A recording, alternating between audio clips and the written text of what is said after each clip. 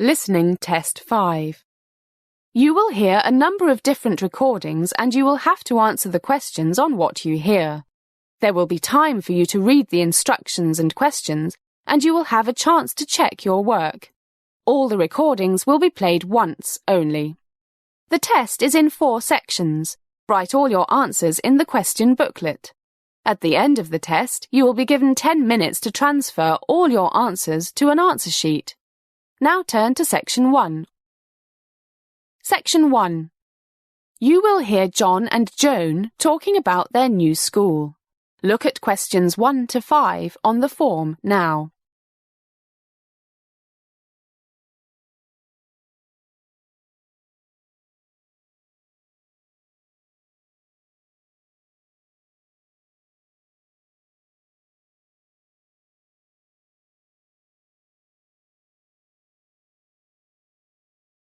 You will see that there is an example which has been done for you.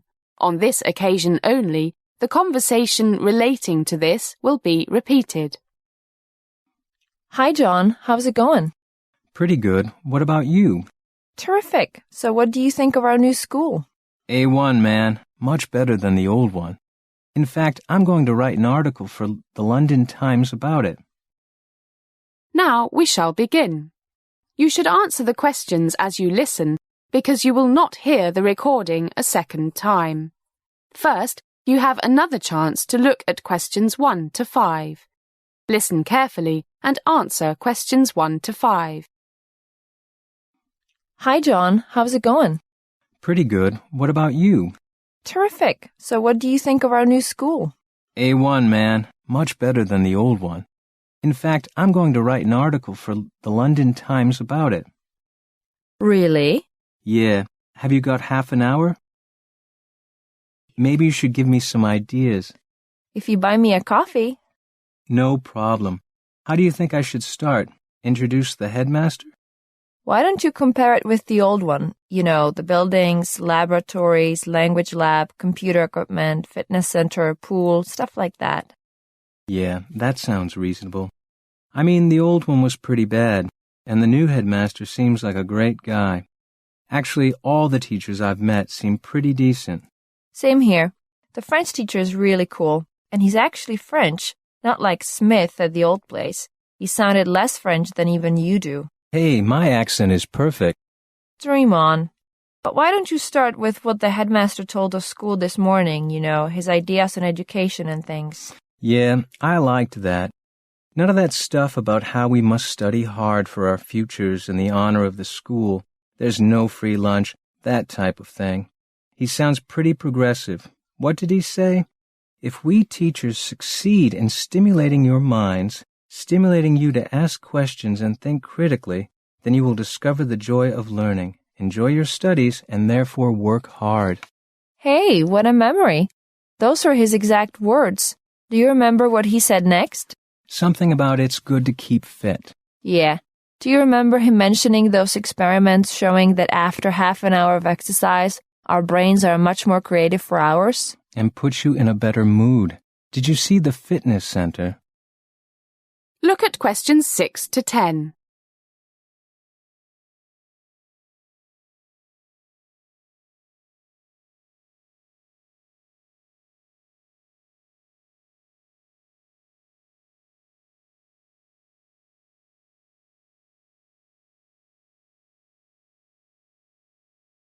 Now listen to more of the conversation between John and Joan and answer questions 6 to 10.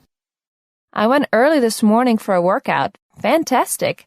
Olympic-sized pool, not like that tiny 25-meter thing we had before. And the gym has absolutely everything. I counted 10 exercise bikes, some rowing machines, really good ones. Are you gonna go? I've been every other day for 2 weeks.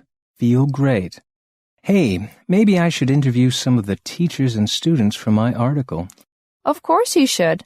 Wow, just thought of it. I'm doing a video project. Maybe I could film the interviews. Makes sense. And I could take a few photos. Maybe the newspaper would use 1 or 2 of them. The main hall is awesome. Really light, lots of windows, and a huge stage, big enough for a 60 or 70 person orchestra. Did you see Mr. Clark, the old music teacher? I think he's the only teacher here from the old school. He is, and he was the only decent teacher. I met him in the hall. He's really happy. Planning to double the size of the school orchestra. It's great. Okay, let's plan what we're going to do. That is the end of section 1. You now have some time to check your answers.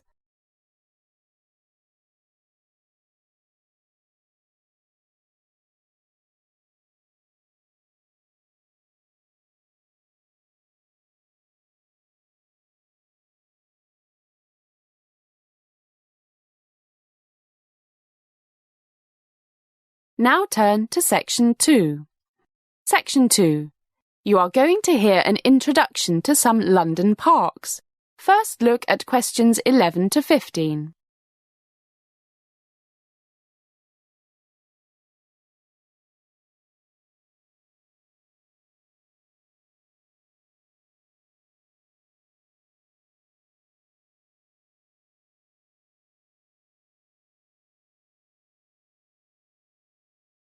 As you listen to the first part of the talk, answer questions 11 to 15. Good morning, everybody, and welcome to the London Parks Society. It's a lovely day, so in half an hour or so we'll go outside and start our tour of some of London's famous royal parks. But for the next half an hour or so, while we enjoy our coffee and biscuits, I'll tell you something about some of these wonderful parks, a brief history, and some of their special attractions. I also have a few slides to show you. First, what do we mean by Royal Park? In short, they once belonged to or were established by order of a king or queen of England, or at least a member of the royal family. And it's a good job they did. They provide quiet and natural scenery, places that we might not be able to enjoy today if our former rulers had just put buildings everywhere. Let's start with the most famous, Hyde Park. This park offers some of London's finest scenery and covers 630 acres and a perimeter of 4 miles. I know we have friends from France here, so I'd better give it in metric. That's about 260 hectares and 6.5 kilometres. Hyde Park dates back to 1536, when King Henry VIII got the land from the monks of Westminster Abbey. Much of the later design, its layout, was done by the architect Decimus Burton in the 1820s, who took full advantage of the area's high and low land. It was the original site of the Crystal Palace, built for the Great Exhibition of 1851, the original ancestor of today's World Expos, like the one that will be held in Shanghai in 2010, I think. So it's been popular for a long time, and not only the people who live and work near the park like it. Many famous rock bands like Pink Floyd and the Rolling Stones have put on big rock concerts here. I still remember the Rolling Stones concert there in, I forget the exact year. It was around 1968, when I was a university student. Now look at questions 16 to 20.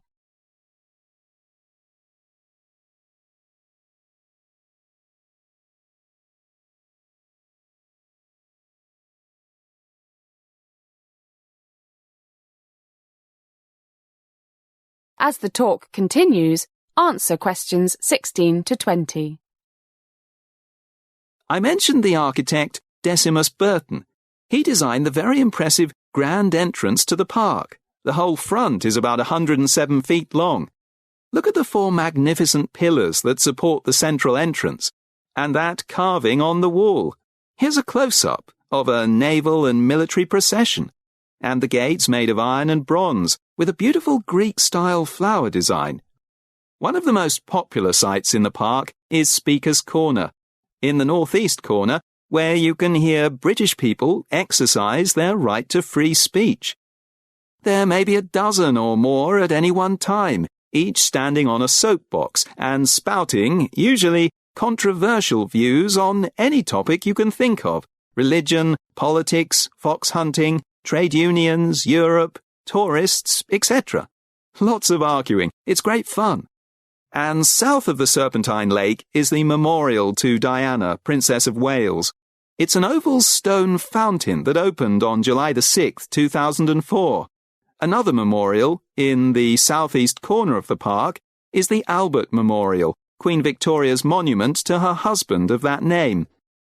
I see that time is getting short, so I'll be a bit briefer with the other parks that we'll see today and tomorrow. Regent's Park. It has a fantastic landscape and is known as the jewel in the crown. Regent's Park covers 487 acres. That's 197 hectares, including Primrose Hill, and has the largest outdoor sports area in London. Rugby, basketball, soccer, netball, cricket, it's all here. St James's Park, with its royal, political and literary associations, is at the very heart of London. It's overlooked by not one but 3 royal palaces. The most ancient palace is Westminster, now known as the Houses of Parliament. Then there's St James's Palace, which used to be the King or Queen's residence, despite the fact that the monarch has lived in the 3rd palace, Buckingham Palace, since 1837. There's so much to see in or by St James's Park. Bands give concerts twice a day in the park at weekends during the summer. And tomorrow is Saturday, so we're in luck.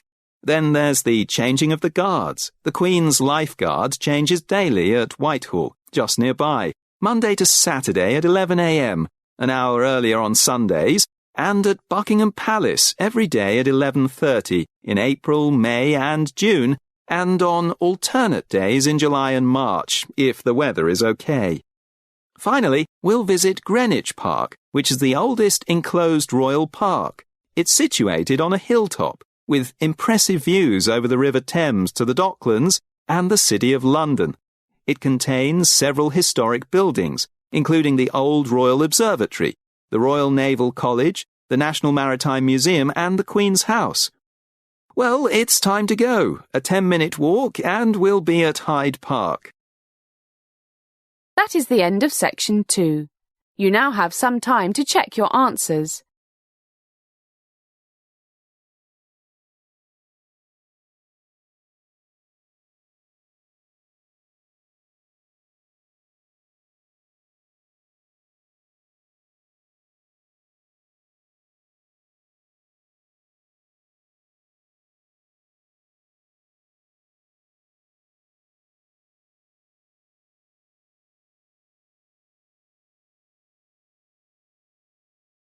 Now turn to section 3. Section 3. You are going to hear Bob asking 3 other students some questions for a survey.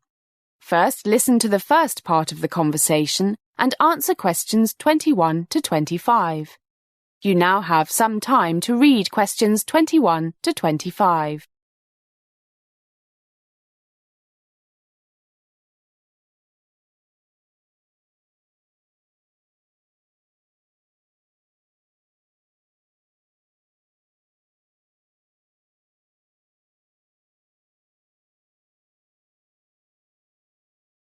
Hi guys, I'm Bob. Have you got a few minutes?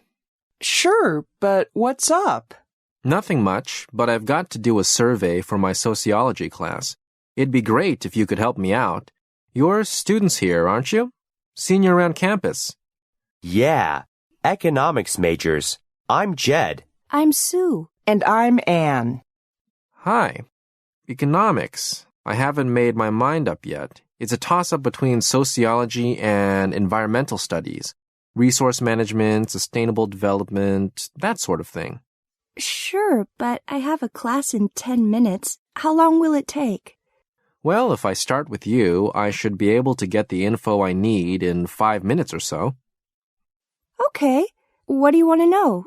Names and stuff.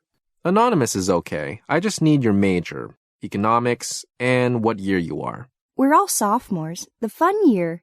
Yeah, me too. Anyway, the first thing I want to know... By the way, these are open-ended questions. You can say as much or as little as you want. Okay, fire away. Right. What do you think is the single most important problem facing the world today? I reckon it's global warming, not terrorism. I've been taking this environmental economics class, and it's really... Come on, Sue. I've told you.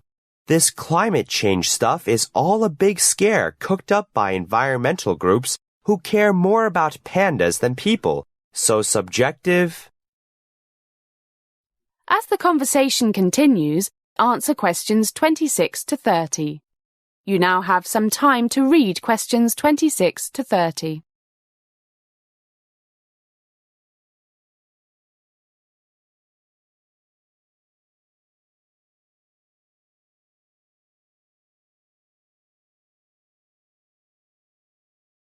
You're like a tape recorder.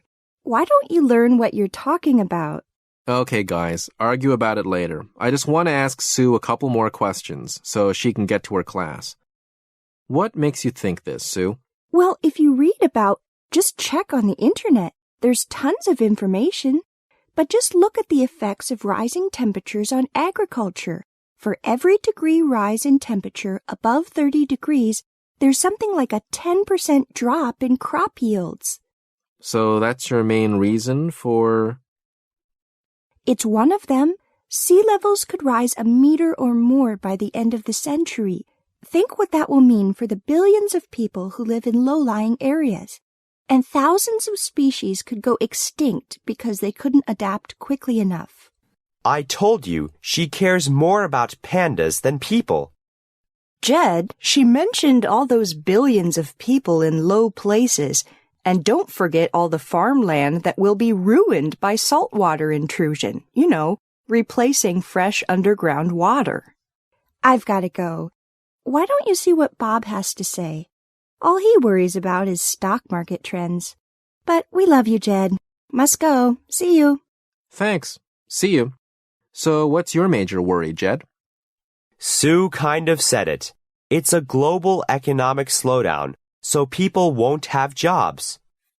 And what jobs will they have if food production drops like it could? Maybe we should do this another time. Bye, guys. That is the end of section 3. You now have half a minute to check your answers.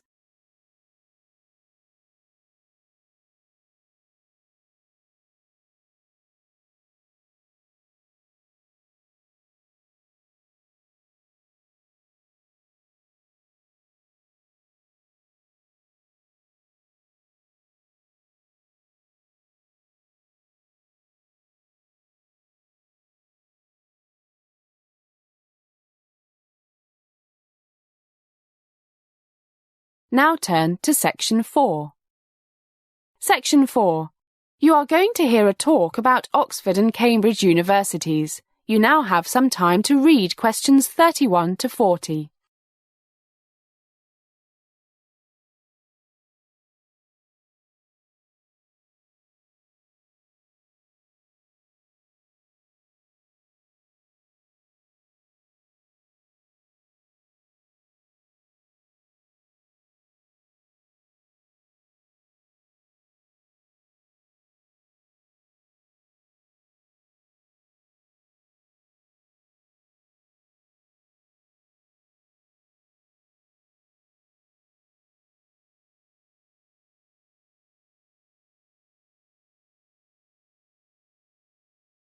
Good evening, fellow members of the New York Memory Club. Tonight I'm going to talk about those two famous English universities, Oxford and Cambridge.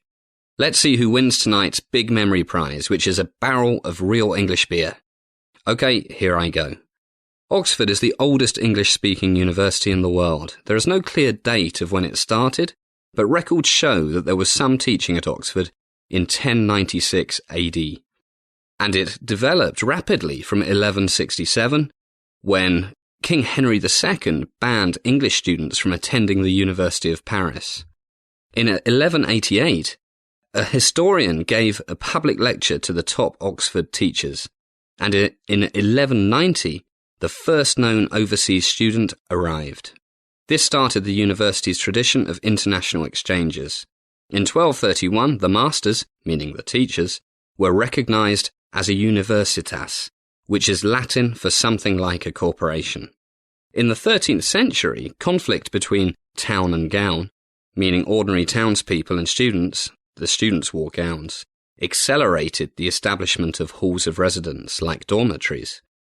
This led to the Oxford colleges, of which University, Balliol and Merton colleges, established between 1249 and 1264, are the oldest.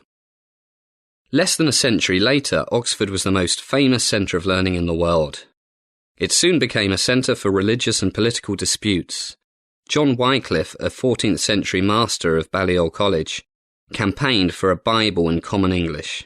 The pro-Latin leaders of the Catholic Church in Rome were very angry over this, and even more angry when, in 1530, King Henry VIII forced Oxford University to accept his divorce from Catherine of Aragon.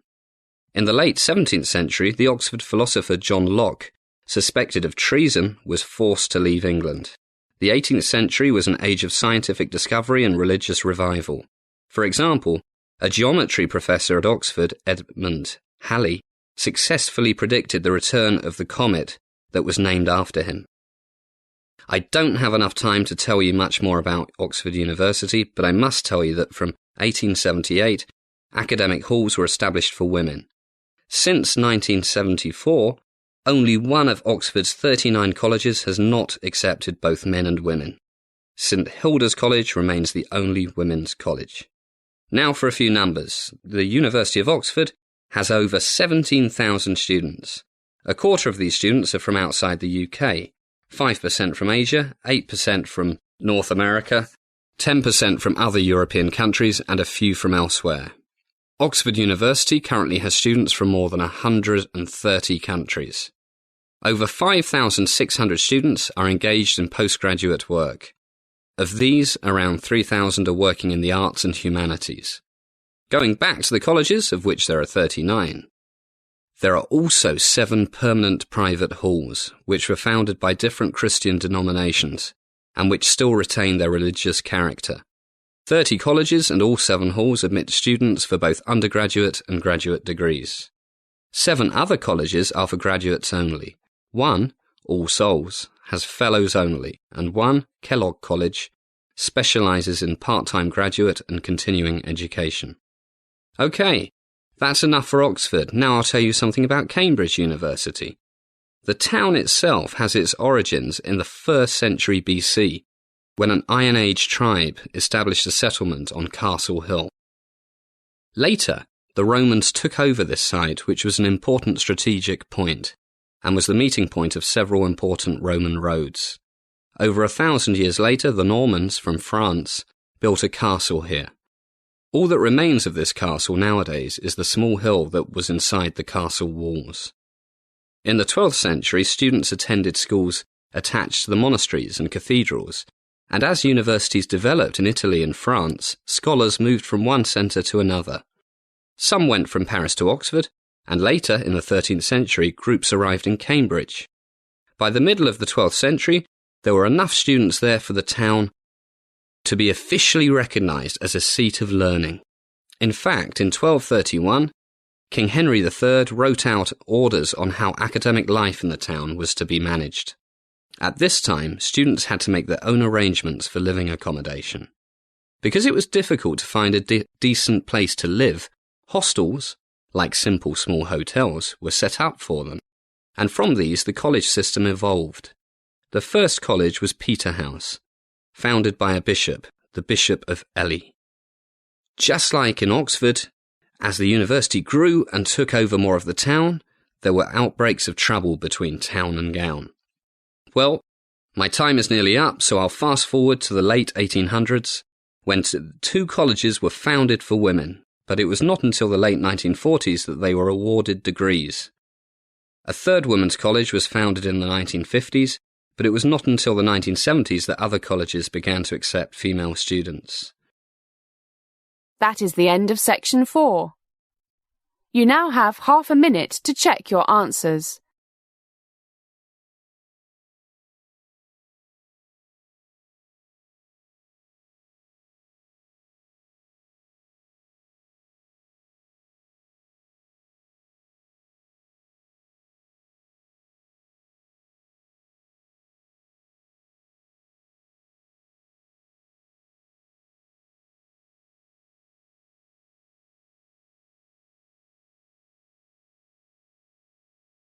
That is the end of the listening test. You now have 10 minutes to transfer all your answers to the answer sheet.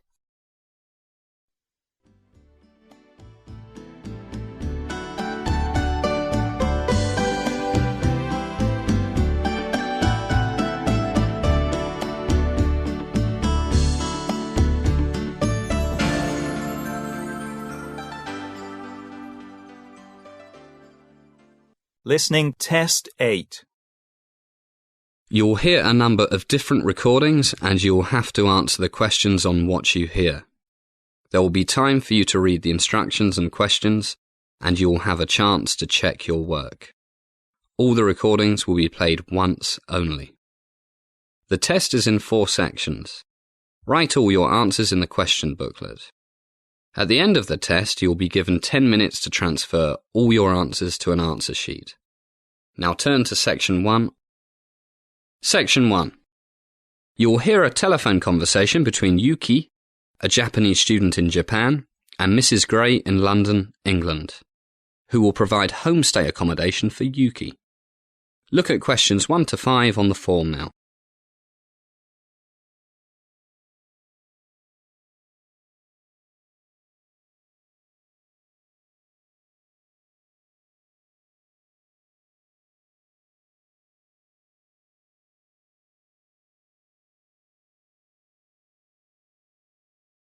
You will see that there is an example which has been done for you. On this occasion only, the conversation relating to this will be played first and repeated. Hello, the Gray residence. Hello, you are Mrs. Gray? Yes, who's calling? I am Yuki Kitashima in Tokyo. Oh, I'm so happy you called. The homestay officer at the college told me you would call in a day or two. Now we shall begin. You should answer the questions as you listen because you will not hear the recording a second time. First, you have another chance to look at questions 1 to 5. Listen carefully and answer questions 1 to 5. Hello, the Gray residence. Hello, you are Mrs. Gray? Yes, who's calling? I am Yuki Kitashima in Tokyo. Oh, I'm so happy you called. The homestay officer at the college told me you would call in a day or two. Yes, I am very happy to speak with you, Mrs. Gray. I hope I am not calling at an inconvenient time. No, it's perfect. I've just got back from taking the dogs for a walk and put the kettle on for a cup of tea. What time is it where you are, Yuki? It is 3 o'clock in the morning, Mrs. Gray. Oh, dear. You waited up all this time to call me? It is 7 p.m. in London, I think. Exactly. My English teacher told me this is a good time to call English people. They have just had their dinner and then watch television or go to the pub.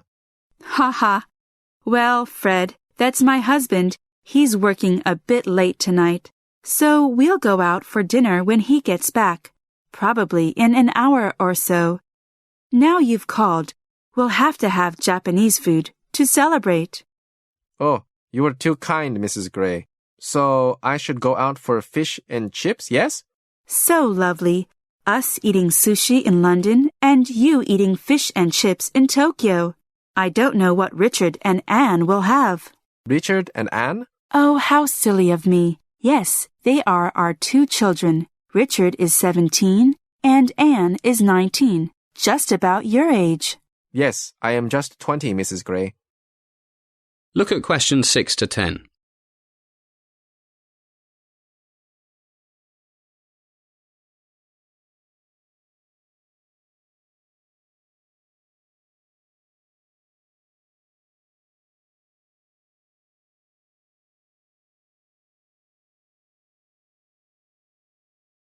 Now listen to more of the conversation between Mrs. Gray and Yuki and answer questions 6 to 10.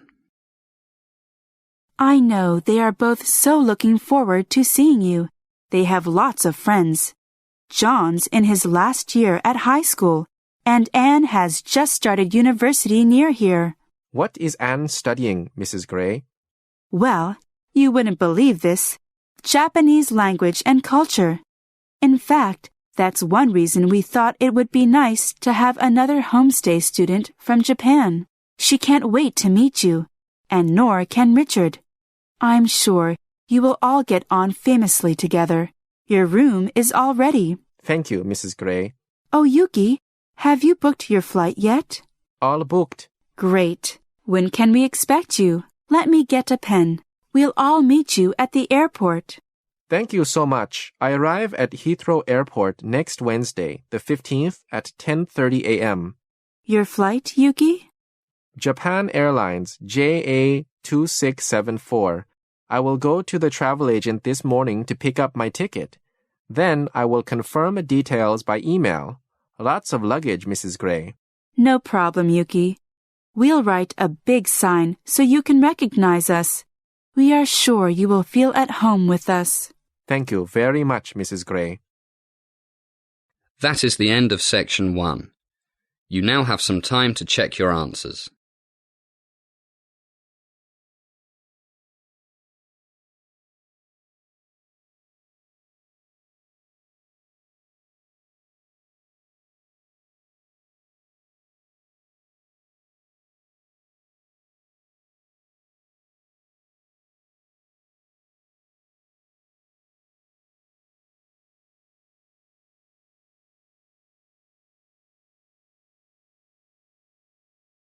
Now turn to Section 2. Section 2. You're going to hear the immigration officer at a British embassy explaining the visa application process to a group of people who wish to go to the United Kingdom. First, look at questions 11 to 16.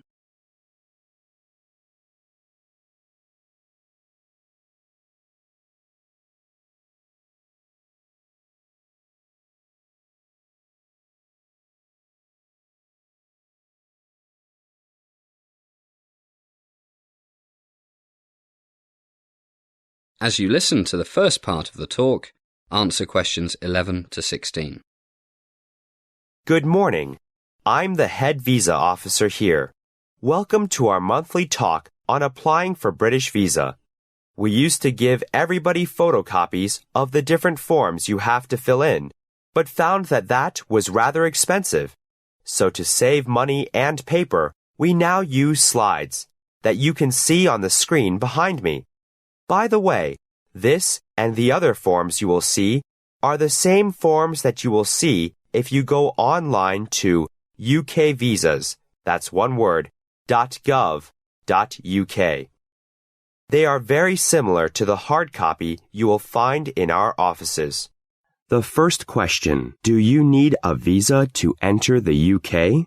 If you are not a British citizen or a citizen of one of the European Economic Area countries, you may need an entry clearance before you travel to the UK. Entry clearance means the application process for people who need a visa to travel to the United Kingdom and for those who don't need a visa for a short stay. How short depends on their nationality, but who intend a longer stay or to settle in the UK. People from certain countries, known as visa nationals, the first type I mentioned, need an entry clearance to enter the UK for any reason.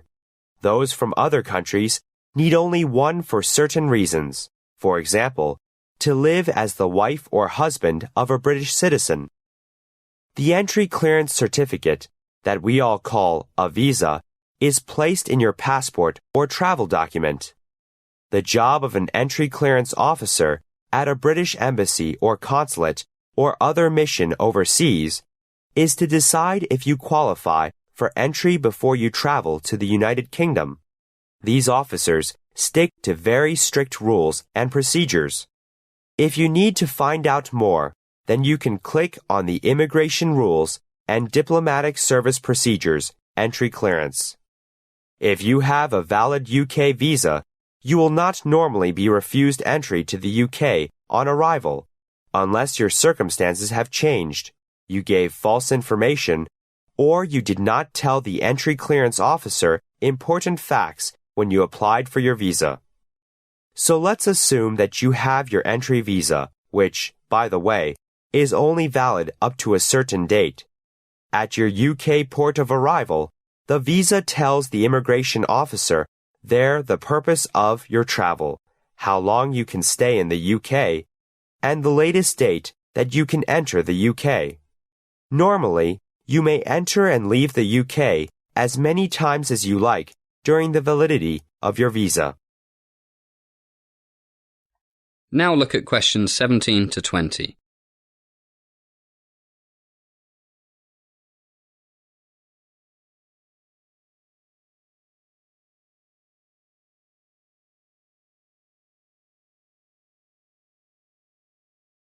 As the talk continues, answer questions 17 to 20.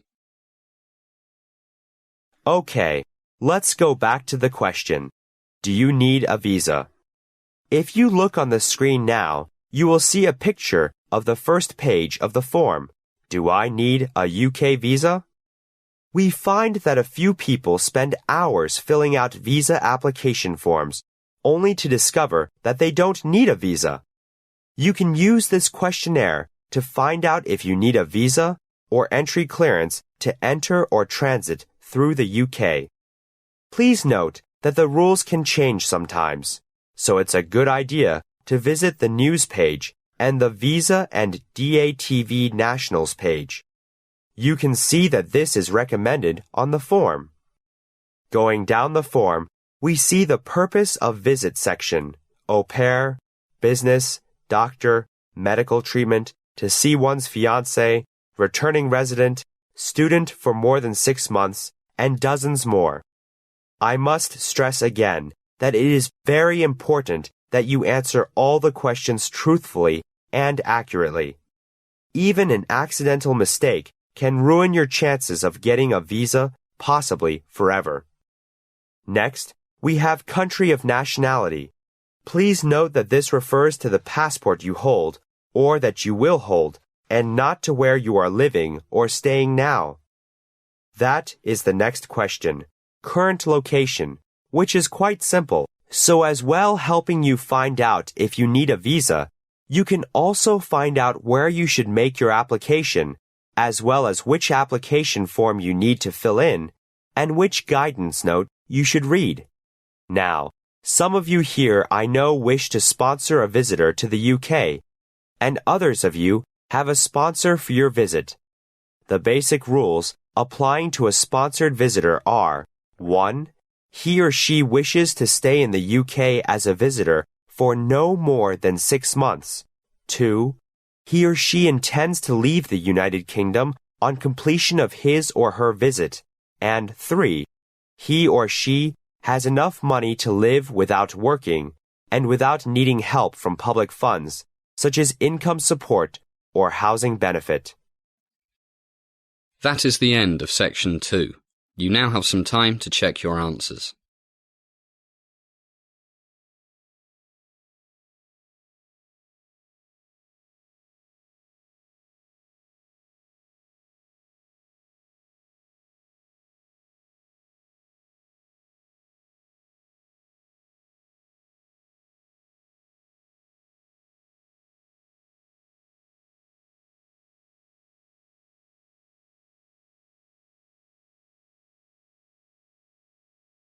Now turn to section 3. Section 3. You're going to hear a market researcher asking an elderly couple in a shopping mall about how their environmental awareness affects their shopping decisions. Listen to the first part of the conversation and answer questions 21 to 25. You now have some time to read questions 21 to 25.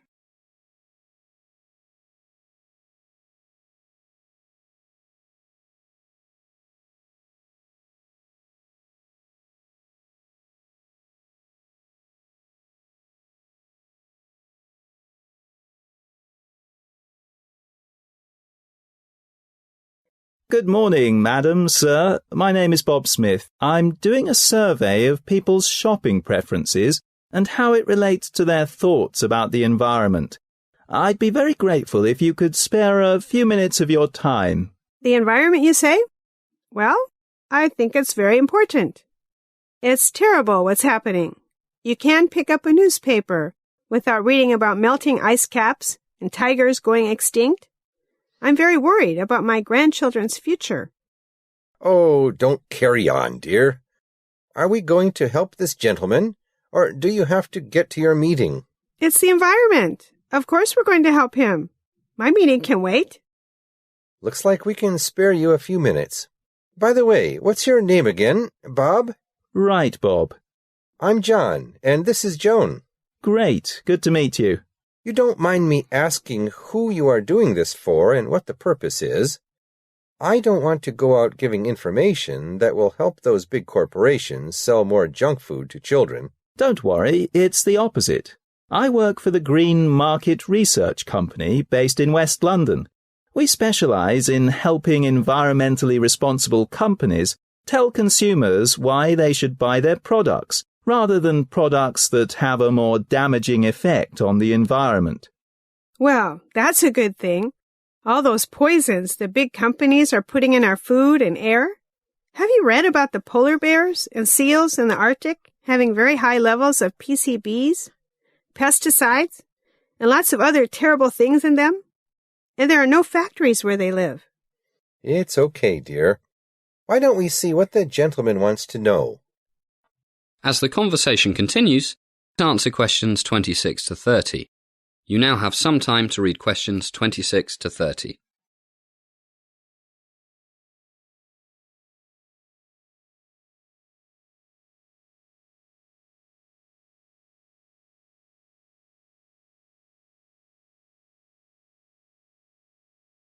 Yes, well, thank you, sir.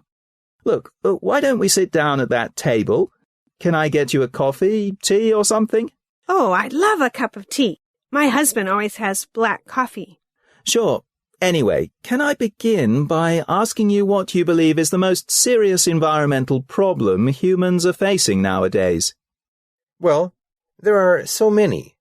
But since I retired, I've been doing a lot of reading about this. So much information on the internet. I think it's climate change, global warming. Global warming. And John, may I call you John? Please do. And does this make any difference to your shopping decisions? It certainly does.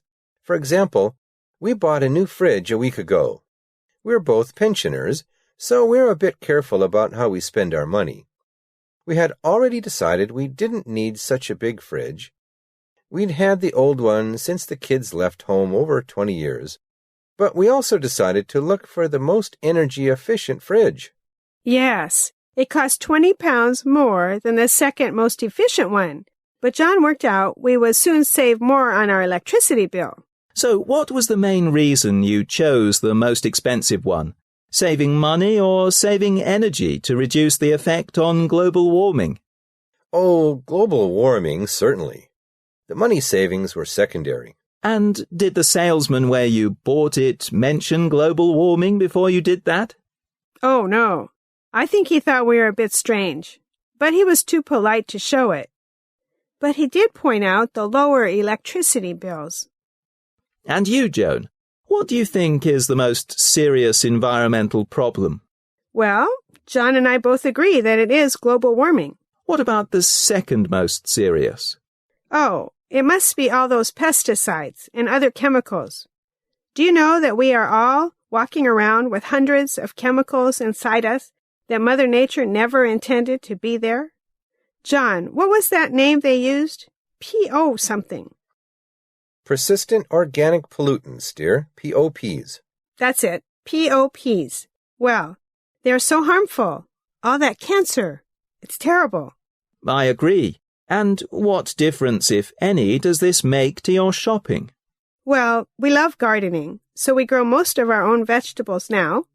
But when we buy food, we always go to the health food store and buy organic fruits and vegetables, and our children do the same now. It costs a bit more, but it's getting cheaper as more and more people insist on it. And the farmers are happy not to work with all those pesticides and herbicides. So we try to do our bit for the planet. That's great. Okay, let's drink our tea and coffee and then we'll carry on. That is the end of section 3. You now have half a minute to check your answers.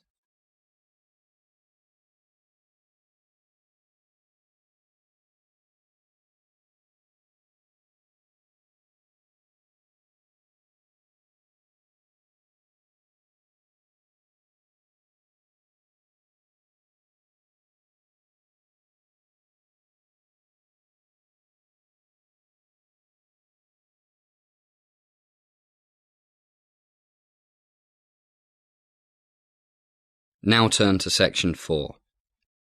Section 4. You're going to hear a university lecture about good study habits and developing a study plan. You now have some time to read questions 31 to 40.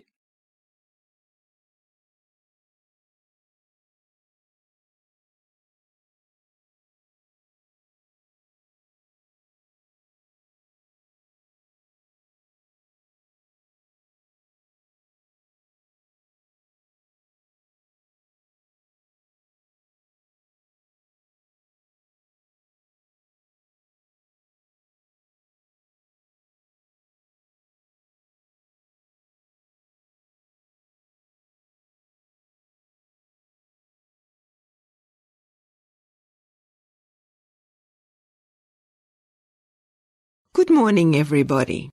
As most of you know, I'm Professor Rosemary Parkinson, and as I'm sure you all know, else you wouldn't be here, I'm going to give a talk on good study habits and developing a study plan. First of all, why do I think such a talk will be helpful to you? After all, you are all first-year university students, although I see some familiar faces here. So I guess some of you have been at our university for much more than a week or so. But the point is, you've all been students for 12 years or more, so surely you know all about studying. Well, it seems rather strange, but all of us spend years at school learning maths, physics, chemistry, history, languages, all sorts of things. But how many of us have ever been to a class where they try to teach us how to learn, how to study, in the most efficient and enjoyable way? I say enjoyable because learning things we don't enjoy learning, that we think we have no interest in, is such a bore. But in fact, many studies show that most of us enjoy studying most things if we do it right, if we study properly in an active way that constantly uses our creativity, that makes us excited about what is coming next. That gives us the satisfaction of having solved a problem. How many of you know people who hate studying but love doing crosswords or playing computer games that challenge their minds and their reflexes? Lots of you, I'm sure. Well, one objective is to learn to enjoy studying in the same way we enjoy those crosswords and computer games. Okay, we'll come back to that later. Now, I want to discuss a few basics. 1. Regular exercise. Countless studies show that regular physical exercise, say 40 minutes or so, 5 days a week of jogging, fast walking, weight training, tennis, whatever you enjoy, puts you in a more positive frame of mind and also increases creativity and memory for hours after the exercise. Other important things are to eat good, healthy food, get enough sleep, and try not to spend too much time and money in the student bar. There's nothing worse than trying to learn something or solve a problem than when you have a hangover. So, as the Romans used to say, mens sana in corpore sano, a healthy mind in a healthy body. Right, now we're all going to keep fit and healthy. What about the studying? First, you must work out the times that you will use for study. When I say study, I mean all the schoolwork, writing essays, reading, etc., that you do out of class. Be realistic. Don't plan to spend 60 hours a week on it. It's too much for most of us. Set aside 1 or 2 blocks of time, each of, say, 2 or 2.5 hours a day, that are your study time.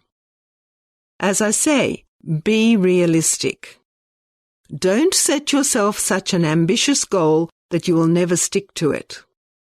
And it's also a good idea to leave 1 day a week, Sunday perhaps, completely free, so you can relax. and occasionally do some schoolwork at those times when it builds up a bit. That's time settled. Now for place. We are creatures of habit. We do things better when we do them in places that we associate with a particular activity, in this case, studying. So it's best to try and set aside a quiet place, perhaps your bedroom, a study if you have one, which is where you study. When the weather is nice, it could be outdoors. Nothing is nicer than reading and thinking about that novel you have to read for English Literature 101 on a quiet, grassy bank by a stream on a sunny day. And we mustn't forget the library. Most of us find that studying, surrounded by the learning of centuries, is inspiring, as though studying is the only proper thing to do in a library. Okay, time, place, what next? It is questions. Before you set out to read something, always ask yourself, what questions do I want and expect to be answered in this chapter or this paper? Don't simply start reading and hoping to absorb information like a sponge. Give the information somewhere to go, like little hooks in your brain to hang it on. These hooks are the questions you've thought of. And don't try to do too much at a time. After, say, 40 or 50 minutes, put the book down and tell yourself what you've learnt, what questions have been answered, what it means. Spend a few minutes on this and take a short walk while you're doing it. That is the end of section 4. You now have half a minute to check your answers.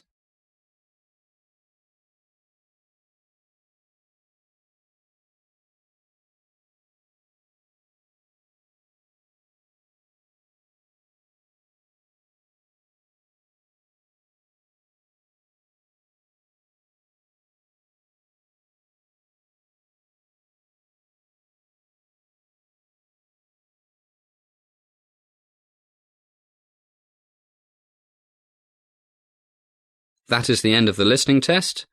You now have 10 minutes to transfer all your answers to the answer sheet.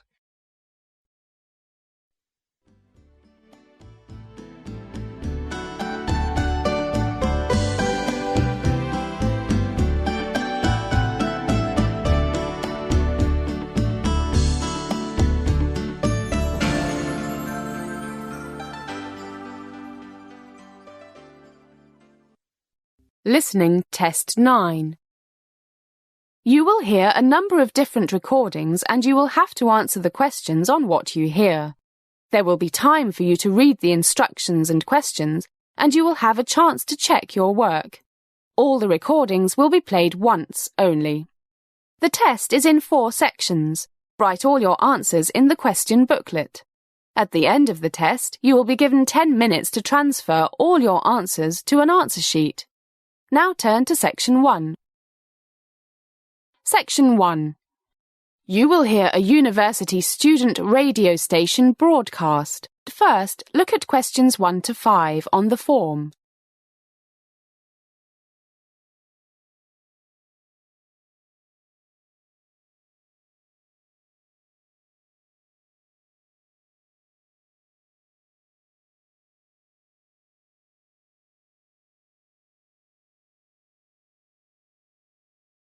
You will see that there is an example which has been done for you. On this occasion only, the conversation relating to this will be played first and repeated. And it's a bright sunny morning here at Portsmouth University Radio, the radio station that brings you all the news and lots of the fun non-news from our wonderful campus and the city we live in. I'm your host, Mike, and with me is Rita. Hi, guys. So, Rita, what's on the menu this morning? Now we shall begin. You should answer the questions as you listen because you will not hear the recording a second time. First, you have another chance to look at questions 1 to 6. Listen carefully and answer questions 1 to 6. And it's a bright sunny morning here at Portsmouth University Radio, the radio station that brings you all the news and lots of the fun non-news from our wonderful campus and the city we live in. I'm your host, Mike, and with me is... Rita. Hi, guys. So, Rita, what's on the menu this morning? As usual, Mike, we'll start off with the most important, most exciting and interesting news for all those thousands of our highly intellectual, very serious listeners. Sports! Right. Good news from the women's soccer team last night, I hear. Sure is. They thrashed Southampton by, would you believe it, not 4, not 5, but 6 goals to 0. Nothing. 0. So the team's looking good for the Southern England University League that starts this Saturday. Did you see the game, Rita? I wanted to, but was stuck in the lab playing with rats. See the game? Against our closest rivals? Do you think I'd have missed it? Great game. So, who scored? No surprises here. Molly Mbeka scored the first 3, all in the first half. Susie Smith, last year's top scorer, hit the net 5 minutes into the second half, followed 2 minutes later by Joan Michael. Then Molly finished off the massacre just before the final whistle. Fantastic players. Great team. All our listeners know Susie Smith, of course, the blonde dynamite, and Joan Mitchell from last year. But Molly is new on campus, a first-year postgraduate medical student, all the way from Ghana, where she played for the national team. Top scorer. An amazing 25 goals in international matches last season. African Woman Player of the Year. Look at questions 7 to 10.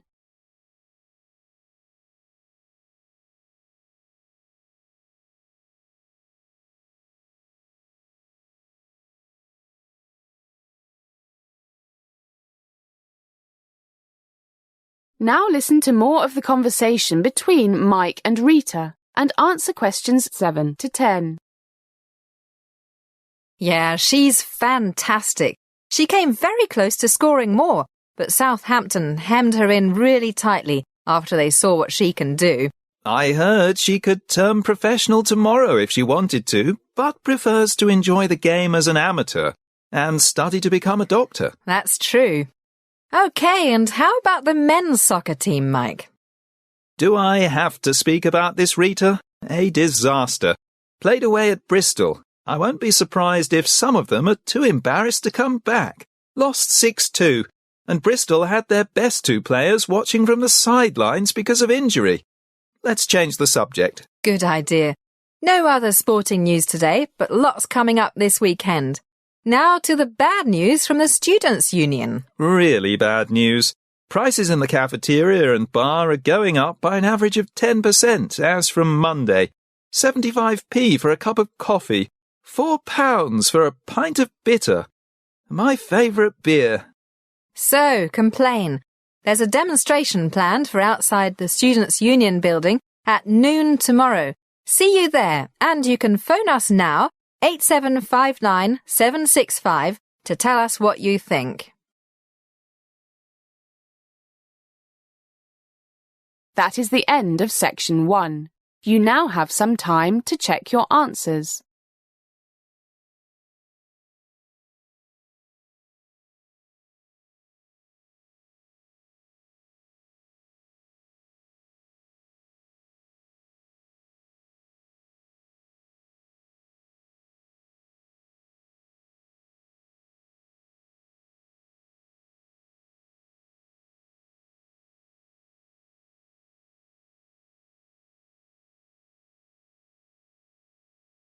Now turn to Section 2.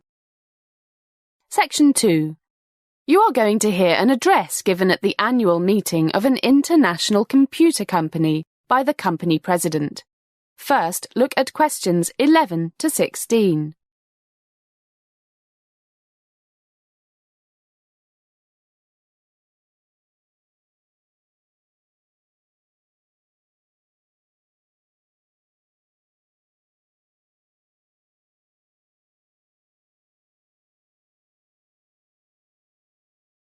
As you listen to the first part of the talk, answer questions 11 to 16.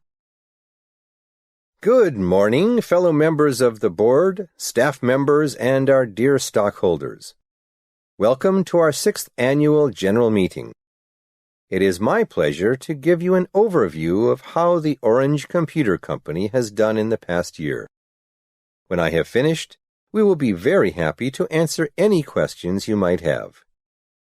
Most of what I have to say is very encouraging, but to get it over with, I'll start with the bad news.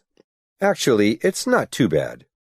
This time, a year ago, we told you that we were about to launch our first mobile phone line, cell phone for our American friends. After a major promotion, our 4 mobile phones hit the market exactly 1 week later.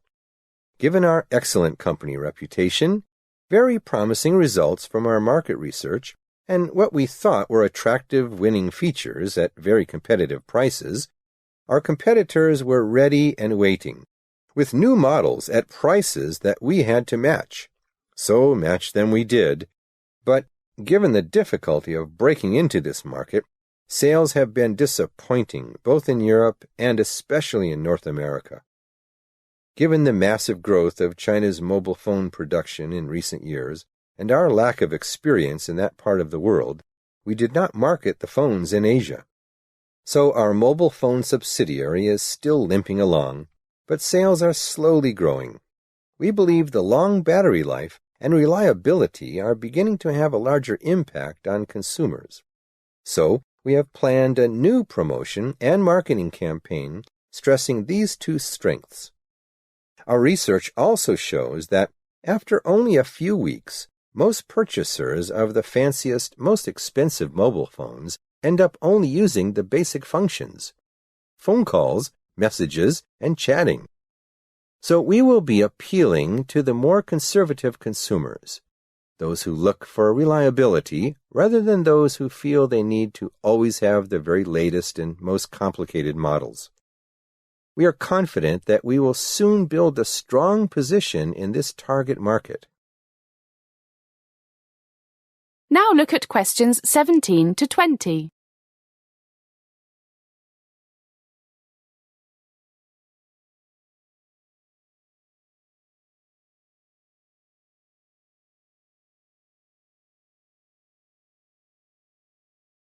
As the talk continues, answer questions 17 to 20. Now for the good news. As you can see in the annual report, total group income from sales increased to just over 1.83 billion euros, a very healthy 9.5%, and net profit after taxes increased to 126 million euros, or 18%. So you can look forward to a significant rise in share dividends and an even bigger increase in the value of your stock holdings in Orange Computers. Let me briefly describe the main reasons for our even better than expected growth and profits this past year. One is the fruits of our merger 4 years ago with Ribbon Optical, Europe's largest camera and CCD maker. Our decision to get into the high-end digital and professional camera market has proven to be the right one. We have been particularly successful in the medical imaging field. Starting from nothing 3 years ago, our equipment is now being used by 12% of Europe's hospitals, and we have already, after just 18 months, made a promising entry into the North American market. In fact, just yesterday, we signed a $1.2 million contract with one of America's best-known medical schools. Another major reason for a very profitable year was the increased outsourcing of our programming to India and China. This has resulted in very significant cost reductions on our software side. And I am happy to tell you that we managed to increase the proportion of the programming we outsource without laying off any of our European programming staff, who we keep for those software and platform projects that we wish to keep most closely to ourselves. Efforts to increase energy efficiency have also reduced costs. We are also pleased that our decision, explained to you at our meeting a year ago, to stick to our core business and not to enter such areas as games, playstations, music, MP3, and the like, mobile phones were the one exception, is, in our opinion, proving correct. The competition is very fierce in these fields, with minimum returns, and in the case of the music side, extremely costly in legal fees. That is the end of section 2. You now have some time to check your answers.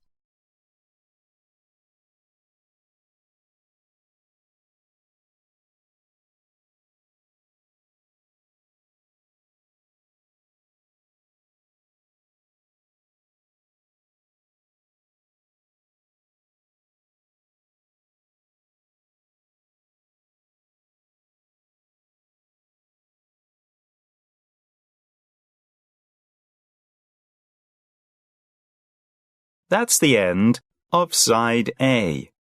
Tape 3. Now turn to section 3. Section 3. You are going to hear a conversation between Mary and Mr. Hayes, one of her former high school teachers. First, listen to the first part of the conversation and answer questions 21 to 25. You now have some time to read questions 21 to 25.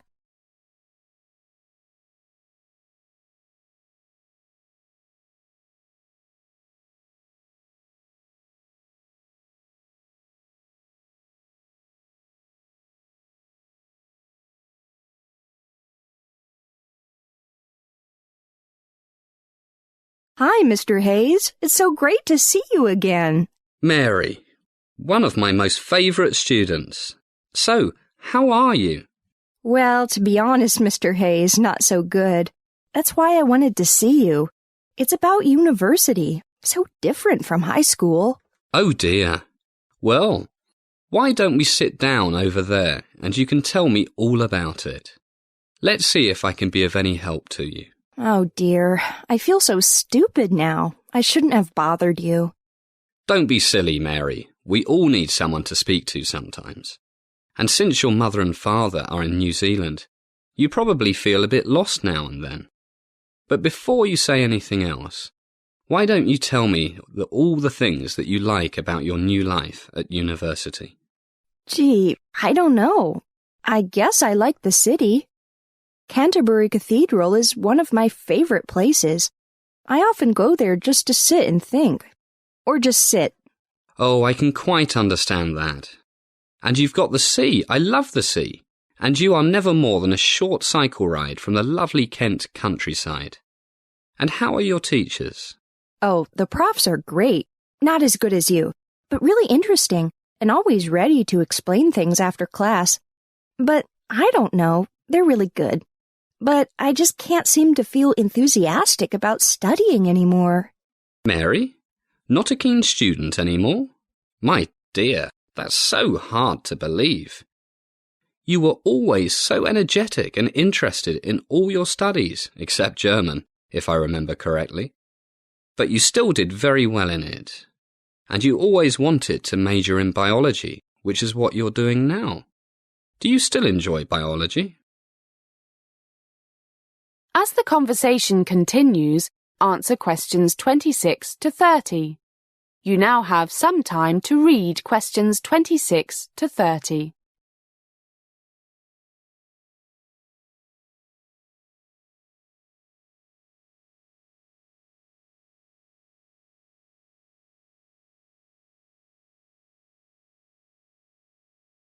I don't know. I suppose so. But I kind of have to force myself to go to lectures and stuff.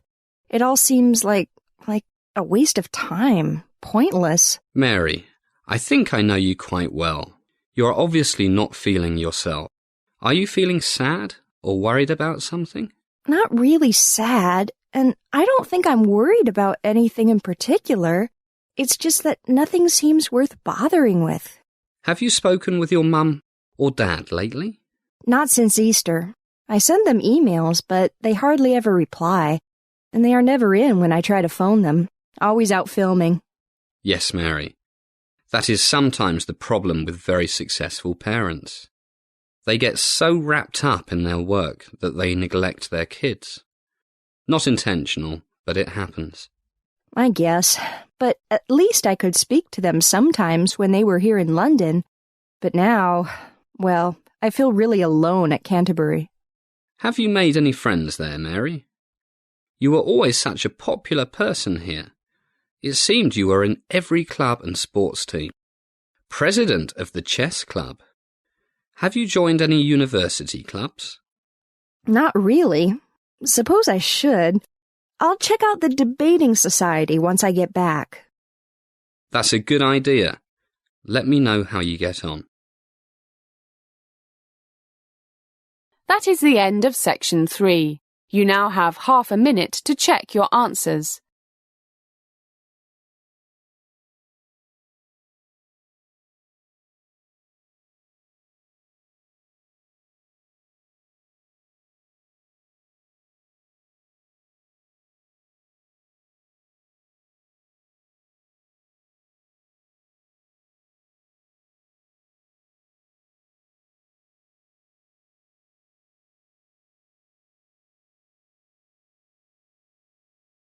Now turn to section 4.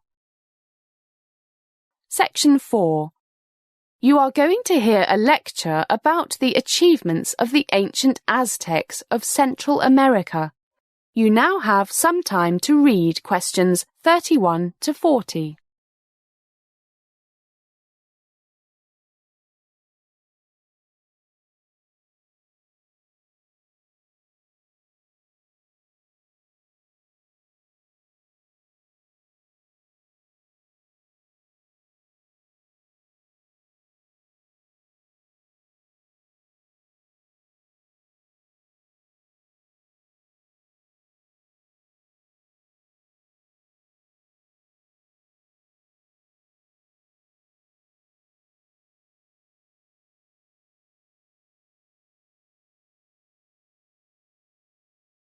Good evening. Good to see so many people here to learn about the fascinating civilization of the Aztecs. By the way, is the microphone working? You can hear okay at the back? Good. Let's go back to 1519 AD. Anyone know what happened in that year? Right. Hernán Cortés landed on that part of Central America that is today known as Mexico. He expected to find gold, and he did. What he did not expect to find, however, was the great Aztec civilization. Aztec legend said they originated in the plains of northwestern Mexico and slowly migrated southward. When they arrived at Lake Texcoco in 1325, they founded their great capital, Tenochtitlan, on the site of what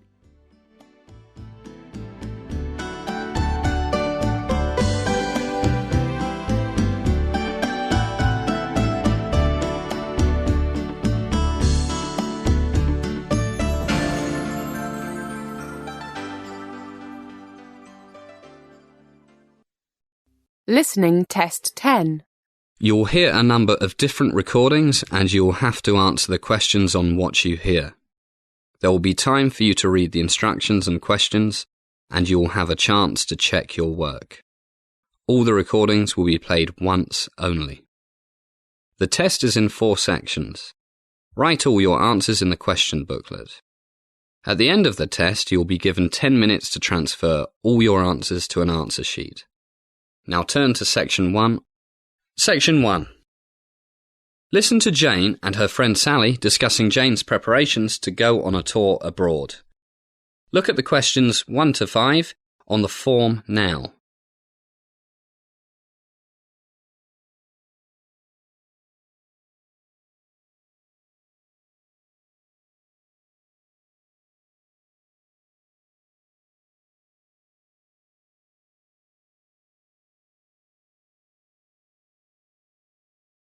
You'll see that there is an example which has been done for you. On this occasion only, the conversation relating to this will be played first and then repeated. Who is it? It's me, Sally. The door's open. Hi. Hi. So have you decided where to go for your big holiday? Finally, I narrowed it down to Southeast Asia or India and Pakistan and decided on the Southeast Asia. Now we shall begin. You should answer the questions as you listen because you will not hear the recording a second time.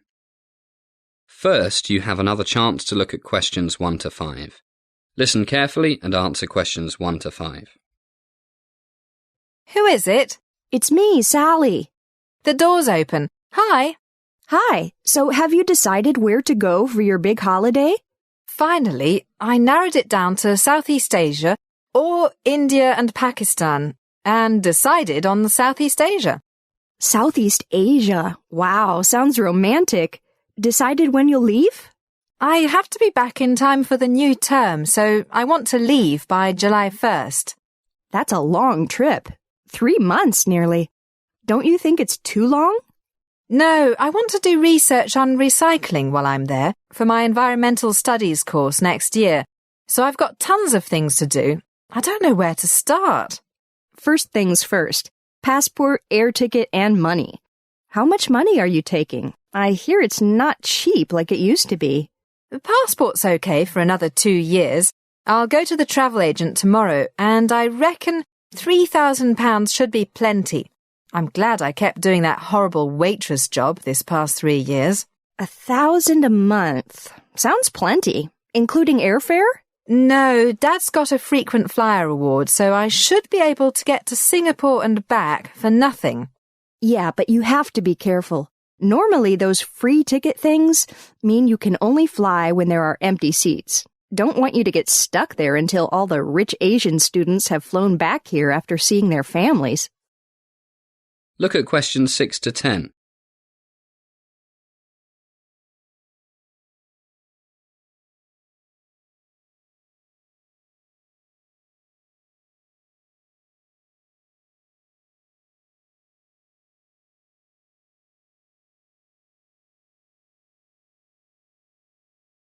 Now listen to more of the conversation between John and Sally and answer questions 6 to 10.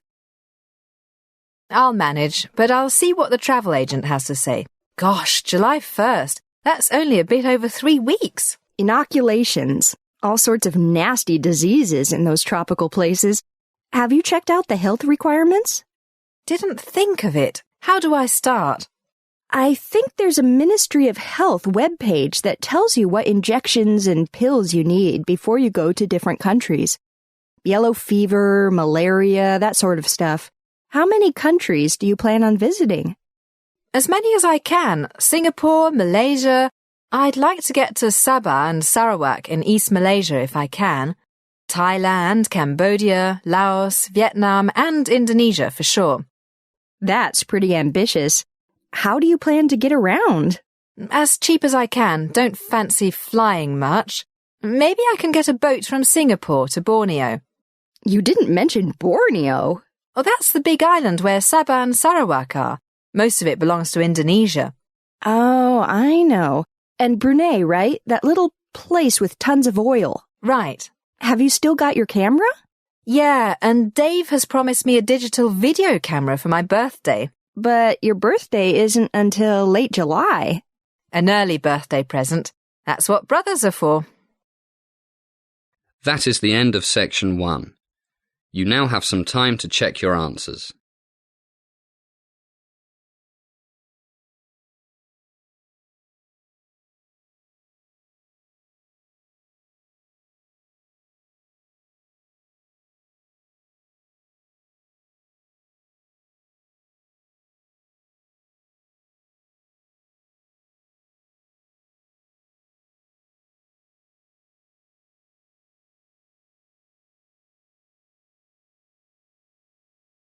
Now turn to Section 2. Section 2. You are going to hear a talk given to students on going to study in England. First, look at questions 11 to 16.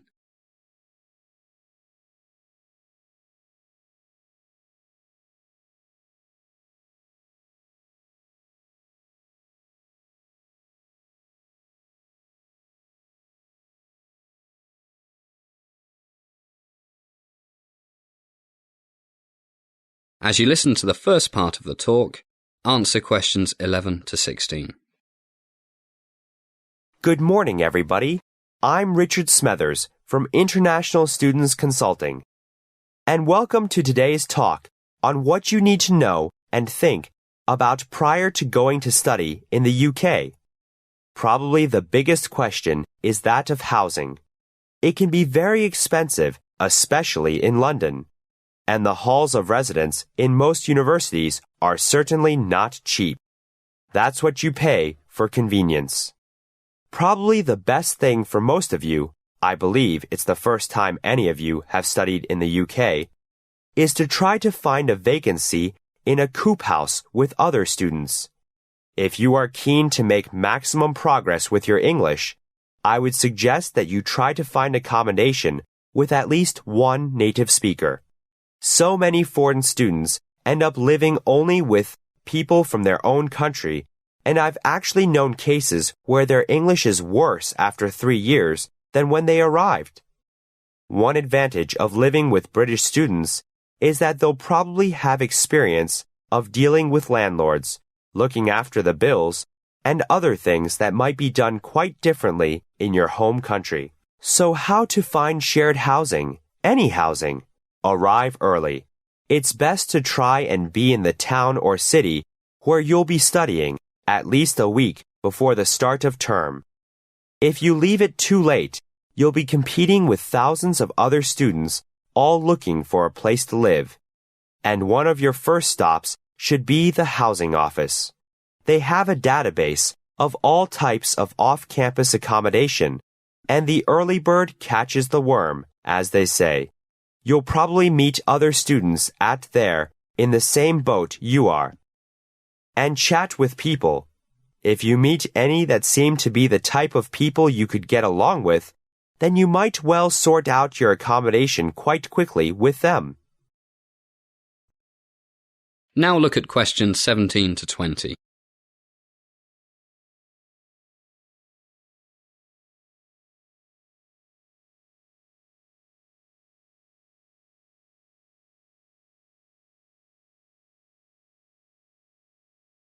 As the talk continues, answer questions 17 to 20.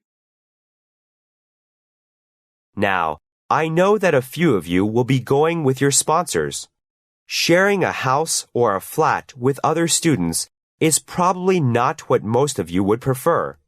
If you are trying to save money, a studio flat, which has a bedroom and living room combined and a place to cook, is usually cheaper than a flat with a separate bedroom and a kitchen. But remember, you will probably need somewhere to study at home. Once you have found a place to live, there are a few things you should check out very carefully with the landlord or the estate agent. Quite a few estate agents look after the renting out of housing for one or several landlords. First, how are you going to pay the rent? By the way, I forgot to mention that you should open a bank account very soon after you arrive. You might want to open a savings account for the bulk of your money and keep some in a current account for paying the bills. The advantage of the former is that you get more interest on your deposit, but you usually can't write checks or arrange to pay such things as electricity, gas, telephone, and water bills, plus what you owe the landlord. These are normally paid on a monthly or quarterly basis with what are called direct debits and standing orders. The rent, of course, is usually paid monthly, and most landlords want a deposit of 1 or 2 months' rent to pay for any damage you might do. Accidents happen, and it's sad but true that there are thieves everywhere. Make sure you have good locks on your doors and windows, and insist that the landlord or estate agent changes them if they are not up to scratch. You should take out insurance for major items such as personal computers. If you have a car, then insurance is required by law. And if you think you may want to get a car, make sure you take your current driving license with you, because it may help you get cheaper car insurance. But the most important type of insurance you should take out is medical insurance. falling off your bike, and breaking your arm can be a very costly business if you are not protected by insurance. Unlike the Student Union Advisory Service in your university, I am not allowed to offer you the best advice on what insurance company to use. Now, what about working? If you have a student visa for longer than 6 months, you can work for up to 20 hours per week during term time or 40 hours per week otherwise without applying for permission from the Home Office. And if you have a UK visa based on a relationship to someone with a long-term visa in the UK, you will normally be free to take up any sort of employment in the UK.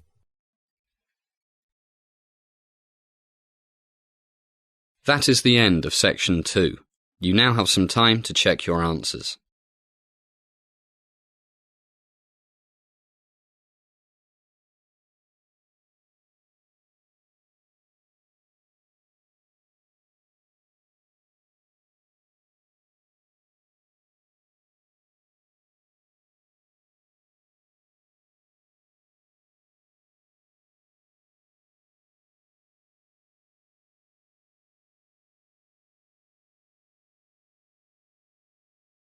Now turn to section 3.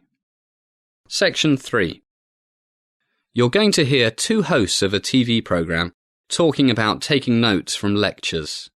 First, listen to the first part of the conversation and answer questions 21 to 25. You now have some time to read questions 21 to 25.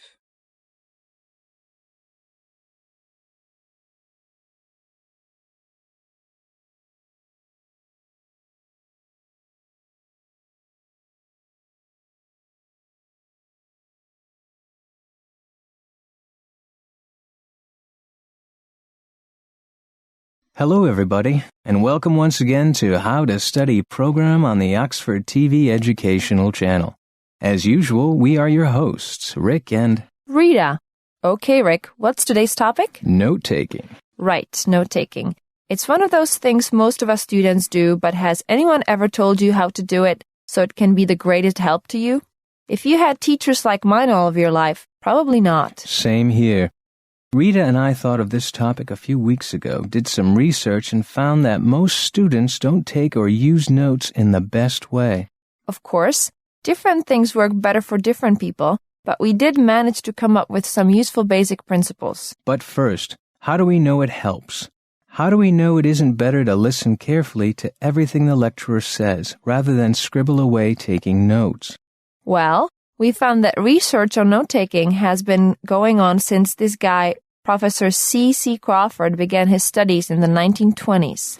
But we don't have time to tell you all about the different studies that have been done. The important thing is that most researchers agree that taking notes is better than not taking notes, and that reviewing notes is the key to their usefulness. Both are really important. For example, in 1970, Professor Howe concluded that students were 7 times more likely to recall information 1 week after it was presented if the information had been recorded in their notes. He argued that the note-writing activity per se makes a contribution to later retention. But another important thing is that you shouldn't take notes like a human tape recorder. Listen to this, and I quote, "There is growing evidence that note-taking combined with critical thinking facilitates retention and applications of the information." As the conversation continues, please answer questions 26 to 30. You now have some time to read questions 26 to 30.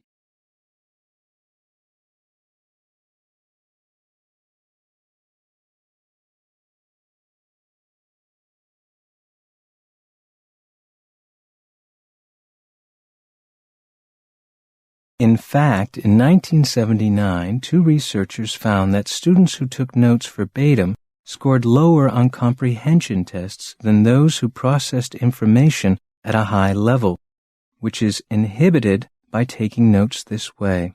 Similarly, in 1985, another researcher found that the most successful students thought about the relationships between the facts the lecturer told them, and the better organization of their notes reflected this process.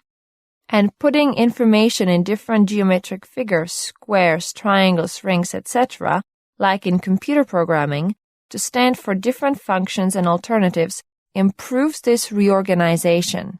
Okay, now for some practical basics. You start, Rick. 1. Be prepared. Have your notebook open and pen in hand when class begins. 2. Listen for what the teacher emphasizes with words like to summarize. The main point is. And if something is written on the board, you should probably write it down. And if something is repeated, it's probably important. Don't try to write down every word, just the main ideas, content, and information. And develop your own way of abbreviating words. Go over your notes as soon as possible after class. Underline or highlight main ideas, concepts, and information. And last thing, reorganizing notes while reviewing leads to higher test scores. That is the end of section 3. You now have half a minute to check your answers.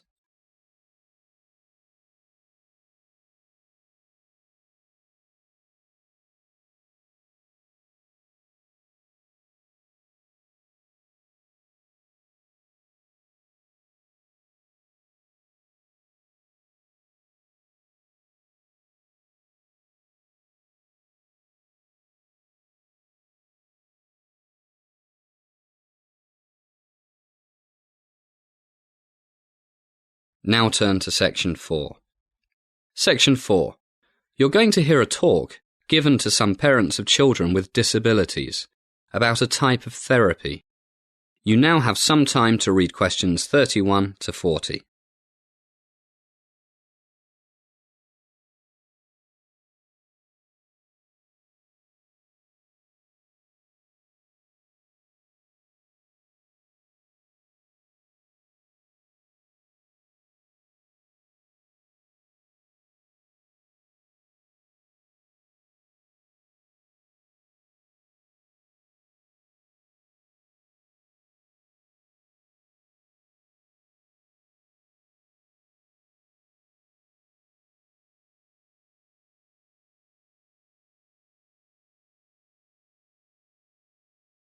Good afternoon, everybody, and welcome to our hospital's recreational therapy department. I'm Dr. Gillian Roberts, and I'm the department head. You all have children who have some form of disability, and your family physicians have recommended that they come here for treatment. Many people don't know very much about recreational therapy. It sounds rather like playing to get better. Well, in a way it is.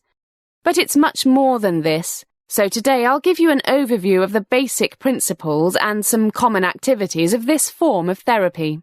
Please don't hesitate to interrupt me if you have any questions. Let me start by painting a picture in your minds.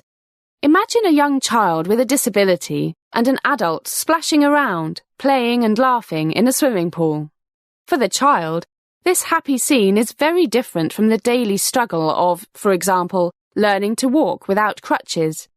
The adult is a recreational therapist. It's fun, but it's also work, and successful work as she sees the improvement in the child's balance, leg motion range, and lower body strength. Equally important, she sees that the child is slowly but surely gaining confidence. So this probably gives you an idea of what recreational therapy is all about.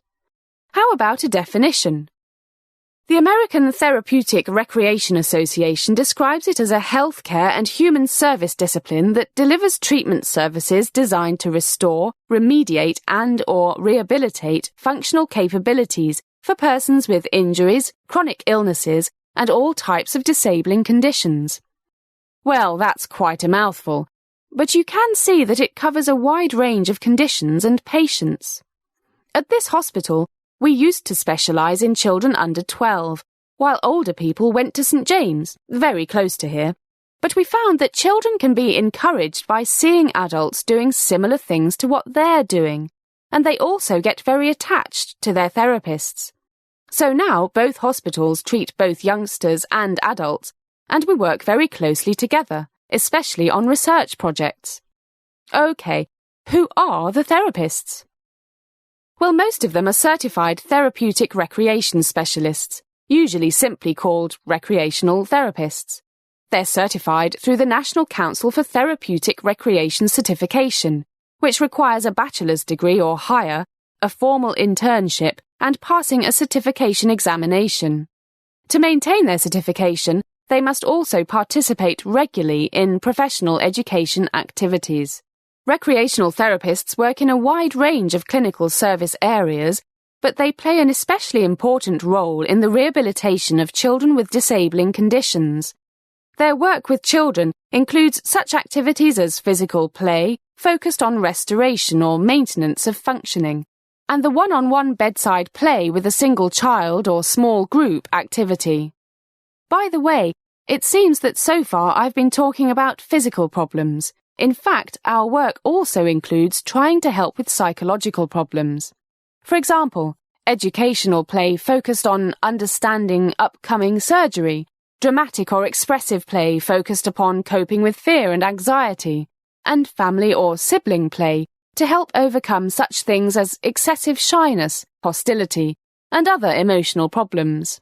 What makes recreational therapy different from other forms of therapy? As the name suggests, it's the use of recreational activities as the mode of treatment. The treatment goals that a recreational therapist may work towards are similar to the goals of other disciplines on the rehabilitation team, but the way of achieving those goals is different. Also, the recreational therapist has a holistic perspective that includes the patient's leisure, social, cognitive, and physical needs. This means that a recreational therapist may work with a child on one or more of the following functional areas. Physical functioning. Things like mobility, strength, and motor skills. Cognitive functioning, such as attention span, memory, and problem solving. Emotional functioning. Things like self-esteem, confidence, and coping skills. Social functioning. How to communicate and interact with others. Sadly, sometimes we also have to help patients learn to manage pain. Other areas include developmental play skills, leisure interests, and abilities. Well, that sounds more like something to do with recreation than the other things I just mentioned. As you can imagine, with all those different things that might need to be worked on, a recreational therapist may use a wide range of techniques to meet the needs of each child. After completing a comprehensive assessment, the recreational therapist identifies appropriate treatment goals and decides on the methods to be used. These methods might include leisure skill building, adaptive sports, aquatic therapy. I mentioned splashing around in a pool at the beginning of my talk, therapeutic art, and animal-assisted therapy. This is increasingly popular. It's wonderful how a friendly dog can do more than all the doctors in the world for some disabled kids. That is the end of section 4. You now have half a minute to check your answers.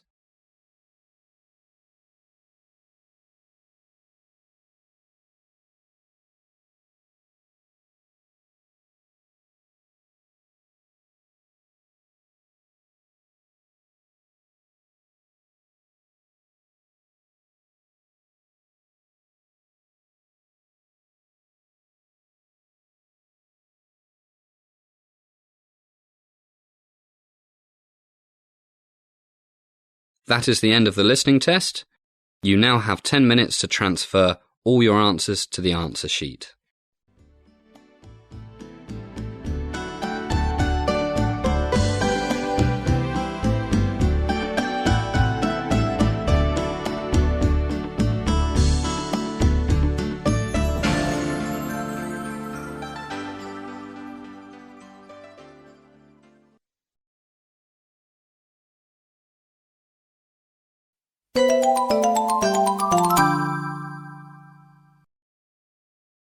Test 9.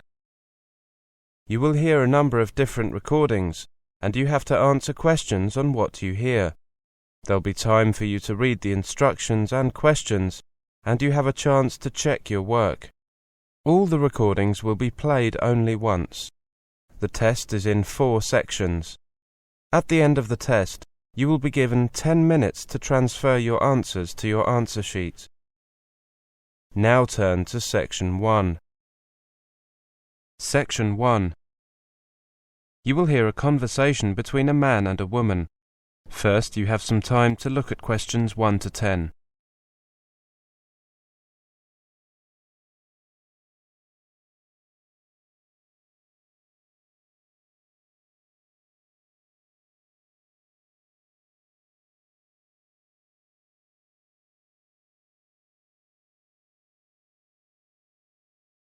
Now listen carefully and answer questions 1 to 10. Hello, I'd like to become a member of the gym. Certainly. Have you filled out an application form? Not yet. Do you have one? Yes, I've got one right here. Or I could just enter your details directly into the computer. It would be quicker. Okay, go ahead. Could you tell me your name, please? My surname is Pierce, Pierce, and my given name is Sharon, Sharon. Thank you. And your address? 70 Welcome Lane, Tipton, TP3, 4MB. Could I just note your date of birth? 13th of July, 1980. Are you just applying for membership of the gym, or would you like to join the health spa as well? There's a special price of £50 a month, or £130 for 3 months. I'd just like to join the gym, thanks. OK, that's £20 a month, £50 every 3 months, or £180 a year. I'll pay for the year. Will you be paying by credit card? Yes, here you are. Thank you. Card number 467397020361. Expiry date September 2009. OK, I'll just print out a form for you to sign and you're a member. There you are. Sign here, please. Great, thank you. Could you just show me around very quickly? Certainly. Mike, could you take over here for a few minutes? Come this way. Right by reception, we have a refreshment area, serving healthy food and drinks. No coffee or chocolate. What a good idea. Beyond that, as you can see, there's the main gym area. The treadmills are by the window, so you get a great view across the river. Opposite them are various machines, and at the far end you can see the free weights area. If you look at the far end, you'll see 2 doors. The one on the left is the ladies' changing area, and the one on the right is the men's. And the swimming pool? There's a door in each changing area that leads to the swimming pool. The health spa is upstairs, isn't it? Yes, there's a flight of stairs leading from each changing room to the spa area. Oh, I forgot to mention that there's a sauna beside each changing area. Our members love using those after a workout. How many members are there? About 300 people, of which 200 are members of both the gym and health spa. Only about half of those people come regularly. Does it ever get crowded? It can get a little cramped at the weekends and occasionally in the evenings during the week. A lot of people like to use the treadmills. There are no rules about how long you can use a particular machine, but we ask people to be considerate. The swimming pool rarely gets crowded. Are most of the members men or women? I'd say that there are a few more women than men. Ladies are more likely to join the gym and spa, whilst men usually just join the gym. Well, thank you very much. I'll be along tomorrow for my first workout. You're open at 7, right? Yes, we're open from 7 in the morning to 10 in the evening. See you tomorrow. That is the end of section 1.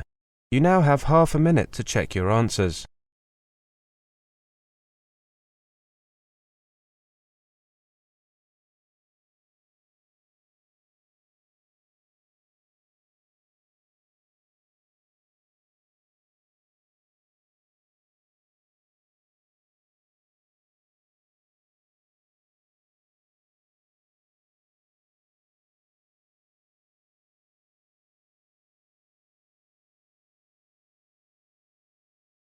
Now turn to Section 2. Section 2. You will hear a monologue. First, you have some time to look at questions 11 to 20.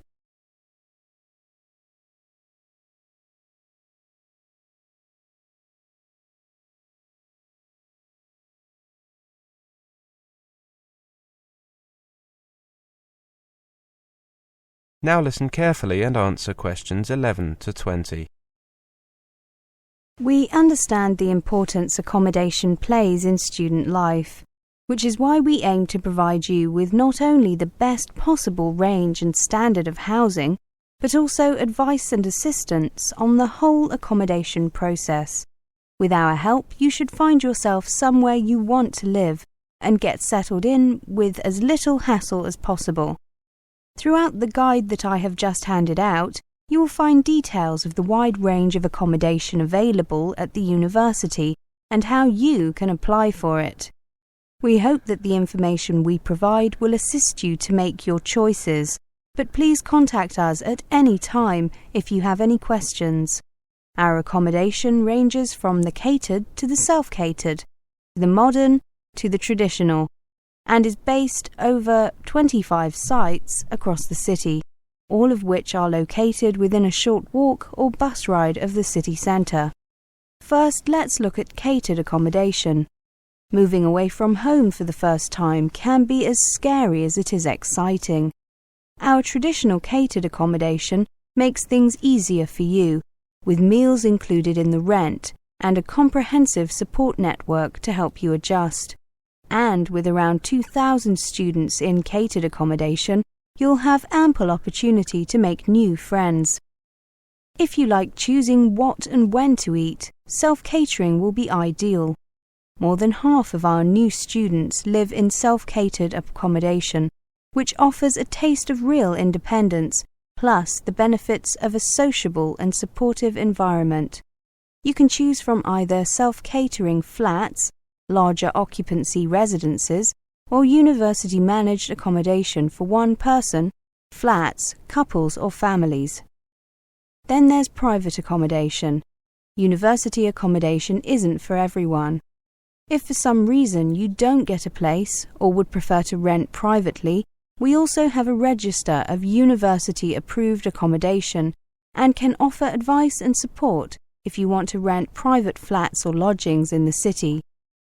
Now, here you can see a map of the university accommodation nearest to the campus. Malvern Halls are located on Humber Road, between Severn Road and Thames Road. This is the tallest halls of residence, being a 25-storey block of student flats. You can get a good view of the campus from here.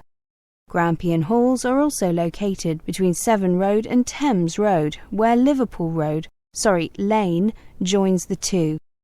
Don't get Liverpool Road confused with Liverpool Lane, as I just did. It's on the south side of the street. Brecon Halls are between the South Gate and the West Gate. They're very slightly nearer the West Gate, actually. These halls are popular because they are newer and the rooms are somewhat larger than in older halls. Sperrin Halls are nearest to the South Gate, on Avon Road, but not opposite it. Well, whichever type of accommodation you go for, I hope it suits you. Now, I'd like to mention... That is the end of section 2. You now have half a minute to check your answers.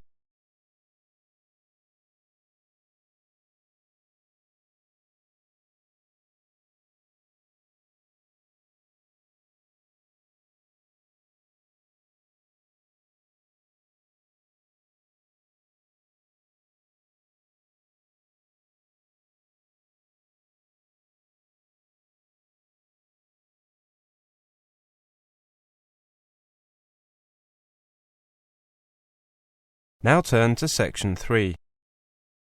Section 3. You will hear a conversation. First, you have some time to look at questions 21 to 30.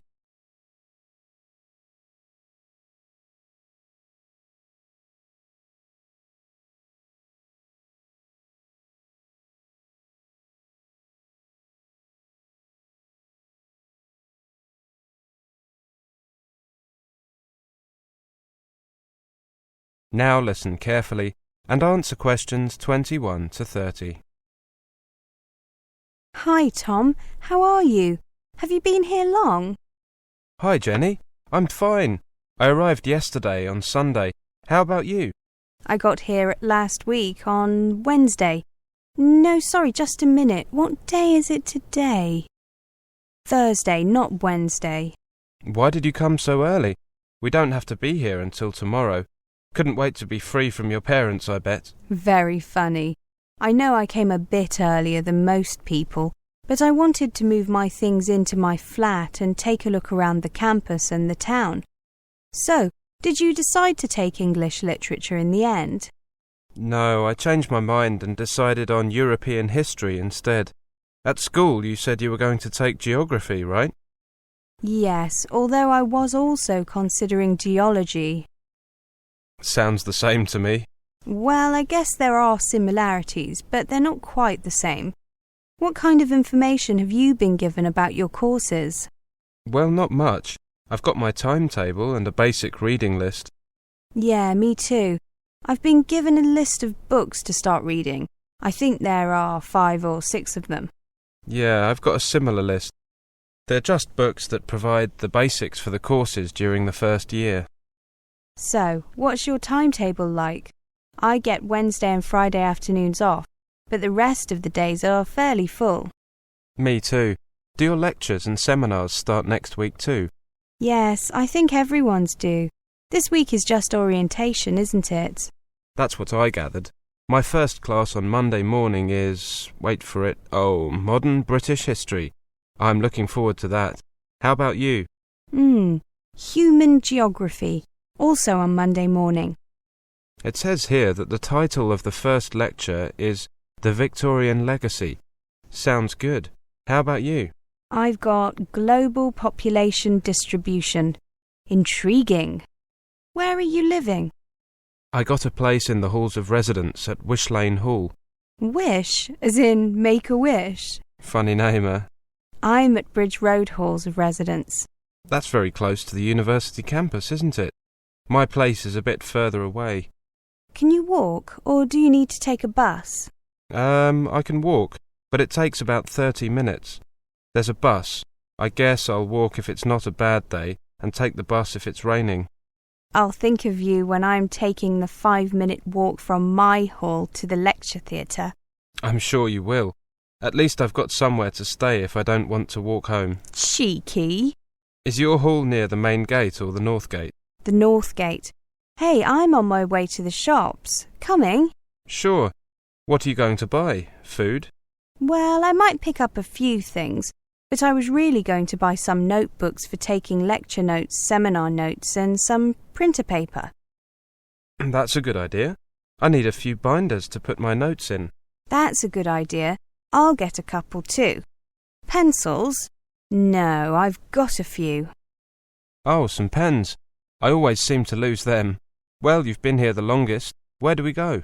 There's a shop here on campus near the main gate. There's a cafe next door, so we can stop there too if you like.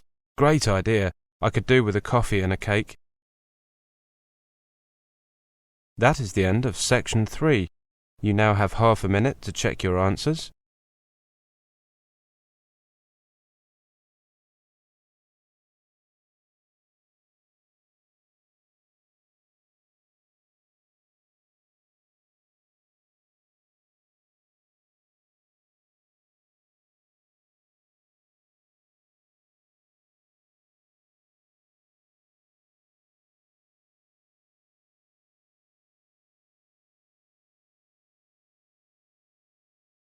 Now turn to section 4. Section 4. You will hear a presentation. First, you have some time to look at questions 31 to 40.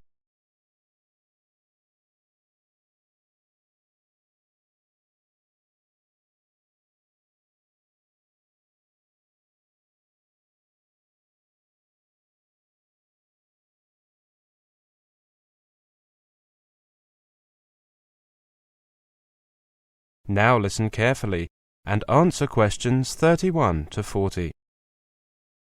Welcome to this presentation on the results of our survey of Asian students in Australia, the UK and the US. Australia is growing in popularity among Asian students, while the UK and the US are losing ground as the place to study for a degree, according to our international survey. Our research is based on the views of 1,500 undergraduates from 10 Asian countries studying in Britain, the USA, and Australia. 60% of the students were aged between 18 and 21, and 30% were between 22 and 25. 4 in 10 students cited a better quality of education as their main reason for studying away from their home country. About 27% said they were doing it to broaden their experience and because they were attracted by the cultural experience of living in a foreign country. Business, commerce, and marketing are still by far the most dominant field of study, attracting almost 2/5 of students. 3/4 of Asian students polled in Australia said it was their first choice, compared to less than half when we conducted the same survey in the year 2000. From an Australian perspective, it's very positive because more and more students are consciously choosing Australia rather than it being a second choice. The UK and American parts of the survey show that they are no longer the preferred destinations they were, despite still being seen as offering the best education in the world. Australian universities have done a really good job of promoting Australia as well as their own universities. Australia is seen as good value for money and is attracting the more price-sensitive students. Australia's overseas students' enrolments have doubled since the year 2000 to 200,000 in 2006, at a time when they have declined in the US and the UK's share of the global market is declining. Reflecting this increase, Australia's education exports rose 17.8% last year, and were valued at more than $5 billion for the first 9 months of 2006. In the United States, a clampdown on foreign students following the terrorist attacks on September the 11th has made many Asian students feel unwelcome. As a result, applications to American universities have declined. This could happen in the UK. If students find it hard to get visas, they could question whether the country really wanted them. Another factor in Australia's growing popularity was the wish of some members of the growing Asian middle class to settle in the country after studying there. The cost of study and value for money also featured highly on the list of reasons students gave for choosing Australia as a study destination. Much higher than in Britain. 34% said they selected Australia because they thought living expenses were relatively less expensive, and 20% made their decision because tuition fees were cheaper. Quality remained the biggest drawcard for students wanting to study in Australia, reinforcing the critical importance of its reputation overseas, according to new research. Asian students still ranked the US and Britain as having the highest quality universities, but Australia rated third, but ahead of other destinations like Canada, New Zealand and Germany. Despite the emergence of transnational education programs, 81% of students did not consider undertaking a foreign degree in their home country. It seems that the concern that these programs are going to diminish the number of foreign students is a bit premature. Only 4% of those enrolled in Australia had studied overseas before, a figure we attribute to an emerging middle class of Asian students wanting to study offshore. In the past, many Asian students had come from their home country's elite, high-income families whose parents had studied abroad. What we've got now is an emerging middle class who maybe haven't travelled before and whose parents were not educated overseas.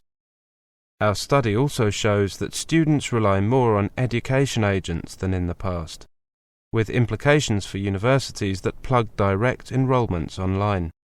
Whilst our findings are good for Australia, which is increasing in popularity as a study destination, they do not mean that Australia can rest on its laurels as competition is increasing from a growing number of institutions and study destinations.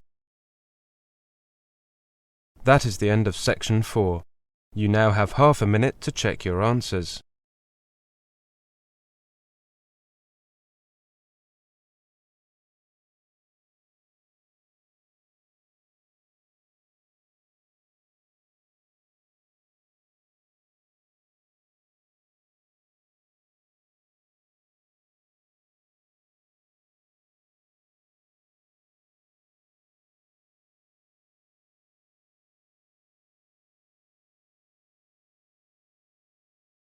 That is the end of the listening test, the IELTS test. You now have 10 minutes to transfer your answers to the listening answer sheet.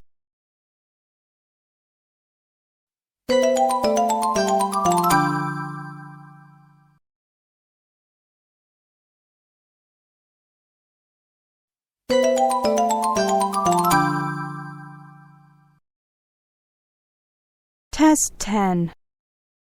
You will hear a number of different recordings, and you have to answer questions on what you hear. There'll be time for you to read the instructions and questions, and you have a chance to check your work. All the recordings will be played only once. The test is in 4 sections. At the end of the test, you will be given 10 minutes to transfer your answers into your answer sheet. Now turn to Section 1. Section 1. You will hear a conversation between a student and a woman. First, you have some time to look at questions 1 to 10.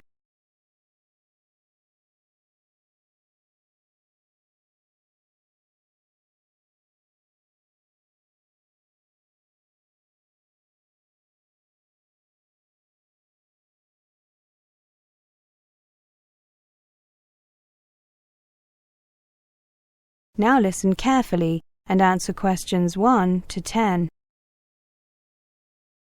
Good afternoon. I'm considering applying to your university and would like to ask you some questions. Of course, take a seat. Which course are you thinking of applying for? Southeast Asian Studies. I see. Do you have a copy of the university prospectus? Yes, I do. I downloaded it. So, you know that it's a 4-year course, including 1 year living and working in the region? Yes, the A-level entrance requirement is BCC, right? Yes, but on average our students have 3 Bs. Are there any restrictions on the subjects that I take at A-level? No, but we find that students studying politics, economics, history, geography or languages tend to find their first year easier. A background in at least 2 or 3 of those subjects is advantageous. I see. I'm not studying politics or languages, but I am taking the other 3 at A-level. Are languages an important part of the course? You see, I'm not very good at them. Languages are not a compulsory part of the course. They're optional each year. However, because students spend a year abroad, we strongly recommend that students take one for at least a year beforehand. However, there is a language lab that students are free to use during the day, regardless of the subjects they're taking. Which languages are offered? We have 5 on offer: Vietnamese, Burmese, Thai, Indonesian and Tagalog. They can be taken in the 1st, 2nd and 4th years. During the 3rd year, students are expected to learn the basics of the language spoken wherever they are spending their year abroad. I see. Can I spend my year abroad in any country in the region I choose? Yes, as long as you can satisfy your tutors that it will benefit your studies. This year, most students have gone to Vietnam, Thailand or the Philippines. Fewer have gone to Indonesia, Burma, Malaysia, Laos or Cambodia. None went to Singapore or Brunei. What do students generally do during their year abroad? The vast majority help on aid projects, especially helping with water supply and sanitation in rural areas. Others get involved in teaching English or in business, particularly the logistics side of things. A small minority get jobs translating or checking translations. That's quite well paid, but your language skills have to be up to scratch. Good. I was attracted by the idea of teaching English or doing aid work. Very often it's possible to do both. That way you can also develop a wider range of skills. Thank you for your help. Can I just check the optional courses for Year 1? The only choice in Year 1 is a language or a project where the student creates a portfolio of background information on the countries of the region. Actually, many students do both, since they find the project contributes to their general understanding of the region, and the languages are obviously useful in preparation for going abroad. However, students are only assessed on either the language or the project, and are free to choose which one. Got it. And could you tell me about the scholarships that are available from the department? It says in the prospectus that there are some in addition to the ones offered by the university. Sure. Actually, I've printed out a list. Here you are. Nothing is available for first-year students, but thereafter scholarships are awarded for high overall grades and also for linguistic skills. There is a smaller discretionary award for non-academic contributions. Well, thank you very much for your help. That is the end of section 1. You now have half a minute to check your answers.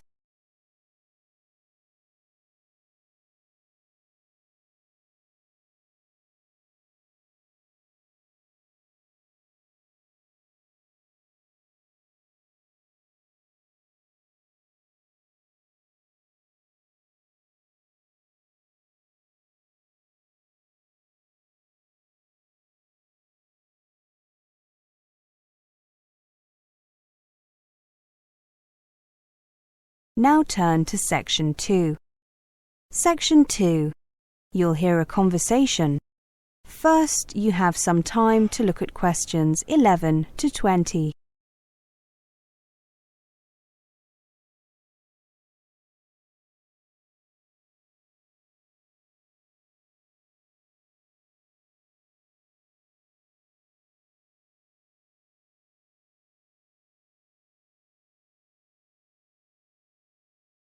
Now listen carefully and answer questions 11 to 20. Welcome to our program on Indian youth. Are young Indians different from their elders? Smarter, lazier, less obedient? We have invited an Indian sociologist, Mr. Singh, to share his views with us. Mr. Singh, many Indians complain that the new generation of Indians is too westernized and has lost touch with its culture. What's your opinion on that? Whenever a country modernizes, there is speculation that the new generation will be dramatically different from those that preceded it, in particular more westernized. Much of that speculation is based on superficial observations regarding rock music and the like. However, most studies show that new generations retain much, though not all, of the core values of their culture. Cultures change very slowly. What is changing quickly is the environment in which they live, their living standards, opportunities for advancement, and self-fulfillment. Young Indians certainly have more opportunities today. Where does your information come from? I have 2 children in their early 20s. I see their generation at close quarters. I often travel to both rural and urban places in India, and I see the young people there. The current generation has, by and large, rejected politics as a primary concern. They have grown up with a TV and a telephone, either at home or in the vicinity. They have watched MTV, but they still go to the temple. And most of them seriously believe that God exists. Regarding the opportunities that Mr. Singh mentioned, for the first time, it is acceptable in India for a kid to say that he or she wants to be an actor, a singer, a fashion designer, a writer, a cricket player as a profession, without parents losing sleep. It also means that they have many choices of role model. When I look at young people around me, I see more hope than helplessness. Mr. Singh, what is the main advantage that young people in India have? The biggest advantage the youth of India have is mobility. It is very easy for them to move about the country and follow opportunities. An edge the Chinese youth, for example, do not currently have. Also, young Indians are quickly adapting to new technologies, and English is now being more widely accepted and spoken than ever before. India's youth have a very unique advantage, a combination of mobility, language, and knowledge of technology. Add to that a country that has an entrepreneurial spirit and a very clear intent to adapt to Western culture. Are there any problems as far as you can see? I think that the biggest overall problem is with infrastructure. But as far as things that directly affect the younger generation are concerned, I think that the main problem is that parents from the growing middle class are pushing their children ever harder at academic activities. They believe this is the only way to stand out and survive in a system which is cutthroat because of the exploding population and as education becomes more and more accessible to the masses. However, many parents are granting their children more choice, particularly in the area of choosing their own careers. The youth of today are definitely more aware of the choices available to them. Do you think that competition is a problem? Not at all. It leads to creativity. The younger generation is more creative. Competition ensures that creativity is likely to be the best way to get ahead.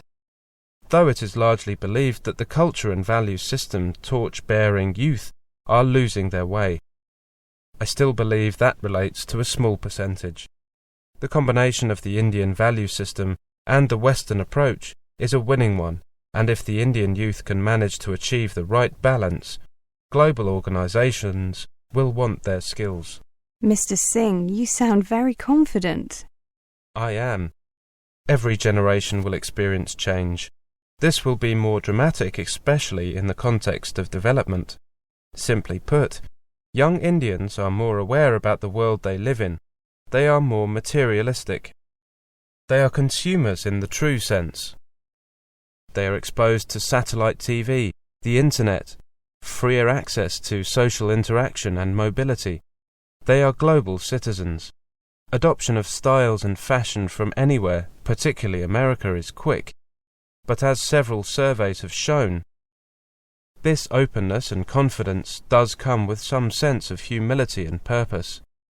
I feel confident that they can dream and achieve. My generation could only dream. That is the end of section 2. You now have half a minute to check your answers.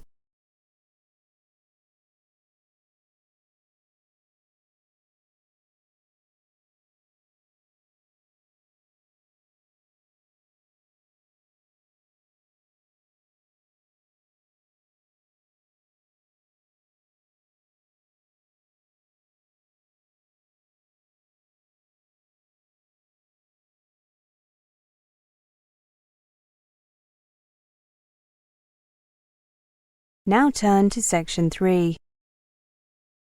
Section 3. You will hear a conversation. First, you have some time to look at questions 21 to 30.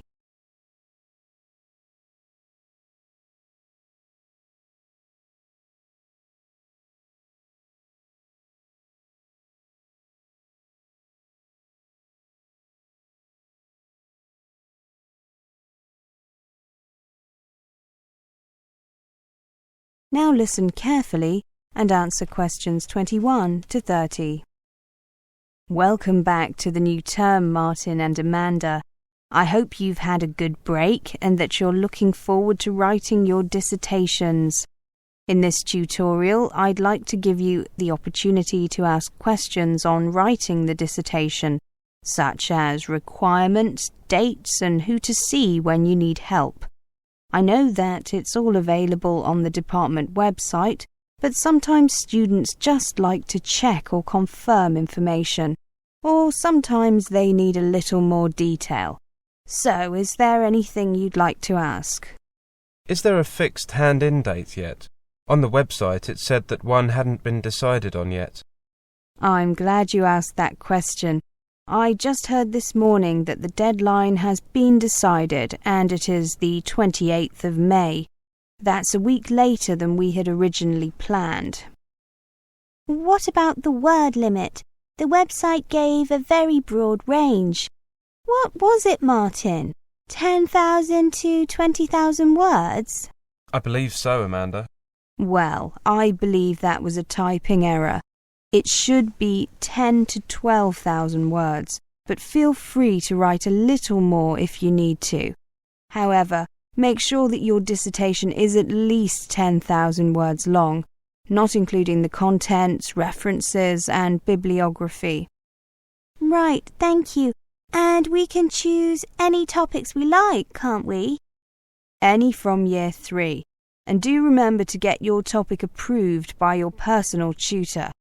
Oh, that's me, isn't it? Before you start writing, I'd hate to have to tell you your topic was unacceptable after you'd spent a lot of time on it. What would you like us to show you initially, apart from the title? Well, I'd like to see a basic bibliography first, along with an outline of your dissertation. You should get that done by the end of January. This month, in other words. According to the website, the research should take 8 to 10 weeks. So that takes us from, well, until mid-April, basically. Yes, you should have the research pretty much done by the time you return from the Easter break. It seems like a reasonable amount of time, but I bet it disappears fast. It certainly does. You'll probably find that you need to do some extra research during the second half of April. Ideally, you'd be writing then, but very few students get all the information they need, and the personal tutors almost always need to make some further suggestions. That's why it's really important to get the bulk of your research done by mid-April. I see. If we get into trouble, or can see that we're going to get into trouble with our research, we should obviously contact you ASAP. Absolutely. Do you think that we should look at what other students have done in the past, in order to get a better idea of what to do and what to write? It can be helpful, but what often happens is that students rely too much on what they read, so I would only use other students' previous students' work as a reference. Got it. I know that we have the research guide to help us, but are there any other books or sources that you would recommend? I mean, to help us with planning a dissertation and the organisation and so on. Yes, I wanted to ask you that too. There are several available from the library. I wouldn't bother buying any. My personal favourite is Dissertations and You by Roger Klein. Another good one is Mastering Your Dissertation by Helen Blondell. There's a book about research techniques. What's it called? It's something simple like Research Techniques for Dissertations. The author is Helen Trailforth. Oh, I know. It's called Dissertation Research Techniques. Very good book. There's more than one copy of each of those in the library. One is for reference only, and you know about the recall system if a book is being borrowed by someone else and you want it, don't you? Yes. Good, very good. Anything else? Well, now that you've mentioned research techniques, I've got a question. Questionnaires. A good idea, Professor. The general consensus is that they're not very helpful, though some prominent researchers beg to differ. Clear them with me first if you decide to go ahead and use them. You see, you need to be very careful about the questions that you ask and order of the questions. Questionnaires very often lead people towards giving certain answers rather than getting at their true feelings and opinions. Martin, anything else? No, I'm happy. Thank you, Professor. Yes, thank you so much. My pleasure. That is the end of section 3. You now have half a minute to check your answers.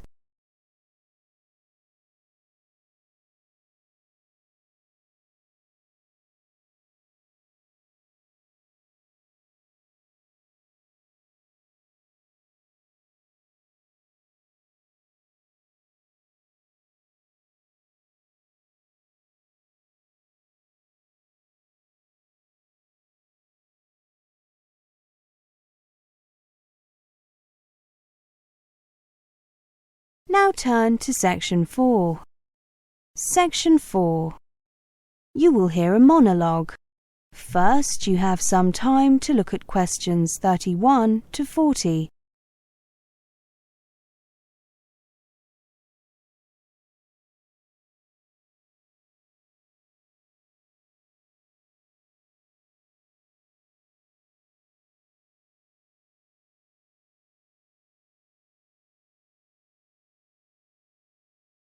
Now listen carefully and answer questions 31 to 40.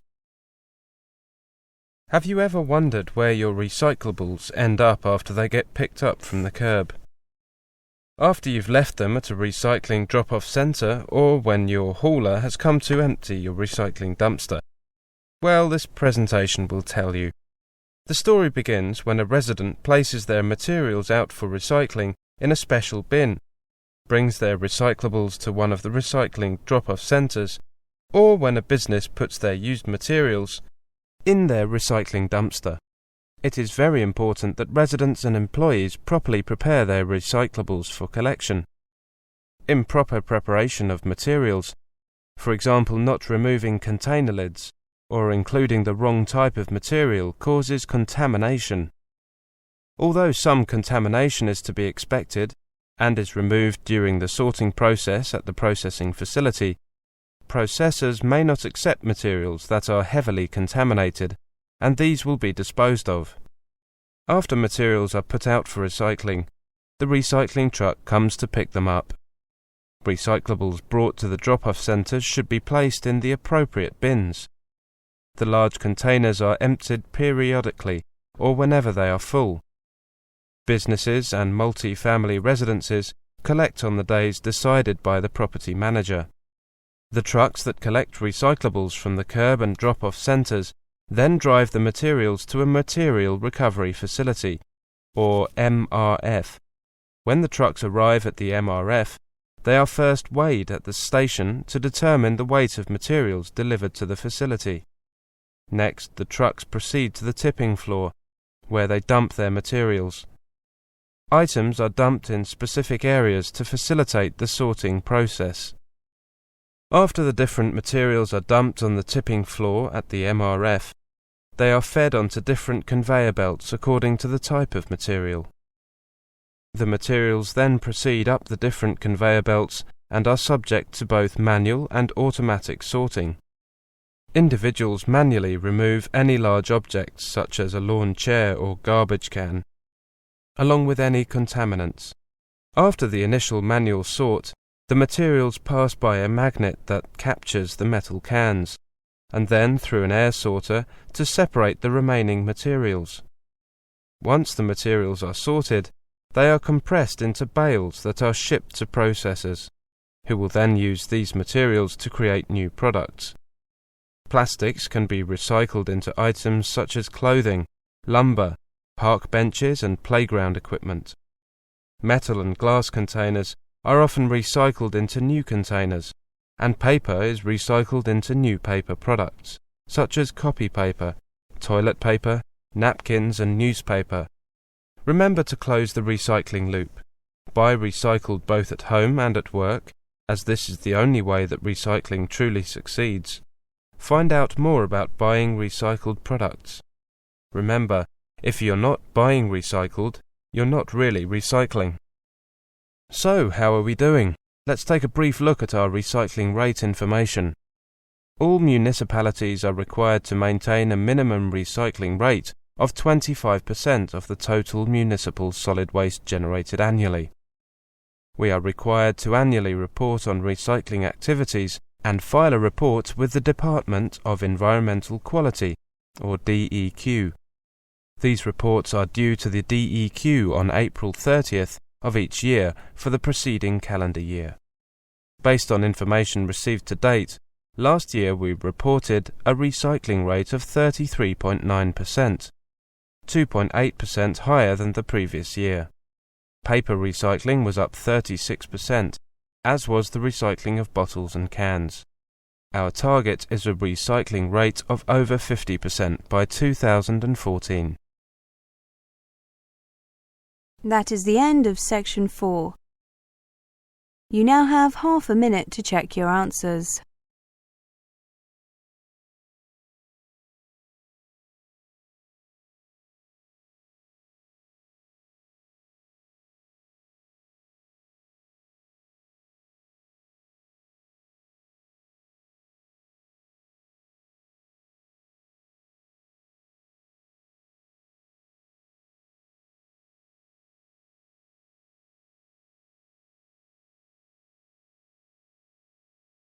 That is the end of the listening test, the IELTS test.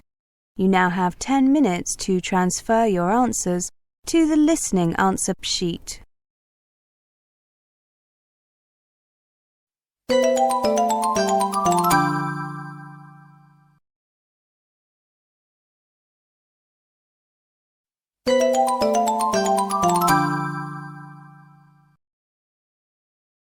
Test 12. You will hear a number of different recordings and you have to answer questions on what you hear. There'll be time for you to read the instructions and questions and you have a chance to check your work. All the recordings will be played only once.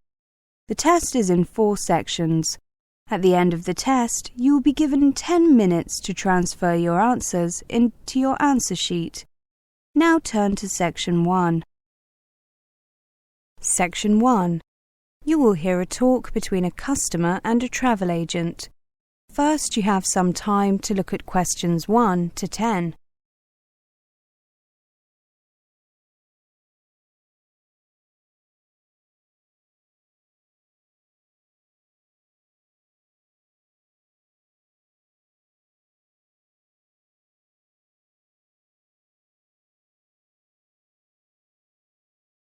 Now listen carefully and answer questions 1 to 10. Good morning. I'd like to book a flight to Toronto, please. Certainly. Flying from Sydney? Yes, on Thursday, please. Thursday the 16th, right? There are 3 flights that day. Do you prefer flying with any particular airline? I've heard that Air Canada is good, but expensive. Is there a big difference in prices between the airlines? I'll be flying business class. Yes, there is. Air Canada is the most expensive airline at $4,000 to $6,000 for business class, depending on the date of return. Qantas is $3,000 to $6,000, and Pacific, the budget airline, charges between $2,000 and $3,500. Wow, that's quite a difference in prices. I'm returning on from Wednesday 22nd. So could you check the return prices for me? Sure. Let me just enter the return date into the computer. OK. Air Canada has tickets for $4,600. Qantas has them for $4,200. Pacific has tickets for $3,200. Those prices all include taxes and surcharges. OK. Before I make a decision, I would like to know the departure and arrival times in both directions. Of course. Let's look at Air Canada first. Leaves Sydney at 10 a.m. and arrives in Toronto at 10 a.m. local time. There's a stopover in Vancouver. The Qantas flight leaves Sydney at 1:45 and arrives at 10:15 a.m. There's also a stopover in Vancouver, but it's shorter than the Air Canada one.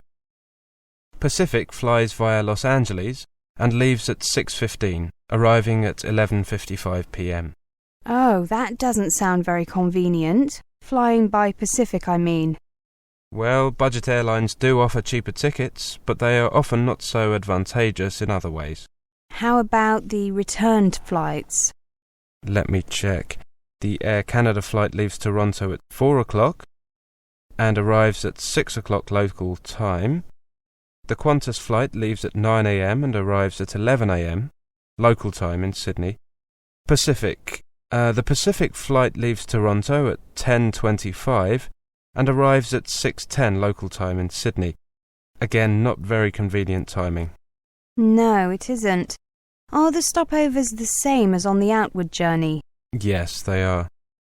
Well, I have a business appointment on Wednesday the 22nd in the morning, so unfortunately I can't take the Qantas flight. The Pacific flight times are too inconvenient, so I'll take the Air Canada flight, even though it's more expensive. Right, I'll book that for you, shall I? Do you have your passport with you? Yes, I do. Here you are. Thank you. I'll just enter your details. OK. Could you just check this printout? Make sure that I've spelt your name correctly and have written your passport number correctly too. Will you be paying by credit card? Yes, I have a company credit card. Here you are. Oh, my name is Reese with a C, not with an S. Oh, I'm sorry. I'll correct that. R-E-E-C-E. And my given names are hyphenated. Mary-Ann. With an E. Oh, you've got that. Sorry. Okay. Mary-Ann. Joined together with a hyphen. Is the passport number okay? Yes. Could you give me an official invoice, please? I need it for my company. Certainly. Shall I use the company name as it appears on the credit card? ABC Stocks. Yes. Okay, thank you. Could you sign here and here? Thank you. I'll just print out your ticket. Thank you. That is the end of section 1. You now have half a minute to check your answers.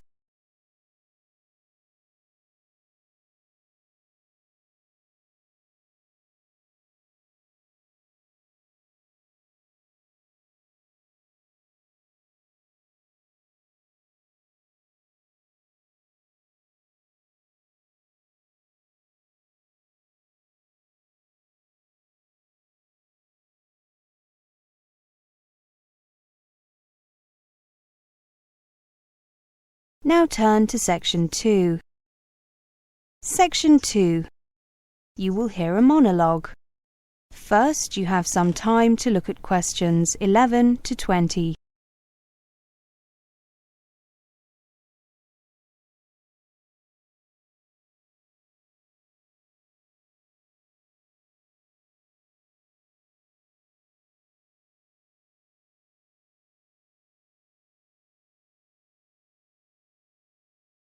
Now listen carefully and answer questions 11 to 20. Good afternoon, everyone. I am here to give you a talk on tenancy agreements and other legalities. If you rent a flat or a house or bedsit, you will have a tenancy agreement or lease. This is a written legal agreement between you, the tenant, and the property owner, the landlord. Tenancy agreements should normally contain information about the amount of rent, the length of the tenancy, and what rights you and your landlord will have under the law. In most cases, you will have an assured short-hold tenancy, which means that your landlord cannot ask you to leave without a good reason during the first 6 months. Although these rights offer you some protection, it is still your responsibility to check the tenancy agreement thoroughly and make sure you agree with the terms. Do not sign the tenancy agreement if you do not know what all of it means. If you do not fully understand your rights, show your tenancy agreement to an advisor in the accommodation office or student welfare office at your university or college and ask for help. You can also get help from a housing advice centre, law centre, or citizens advice bureau. When you do sign the tenancy agreement, make sure you get a copy to keep for yourself, in case you need to check any details later on. The landlord may also ask you to sign an inventory, a list of all the items in the property, pieces of furniture, kitchen items, etc. If so, make sure you get a copy of this as well. Check that it is correct and that any existing damage to these items is included before signing it. If your landlord does not provide an inventory, you should make one yourself and send a copy to the landlord. Let's take a look at payments. Before you move into private accommodation, you will probably be asked to pay a deposit equivalent to 1 month's rent. Make sure you get a receipt for any deposit or fees you have paid. When you leave the accommodation, if you have paid all your bills and caused no damage to the property, your full deposit will be paid back to you. If you are renting through an accommodation agency, you may also be asked to pay fees for preparing tenancy agreements and administration. You should also keep a written record of all the rent payments that you make as you make them. If you have a dispute with your landlord or you get behind with your rent, you should get advice as soon as possible. Remember that if you live in the same building as your landlord, or you have a room in a student or youth hostel, or university college accommodation, then this will affect how secure your tenancy will be. If you do not share any living space with the landlord or a member of their family, apart from means of access like an entrance hall or a staircase, or are a student living in halls of residence, or any other type of accommodation where an educational institution is the landlord, you will have basic protection from eviction. Your landlord will have to end your tenancy first, either by waiting for the end of the fixed term you agreed for the tenancy, or by giving you at least 4 weeks' written notice in writing to quit, or through getting a court order. Before you have to leave. If you share living space, for example a kitchen, living room or bathroom, with your landlord or are in a student or youth hostel, you will be what is termed an excluded tenant, which means that you are outside the protection of the UK law which regulates tenancies and will not have security of tenure. All the landlord has to do to evict you is to give you notice, although they must give you a reasonable amount of time in which to leave. If you have problems with accommodation, contact the accommodation office or students' union at your university or college. If you need specialist or legal help, contact a law centre in your local Citizens Advice Bureau who will be able to tell you your rights as a tenant and the rights of your landlord.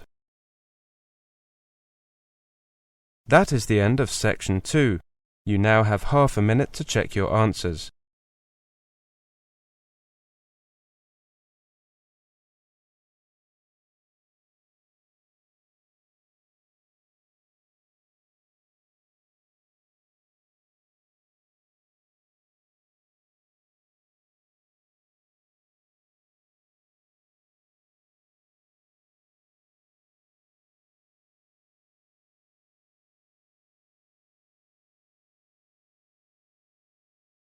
Now turn to section 3.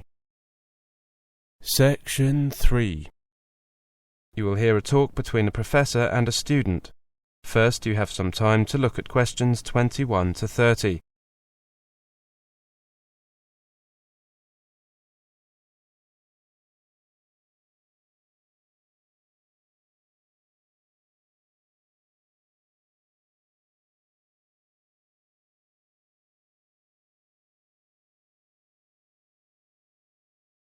Now listen carefully and answer questions 21 to 30. Good morning, Clara. Take a seat. Right, I've read your first draft of your project on housing. Well done. Thank you.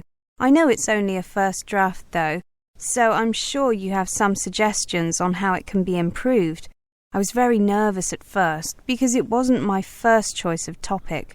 I had wanted to do something on voting patterns, but getting information, well, it didn't look possible within the time frame. Don't worry. I think that you have made a good choice. Yes, a comparison of the factors influencing house prices. Very topical. Definitely. There seems to be something about housing prices in the newspapers every day. I just wanted to compare the different factors. You know, location, the proximity of facilities such as schools. As I said, a good choice of topic. Now, the first part is very well done. You clearly introduce what you are going to look at, why and how. Do you think that I have covered enough points there? I think so. Did you have anything else in mind? You know, something else you'd like to cover?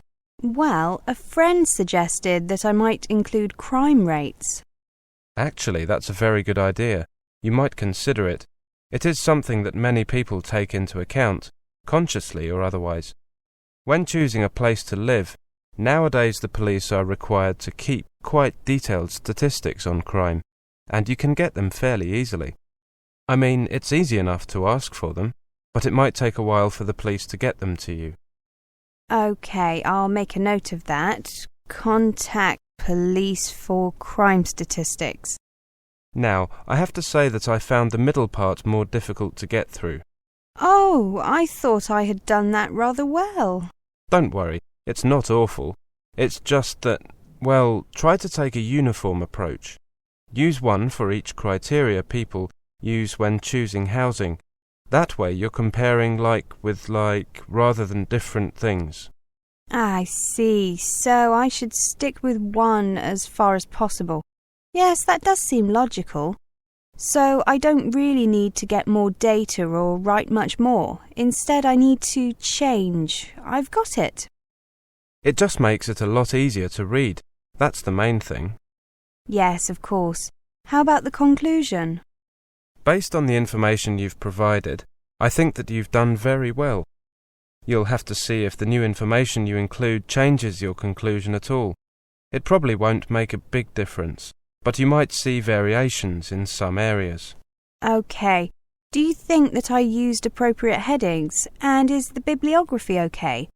I know that a lot of professors look long and hard at that, whilst most students think it's unimportant.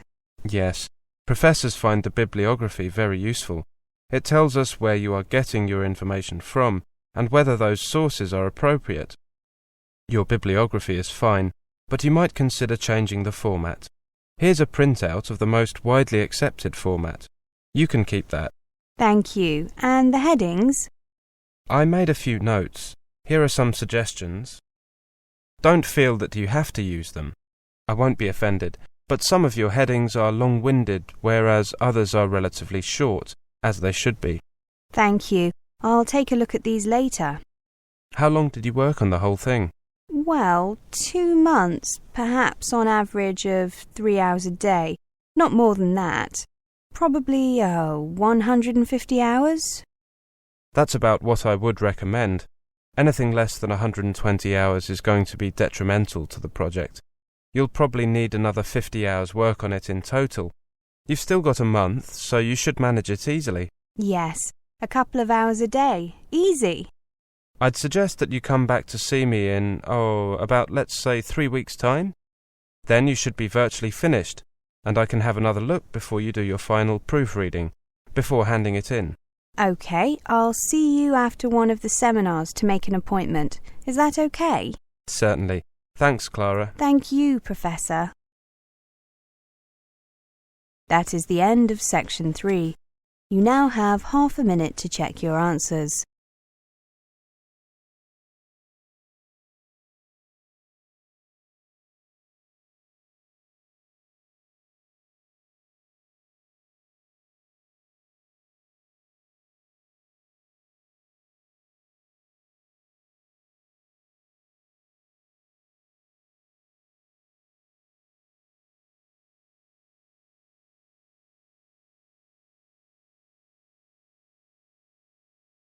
Now turn to Section 4. Section 4. You will hear a presentation on scholarship and funding. First, you have some time to look at questions 31 to 40.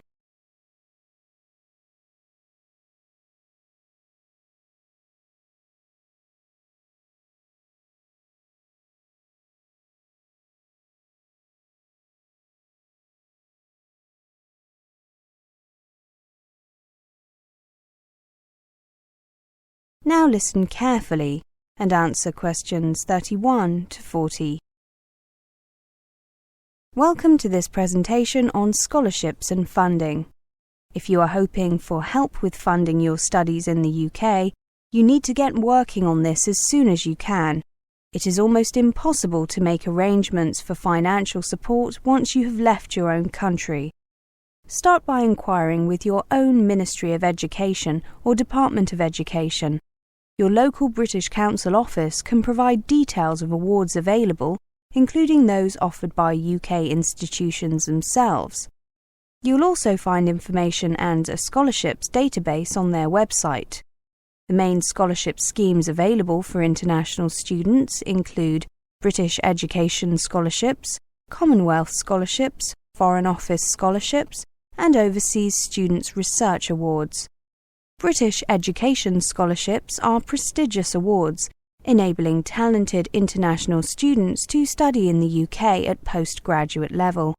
Only students studying for at least one academic year are eligible. About 2,000 new scholarships are currently awarded each year, and there are plans to expand the programme further. There are 3 types of scholarship. The first is a full award, where all the fees, a living allowance, and travel to and from the UK are paid for. Then there is a fees-only award, where all or part of the fees are paid.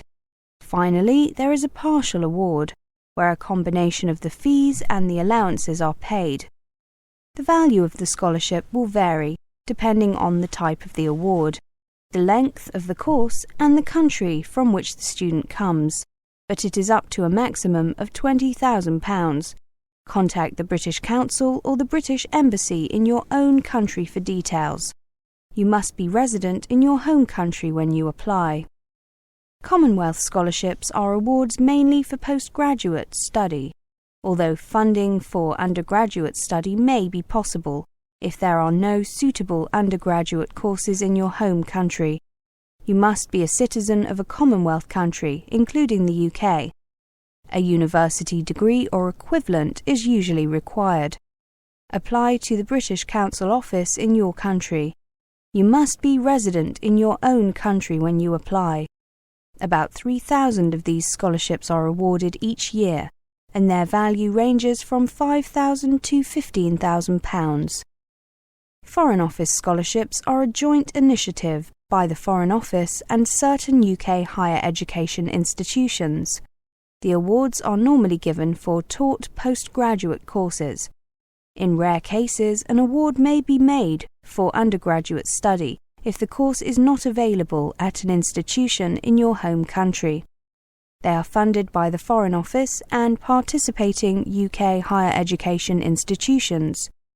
You must normally be under 35 years of age. You must be resident in a developing country, and you must not be currently employed by your government or by an international organisation.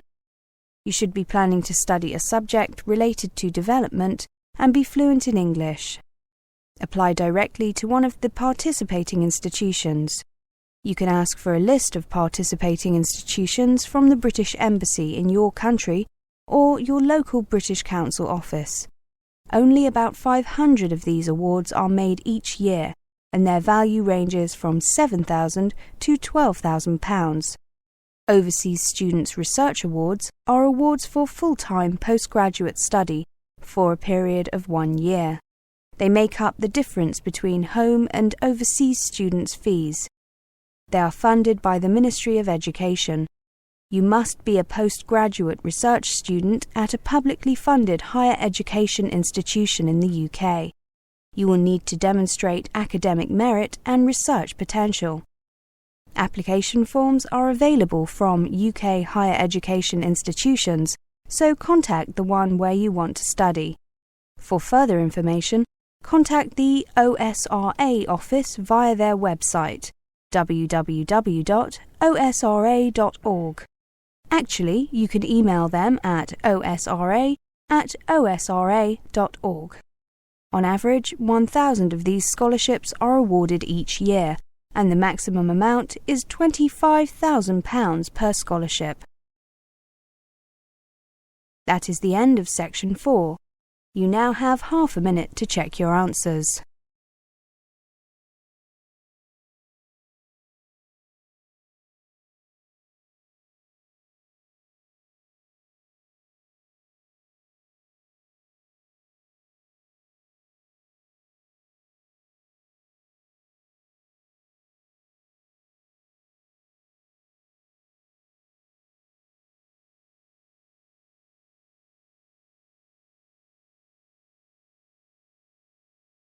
That is the end of the listening test, the IELTS test.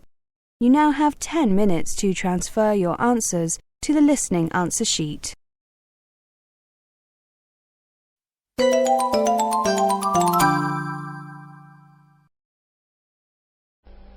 This recording is copyright. IELTS Help Now Listening Practice Tests. Test 10. In the IELTS test, you hear some recordings and you have to answer questions on them. You have time to read the instructions and questions and check your work. All recordings are played only once. Now turn to Section 1. Section 1. You will hear a conversation between an insurance broker and a client. First, you have some time to look at questions 1 to 5.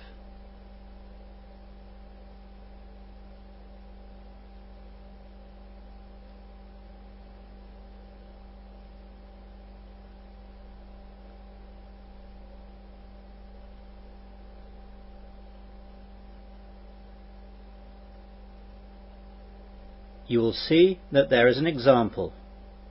This time only, the conversation relating to this will be played first. Good morning, madam. Can I help you? Actually, yes. I've just got a new flat and I'm going to move my things in tomorrow and I haven't got any insurance yet for my things. I'd like a quotation for my car insurance as well to see if you can give me a better deal. It's coming up for renewal soon, you see. Fine. That shouldn't be a problem. Let's just take down some details. First of all, can I have your name, please? Of course. It's Mrs. Norma Willis. Good. That's Norman without an N, isn't it? Yes, that's right. So, Norma is the correct answer. Now we begin. You should answer the questions as you listen, as the recording is not played twice. Listen carefully to the conversation and answer questions 1 to 5. Good morning, madam. Can I help you? Actually, yes. I've just got a new flat and I'm going to move my things in tomorrow and I haven't got any insurance yet for my things. I'd like a quotation for my car insurance as well to see if you can give me a better deal. It's coming up for renewal soon, you see. Fine. That shouldn't be a problem. Let's just take down some details. First of all, can I have your name, please? Of course. It's Mrs. Norma Willis. Good. That's Norman without an N, isn't it? Yes, that's right. And can I have the address that you're moving to, please? It's Flat 8, Chepping Dean, 23 Dean Road, Westley. Can you spell Chepping Dean, please? Of course. Chepping is spelt Chepping and Dean is spelt Dene. The name of the road, Dean, is spelt the same way too. And what's the postcode there? It's WE3 9HT. Can I take a telephone number? It will have to be only my mobile, I'm afraid, as I haven't installed a landline yet. My mobile is 07525 745 642. Let's look at the car insurance first, quickly. I need the model, age, and engine size. It's a 4-year-old Toyota MR2 sports car. It has a 2-litre engine. Will it be parked in a garage, in a drive, or in the road? At my present address, it's in the drive, but the flat that I'm moving into tomorrow has a garage provided, and tenants are not allowed to leave their cars in the visitor spaces, so it'll be garaged all the time. 2 more questions. The first is, do you have any no-claims bonus? And the second is, do you have any driving convictions?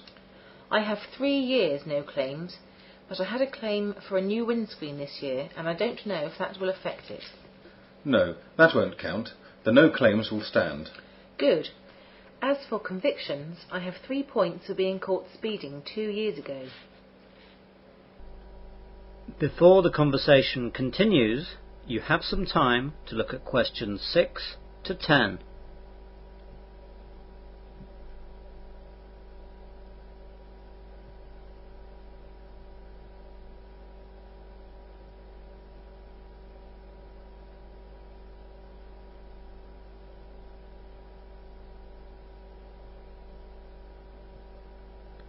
Now listen carefully and answer questions 6 to 10. Right, let's have a look at the household stuff now, while the computer is checking rates for the car. So, what kind of flat is it? It's a 2-bedroom flat. Have you bought the flat, or are you renting? I'm just renting it. So, you just need some household insurance for your possessions. That's right. First of all, can you give me a list of all the things that you want covered by the insurance? Yes. First of all, there's my electrical goods, like my hi-fi, TV, DVD player, video player, a couple of radios, a hairdryer, my laptop and printer. I've estimated all the values of the electrical goods. There are various DVDs and CDs too. It should come to about £2,500. Anything else? Yes, there's my jewellery. I've some necklaces, bracelets, rings and brooches that I inherited. They're all in different metals and with different jewels. I've got a list itemising them all here. I've also got a small strong box which screws into the cupboard, so they're reasonably safe. Anything else? Well, just the usual kitchen stuff and clothes that I'd like to be included. OK, that's not a problem. Now I need to ask some things about the flat. What floor is it on? Well, I wanted a first floor flat, but this is a ground floor one. I can use the garden with it though. Yes, but the premium will be a little higher because of course a burglar finds it more difficult to enter a flat on the first floor. Oh, I never thought about that. What about safety measures in the flat? Well, there are 2 different keys for the front door, and one of them is a deadbolt, so that's quite good. I've been to the local shop and ordered a burglar alarm too, which has a motion sensor and everything. It's not in yet, but it will be soon. That's good. The windows are quite new and all double glazed, so like all new windows nowadays, they have extra locks on them, so that makes it quite secure. That's good too. So really, it's reasonably safe. That will make a difference on the premium. Do you know if there's a smoke alarm fitted in that flat? I never thought of that. I think it's the law now if you're renting, so there must be. Well, that's about it. Let's look now. I've got 2 quotes for you. First the car, and then the household. £750 fully comp for the car, or £500 third party fire and theft. The contents is £100. Does the contents cover me if I lose something or I'm robbed outside the home? As long as it's in this country and on the list of items covered, yes. Well, I'll keep the old car insurance as my present deal is better, and I'll take the contents. Can I pay by cheque? Cash, cheque, credit card, anything you want. That is the end of section 1. You will now have half a minute to check your answers.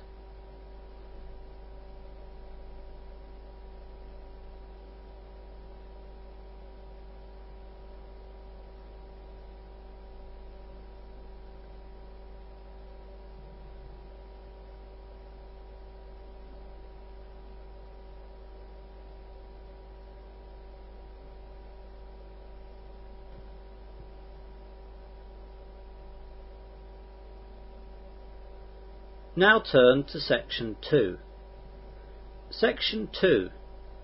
You will hear a residence manager giving a short question and answer session to new residents. First you have some time to look at questions 11 to 15.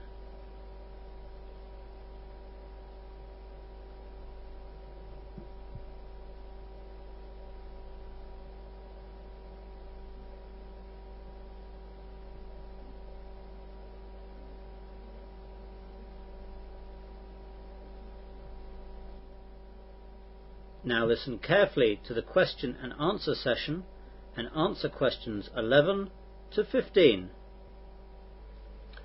Good evening, everyone. My name is Simon and I am the manager of this residence. Most of you here today are new in the town of Westley.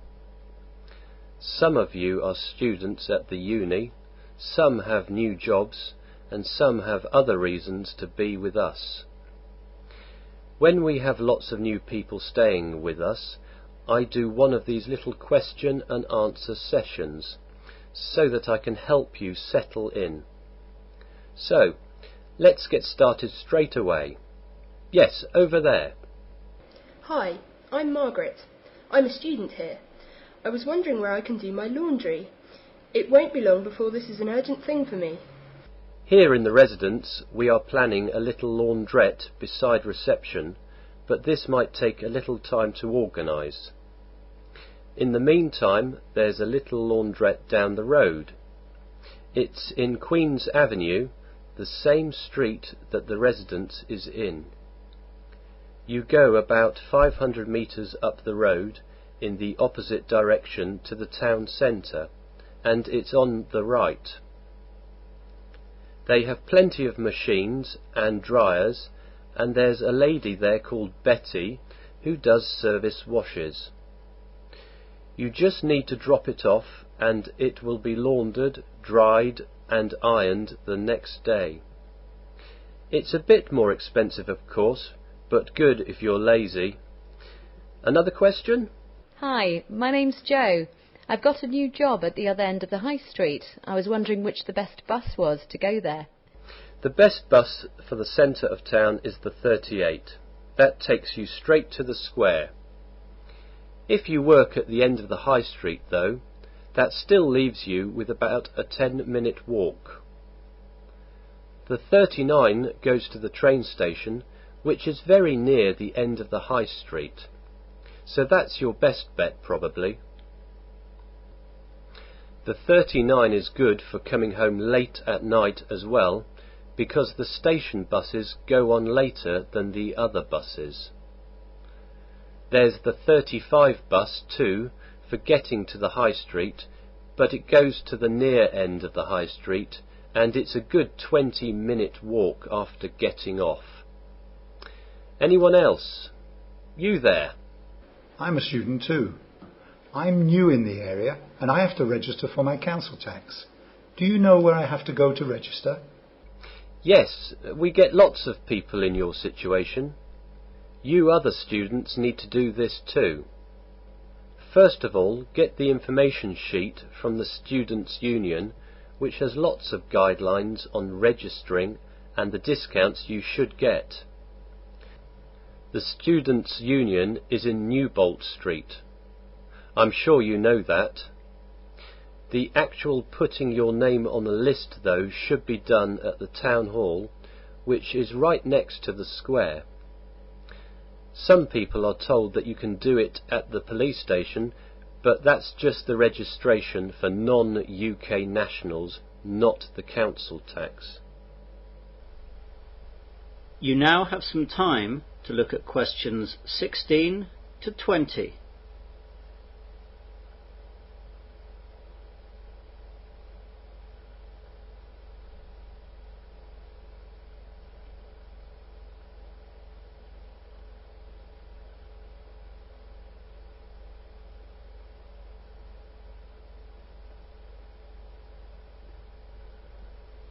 Now listen to the rest of the short question and answer session and answer questions 16 to 20.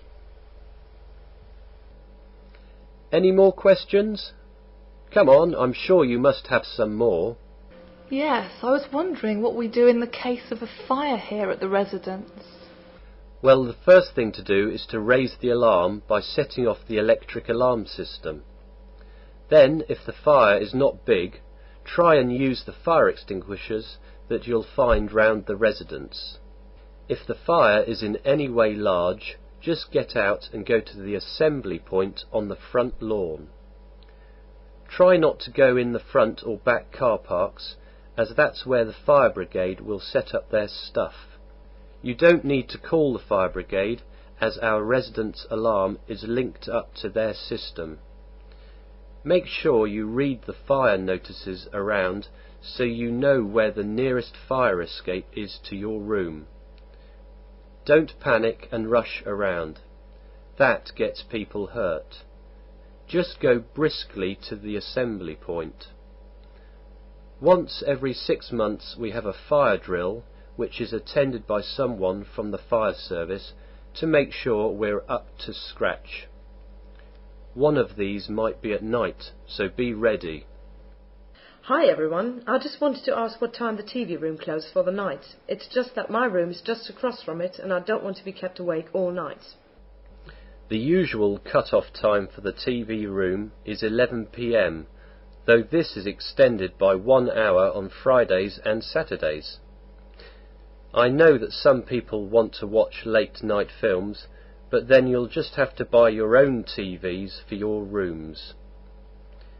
If you do have a TV in your room, then please think of others and keep the volume down. We take a very dim view of people disturbing others in the residence. The same goes for the TV room itself. Just keep the volume levels down. Anything else from anybody? I've got a question too, actually. I've got a job that will get me back late in the evening, and I won't always be able to eat. Are there any good places nearby that deliver food? The quick answer is yes, there are lots of places. There is an Indian nearby. Fish and chips is sold in a shop that is, funnily enough, run by a Chinese family. There is a good Thai restaurant, a Mexican and an Italian pizzeria. They all deliver apart from the Mexican, but that's only 5 minutes walk away. All the telephone numbers are up on the residence notice board. The first time you order from each of them, just ask them to stick a menu into the bag and you'll build up a library in no time. Now, let me tell you about... That is the end of section 2. You will now have half a minute to check your answers.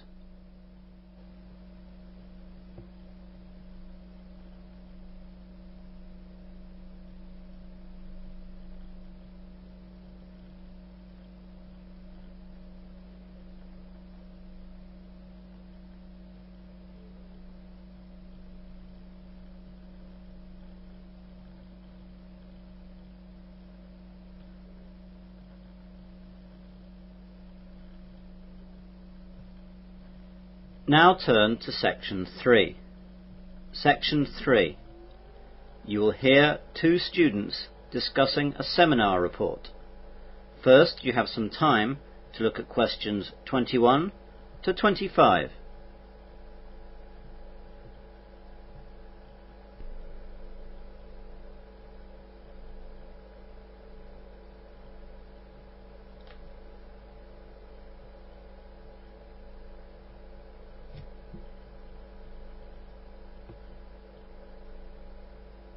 Now listen carefully to the discussion and answer questions 21 to 25. Hi Adrian, what are you reading? Oh, hi Nick. It's just an article on Australian immigration. I'm doing a report on it next week in a seminar for Dr. Ronaldson. On immigration? That sounds exciting stuff. Yes, it's not really very exciting, but there are some interesting bits. Such as? Well, for example, did you know that immigration to Australia first started over 50,000 years ago, when the ancestors of Australian Aborigines arrived via Indonesia and New Guinea? I can't say I did know that the Aborigines arrived in that way. Exactly. It's not as boring as you might think. Well, do you want to run through some of your ideas? I'm not doing anything right now. That would be great, thanks. Fire away then. OK. Well, after the Aborigines, there was obviously a big gap until the next settlers arrived from London. Europeans began landing in the 1600s and 1700s, and the country was colonised by Britain in 1788. Weren't the first colonists just criminals transported by Britain? Britain certainly used the colony as a place to send their undesirables. The first colony was formally proclaimed as New South Wales on February the 7th, and this European settlement certainly did begin with a troop of petty criminals, second-rate soldiers, and a crew of sailors. When did other people start arriving? Immigration really sped up after the discovery of gold in Australia. The gold rush era, beginning in 1851, led to an enormous expansion in population, all through the reign of Queen Victoria. And did that continue strongly? Not really. After the excitement of the gold rush died down, immigration slowed down considerably.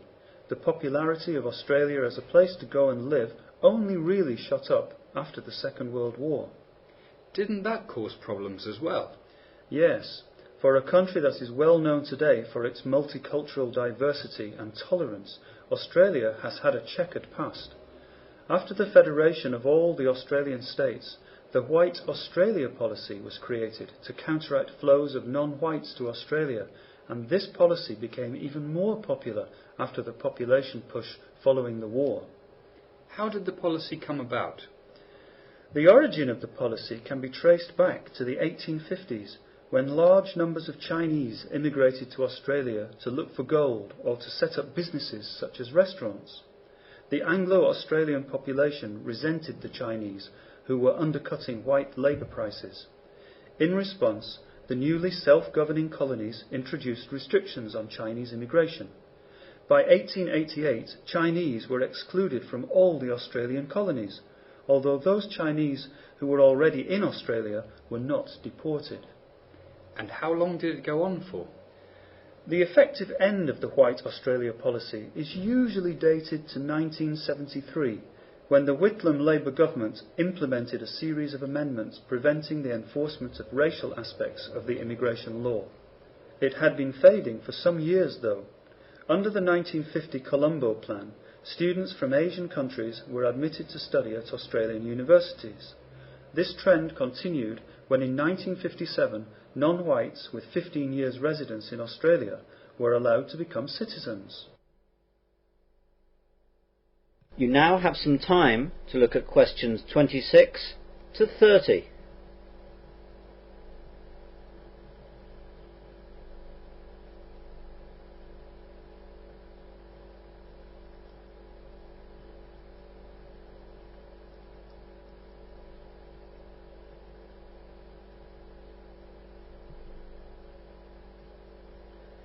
Now listen to the rest of the discussion and answer questions 26 to 30. What's immigration like today? I hear a lot about it in the news. Yes, it's become a very important issue in politics. There are currently 2 immigration programs that allow permanent migration to Australia. They are the Migration Program and the Humanitarian Program. What's the difference? To be accepted into Australia under the Migration Program, a person must be a skilled migrant or sponsored by a family member that already lives in Australia. The Department of Immigration says that the Migration Program for 2004-2005 has 120,000 places available for migrants, with a strong focus on attracting skilled people and people who agree to live in regional areas of Australia. What about the other program? What's it called again? The Humanitarian Program. It's designed for refugees and others in special humanitarian need. One component of the Humanitarian Program is the Offshore Resettlement Program, which assists people in humanitarian need overseas, for whom resettlement in another country is the only option. The other component is for those people already in Australia who arrived on temporary visas or in an unauthorised manner, and who claim Australia's protection. The Department of Immigration says that the size of the 2004 and 2005 humanitarian program is 13,000 places. What about illegal immigration? Do you know anything about that too? Just a bit. That's what I'm working on now. Illegal migrants under Australia's immigration laws are those who enter Australia without authority, overstay visas, work without appropriate approval, or have their visas cancelled. Australia's Migration Act in 1958 requires that all non-Australian citizens who are unlawfully in Australia be detained, and that unless they are given permission to remain in Australia, they must be deported as soon as is practical. Well, that sounds pretty good. I'm sure your presentation will be excellent. Thanks. I hope so. That is the end of section 3. You will now have half a minute to check your answers.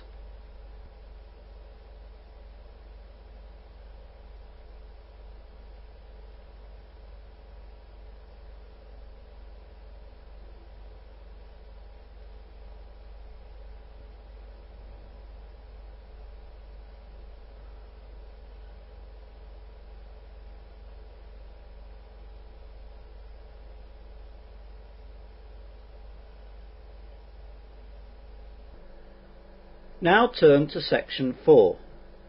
Section 4. You will hear part of an Earth Sciences lecture. First, you have some time to look at questions 31 to 36.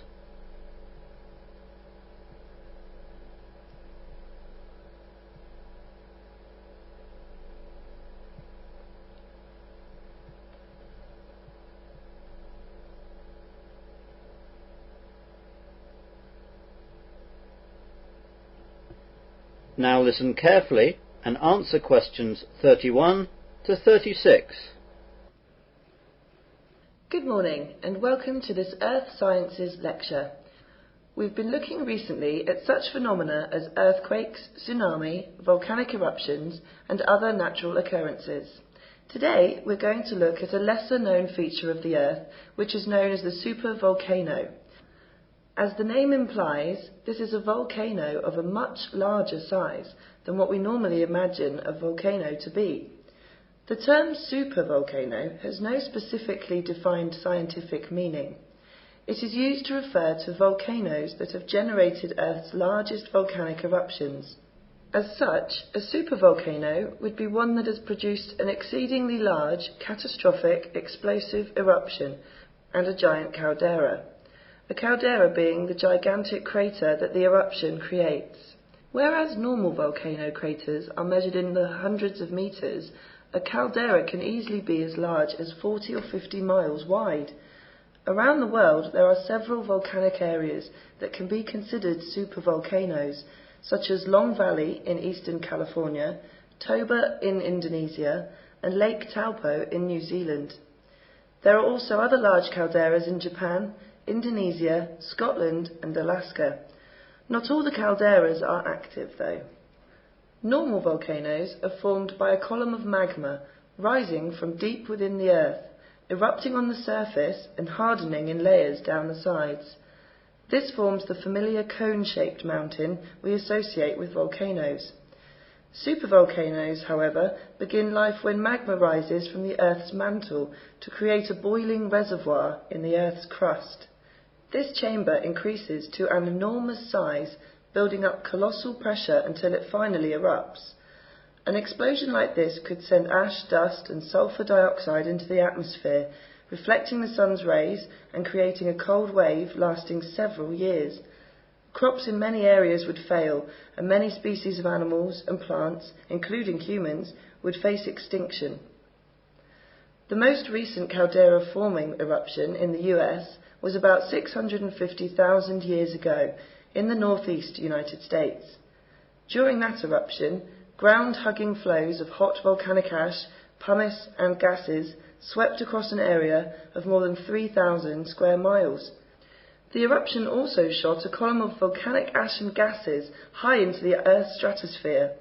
This volcanic cloud circled the globe many times and affected the Earth's climate by reducing the intensity of solar radiation reaching the lower atmosphere and surface. Fine volcanic ash that fell downwind from the eruption site blanketed much of North America. This ash layer is still preserved in deposits as far away as Iowa, where it is a few inches thick, and the Gulf of Mexico, where it is recognizable in drill cores from the sea floor. You now have some time to look at questions 37 to 40.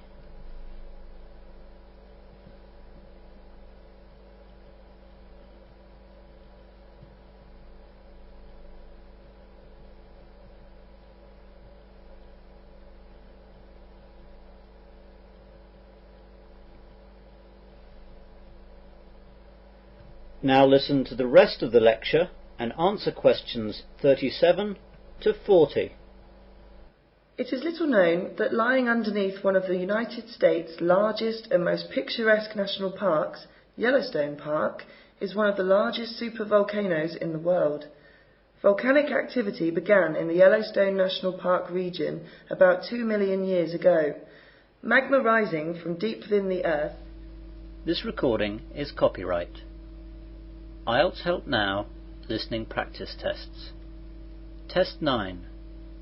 In the IELTS test, you hear some recordings and you have to answer questions on them. You have time to read the instructions and questions and check your work. All recordings are played only once. Now turn to Section 1. Section 1. You will hear a conversation between two old friends who meet each other by accident. First, you have some time to look at questions 1 to 5.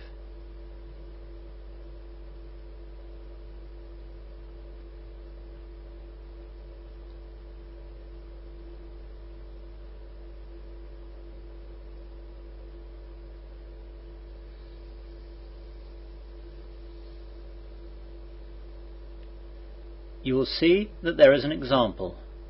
This time only, the conversation relating to this will be played first. Hello, Frank. How are you? Wow, John. Yeah, I'm fine. How are you? I'm great, thanks. I haven't seen you since we left school. How long ago is that now? It must be 10 years. Or is it 11? No, it's 9 years now. So, 9 years, A, is the correct answer. Now we begin.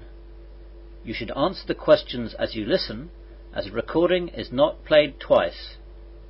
Listen carefully to the conversation and answer questions 1 to 5.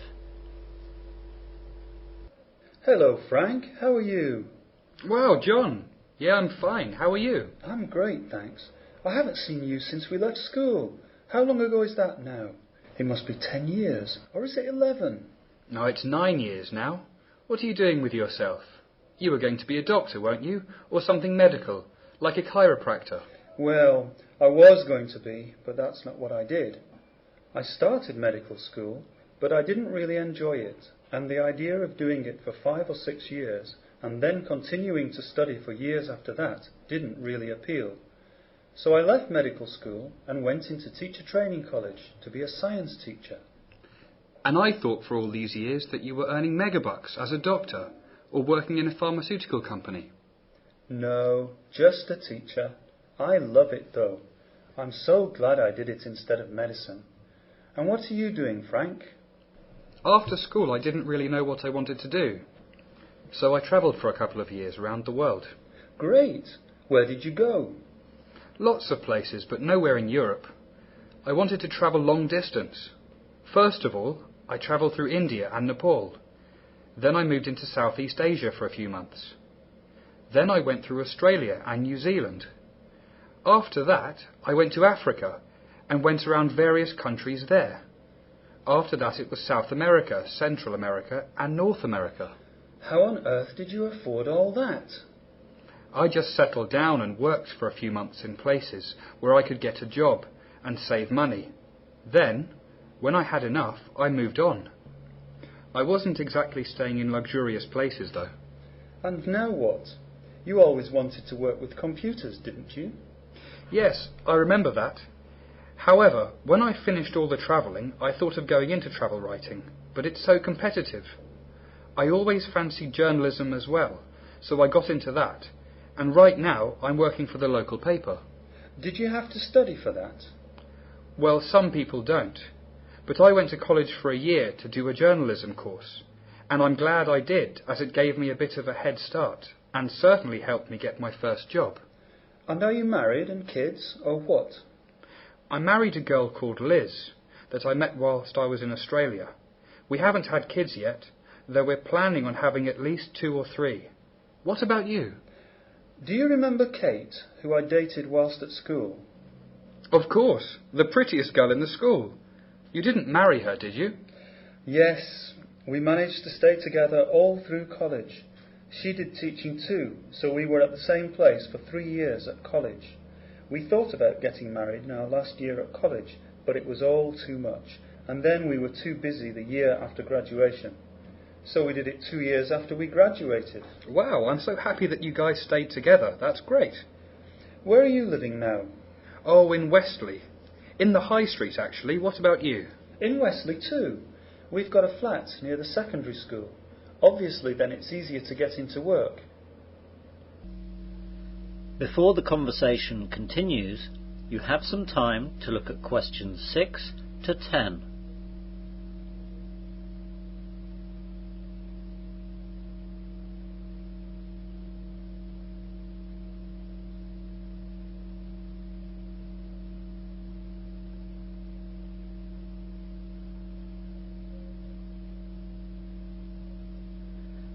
Now listen carefully and answer questions 6 to 10.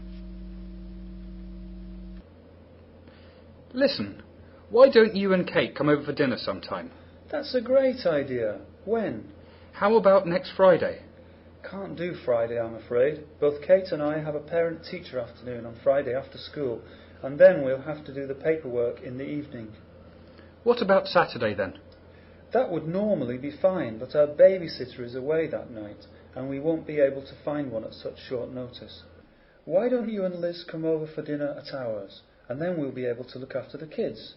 You'll be able to meet them too. OK, let's do that then. Liz will be happy. She won't have to cook. I'll be doing the cooking when you come round. I love cooking.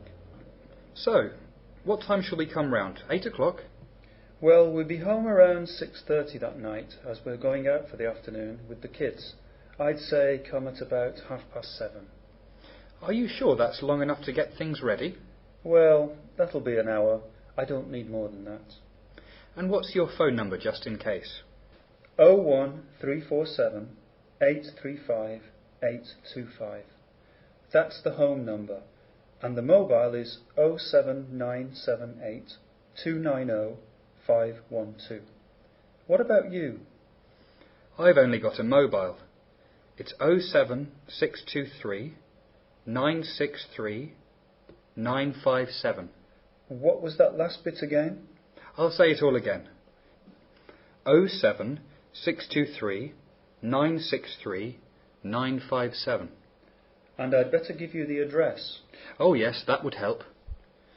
We live at Flat 3, Evergreen Terrace. It's just past the church, on the right. We've got a postbox opposite us, and a doctor's surgery next door. I should be able to find that. Anything you don't like to eat? Well, I hate fish and seafood. And Liz doesn't care much for red meat. She likes white meat, though. How about chicken? That should be fine. Oh, yes. When you arrive, none of the bells are marked for security, and there are 4 buttons. You need to press the bell second from the bottom. Second from the bottom. OK, got that. I'll be able to buzz you in, and then come up to the first floor, and the door will be open. Great. Well, it's so good to see you again, John. I really look forward to seeing you on Saturday and meeting Kate again, and the kids, of course. Yes, and I'm looking forward to meeting Liz. See you Saturday, then. Goodbye. Goodbye. That is the end of section 1. You will now have half a minute to check your answers.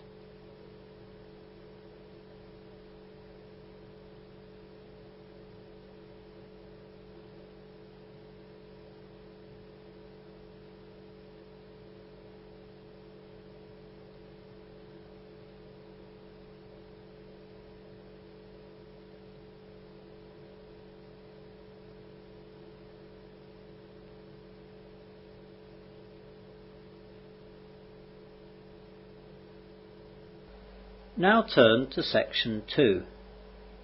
Section 2. You will hear a man giving a short talk to new students about their university sports centre.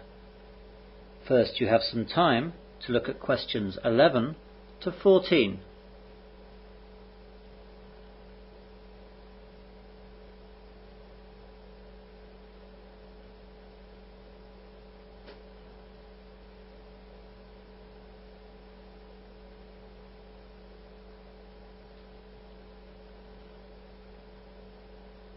Now listen carefully to the short talk and answer questions 11 to 14.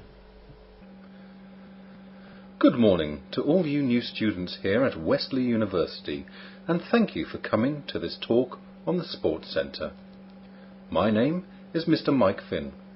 Later, I'll take you around the centre on a tour, but right now, I'll just let you know what we have to offer and how you can become a member. We are at present in the main reception of the Sports Centre. Behind me we have the main sports hall where a myriad of different sports take place. We have football, hockey, basketball, badminton, martial arts and netball, to name but a few. We are also planning cricket nets and trampolines in the near future. Aerobics, modern dance and spinning are also held in the main sports hall, and yoga classes are coming soon. There is a large schedule up on the wall behind me detailing when each sport is on. It also gives details of which sports you have to pay extra for in order to join in. Above us, and overlooking the main sports hall, we have our fitness room, which has all the modern weight training machines and aerobic training machines that you could wish for. At present, there are no running machines, as there have been a few accidents with these, and we are waiting for the university to work out its insurance as regards these before we get them back again. Round the back of the main sports hall are our 3 squash courts. These can be reserved at the reception. The one important thing with the squash courts is that you must not wear outdoor or black marking soles on them. You will be fined and suspended from the centre if you do. Next to that, we have the provisional site of the swimming pool. Details of that are posted on the Sports Centre newsletter, which is always available on the notice board. We hope that it won't be too long in coming. Outside the hall, we have playing fields where you can play football, rugby, cricket and hockey. You don't need to be a member of the Sports Centre to enjoy these playing fields, but you might need to join the individual sports clubs. Membership dues for these clubs are not usually very high, and it always includes insurance cover, so don't worry. You won't need to take out a bank loan to join them all. You now have some time to look at questions 15 to 20.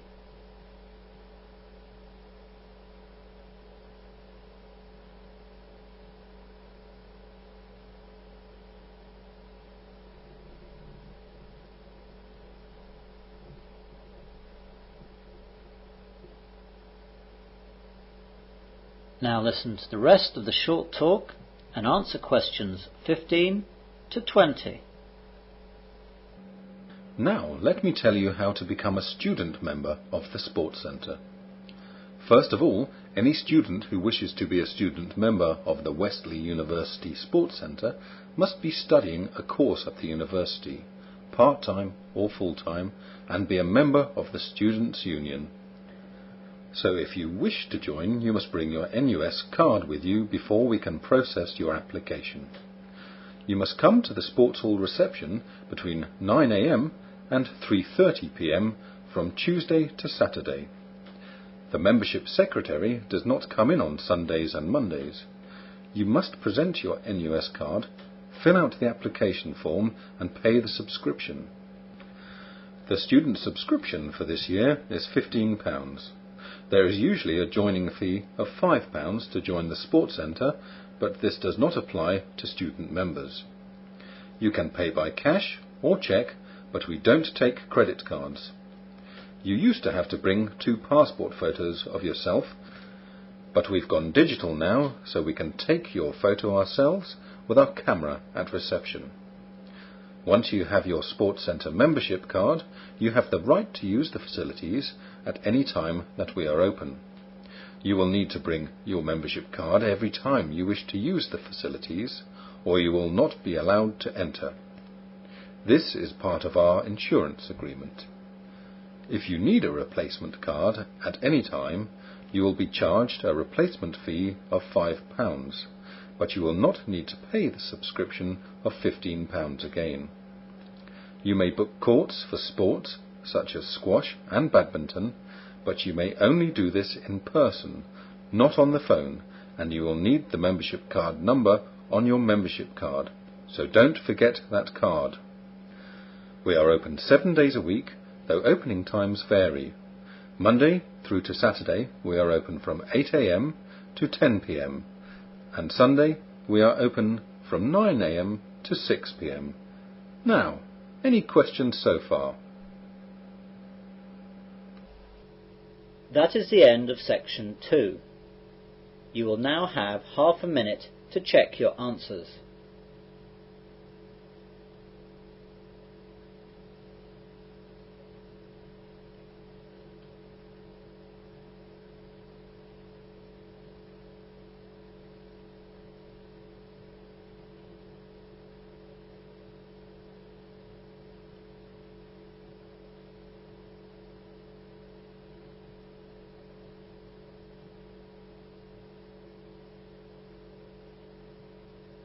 Now turn to section 3. Section 3. You will hear a university tutor and his seminar group of 3 students discussing their extended essays. First, you have some time to look at questions 21 to 25.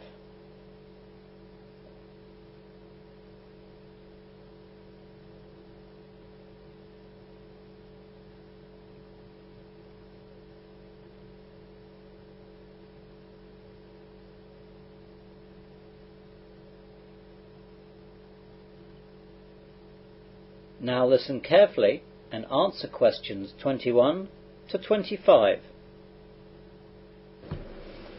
Hello everyone. Welcome back from your winter holidays. I hope you had a good time and didn't work too hard. Well, this semester we will continue our seminars on agriculture. Today, like last semester, we are in the McLeod room, but this will change. Next week we are going to the Hardy room on the 2nd floor, and we will remain there for the duration of the semester. Also, we will have to change the time, as the Hardy room is not available at our usual time of 3 o'clock. So, we'll need to start 1 hour later. Is that okay with everyone? I've got a problem with that. I have a part-time job in a restaurant in town, and finishing an hour later will stop me being on time. Well, Maggie, there are other seminar times for this particular subject, but you'll need to get someone to swap with you, as they're all full. Come by my office tomorrow lunchtime, and I'll show you the list. We should find someone willing to change. What if we can't, though? You'll have to decide what's more important for you, the degree or the job. You know that attendance is compulsory at the seminars, and you haven't got a very good attendance record anyway. I'll sort something out, I suppose. Professor Cameron, when do we find out about the extended essay for this semester? Today, actually, Guy. We'll look at everything in a minute. Thanks. What about last semester's extended essay? Well, Monica, all your extended essays are now with the external examiner, getting their 2nd assessment. I completed the marking in early January, and the external examiner should get them back to me by mid-February. Mid-February? For 3 essays? It's not just your essays, Maggie. There are 3 of you in this seminar group, but I have 5 other seminar groups on this subject in your year, and they have 4 students in each. That makes 19 extended essays that I and the external examiner have to mark. How did we do, Prof? With one notable exception, the essays were of a pretty good standard. I can't say more than that at this stage, but I was very happy. You now have some time to look at questions 26 to 30.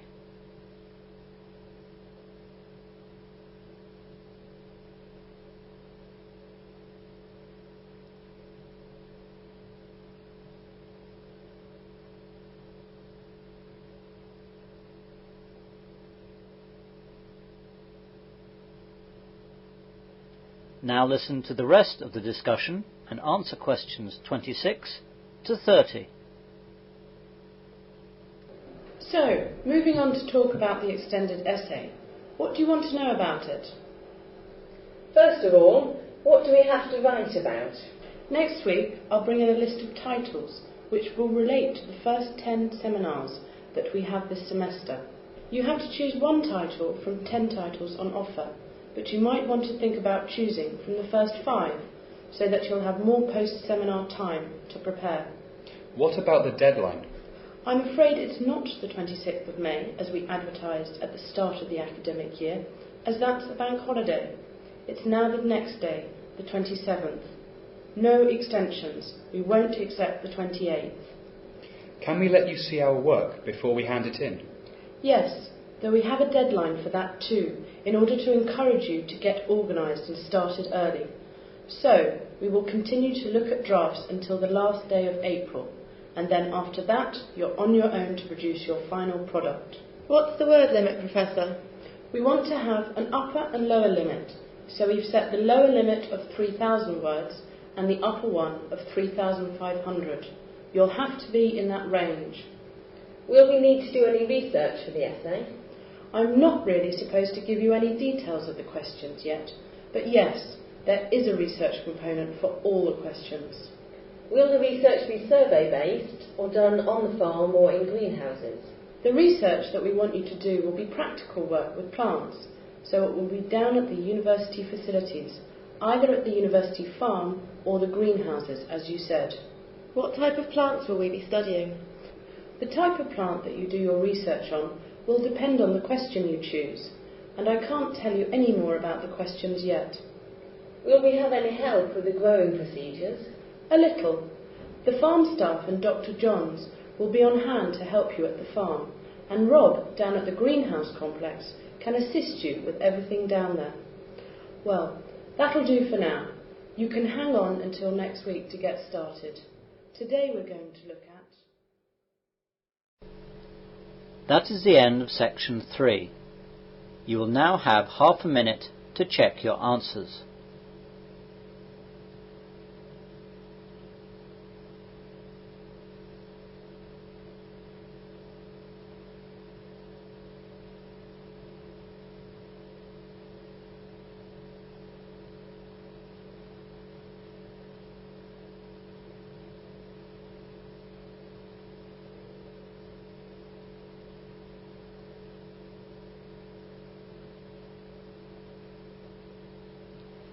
Now turn to section 4. Section 4. You will hear part of a further education lecture on marine biology. First, you have some time to look at questions 31 to 36.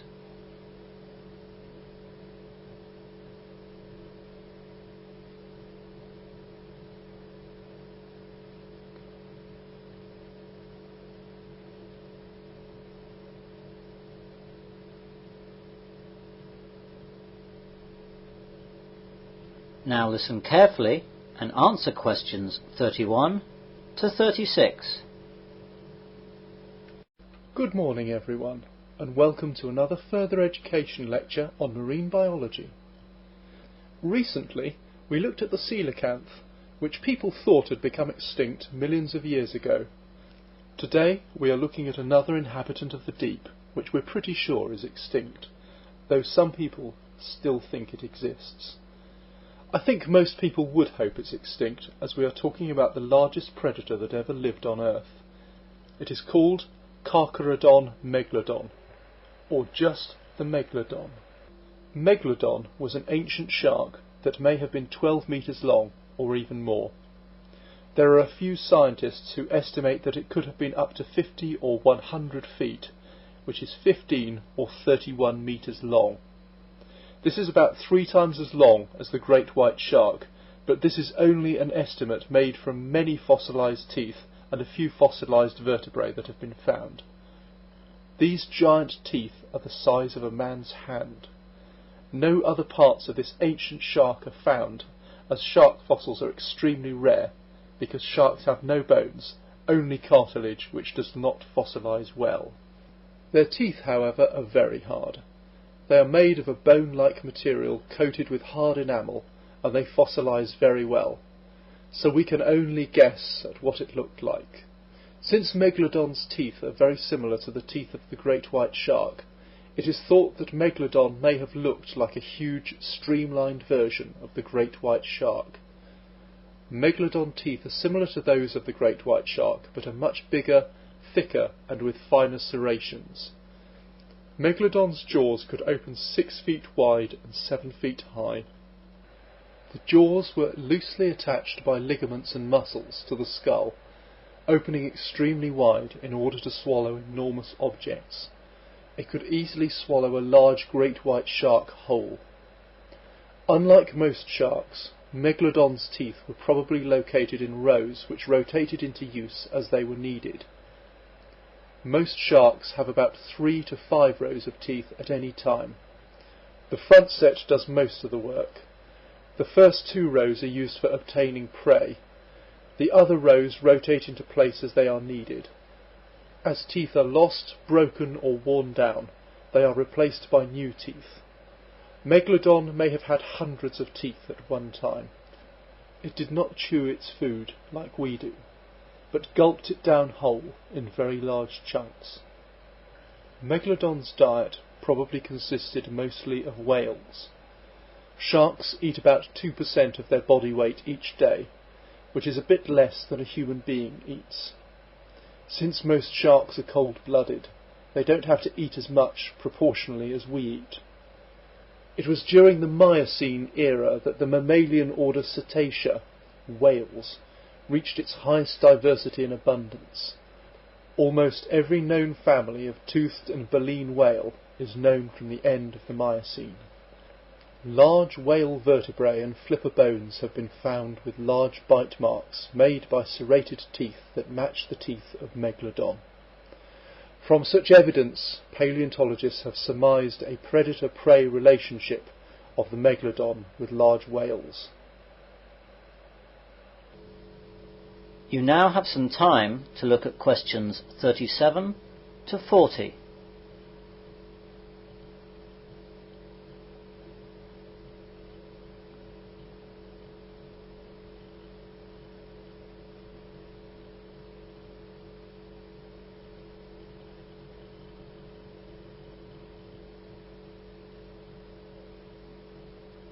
Now listen to the rest of the marine biology lecture and answer questions 37 to 40.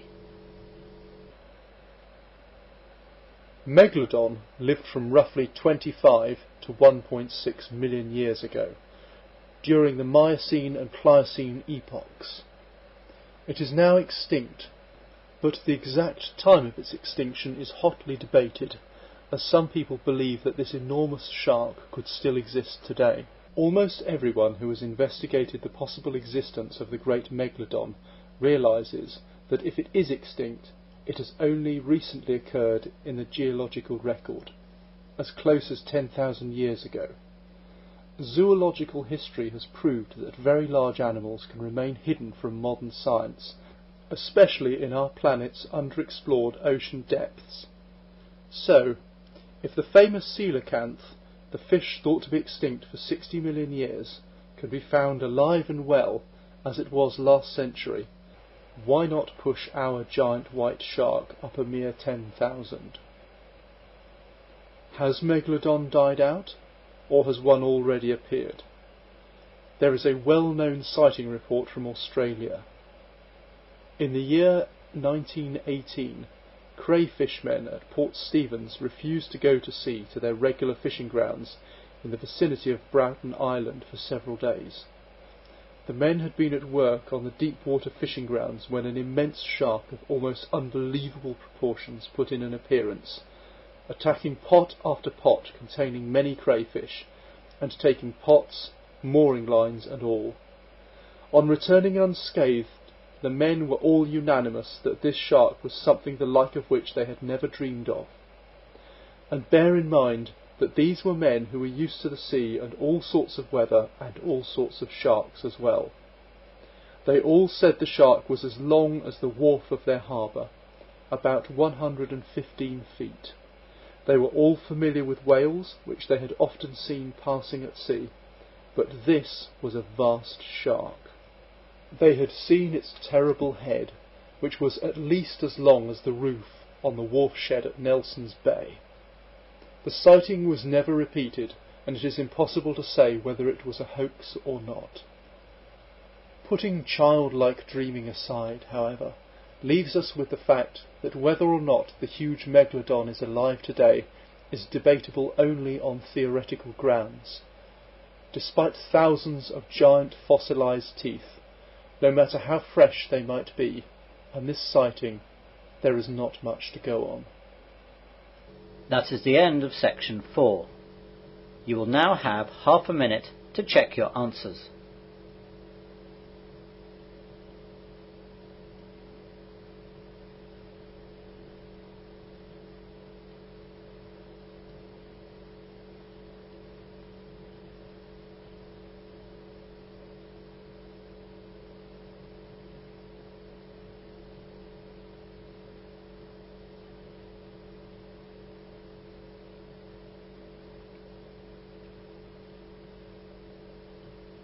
That is the end of listening test 9.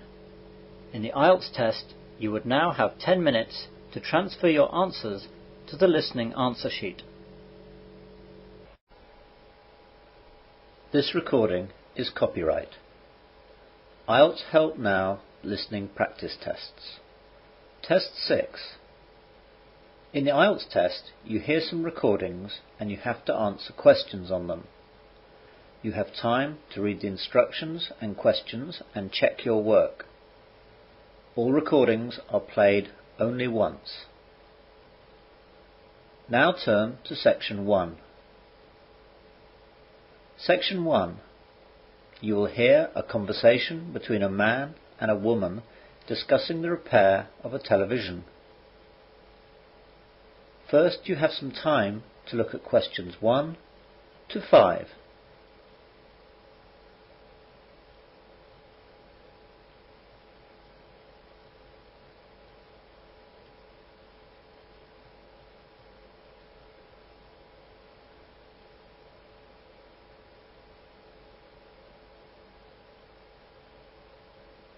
You will see that there is an example.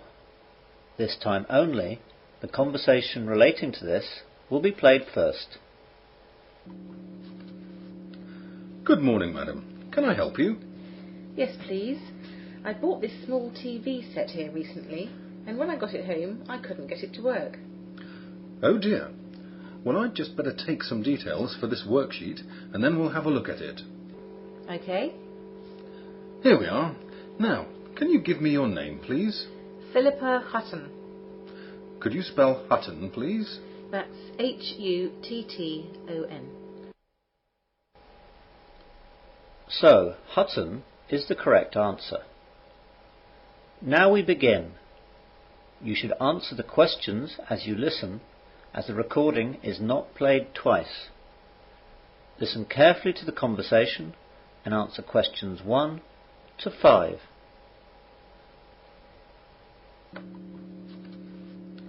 Good morning, madam. Can I help you? Yes, please. I bought this small TV set here recently, and when I got it home, I couldn't get it to work. Oh dear. Well, I'd just better take some details for this worksheet, and then we'll have a look at it.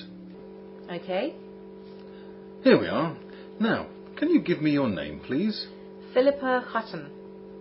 Could you spell Hutton, please? That's Hutton. Thank you. And your address? 13 Glen Avenue, Westley. Do you know the postcode? Yes, it's WE5 8GF. And what's your phone number? My home number is 01748 524 965, and my mobile number is 07745 276 145. OK, got that. Now, did you still have the receipt for the television? Yes, it's right here. Let's have a look. Right. So you bought it on the 5th of June. That's 2 days ago. So what exactly is wrong with the TV? Well, I bought it 2 days ago so I could watch TV while I was cooking for the family. That's why I just bought a nice small one. It could fit on the shelf next to the dining room door. Anyway, when I got it back and plugged it in, there was no response. Nothing at all. No lights, no sound, no buzz. And there are no electrical problems in that room? No, nothing. It isn't just me. My husband is very good with these things, and when he came back, he checked the plug, the fuse, the connections, everything. He couldn't work it out either. That's very strange. Right then, I'll have a look at it. I'm actually not busy right now. I can finish it in about half an hour. Do you want to wait here or come back later today or tomorrow? I'll go to the supermarket across the road and get some shopping done, and I'll come back in about an hour. Is that all right? Yes, I'll be able to tell you what's wrong by then. By the way, your job number is J25, but it doesn't matter as I'll be here when you get back. See you later then. Before the conversation continues, you have some time to look at questions 6 to 10.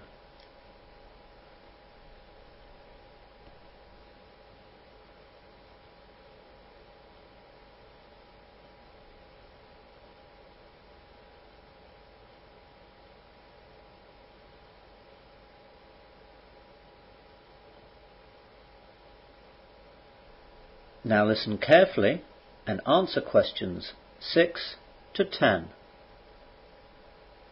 Hi there. All my shopping's done. Have you finished? Oh yes, it didn't take me long. It was actually the first thing that I checked out, so I had it all figured out in about 5 minutes. What was the problem then? It was a loose wire. It's amazing that this television even got through its tests. I suppose that nowadays not everything is tested properly, and they just assume that everything will be all right. With all the things that can go wrong, though, with bad connections, faulty chips, the screen dynamics and everything, it's amazing they all don't go wrong more often.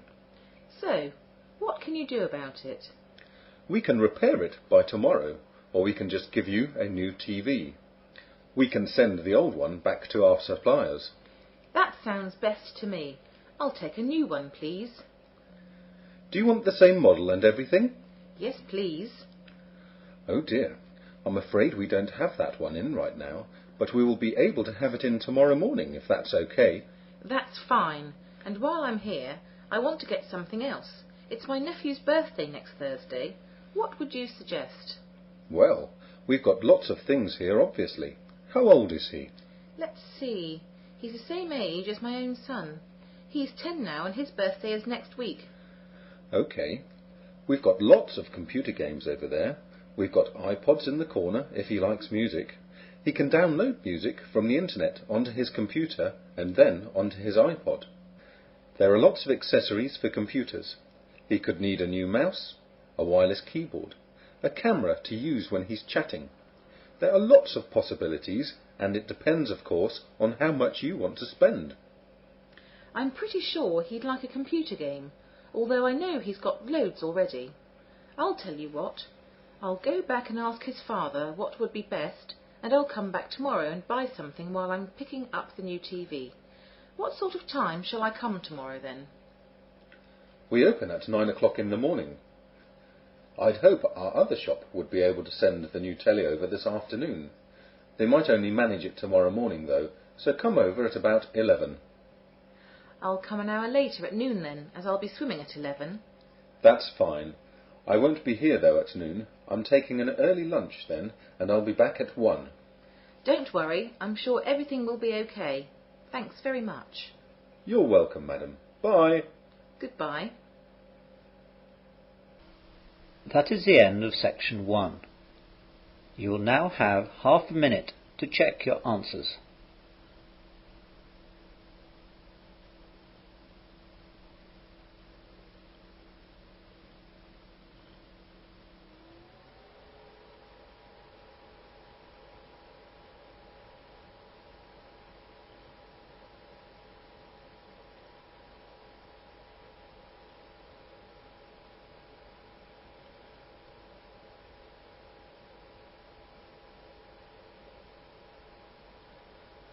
Now turn to section 2. Section 2. You will hear a policeman giving a safety talk to new students at the University of Westerly. First, you have some time to look at questions 11 to 15.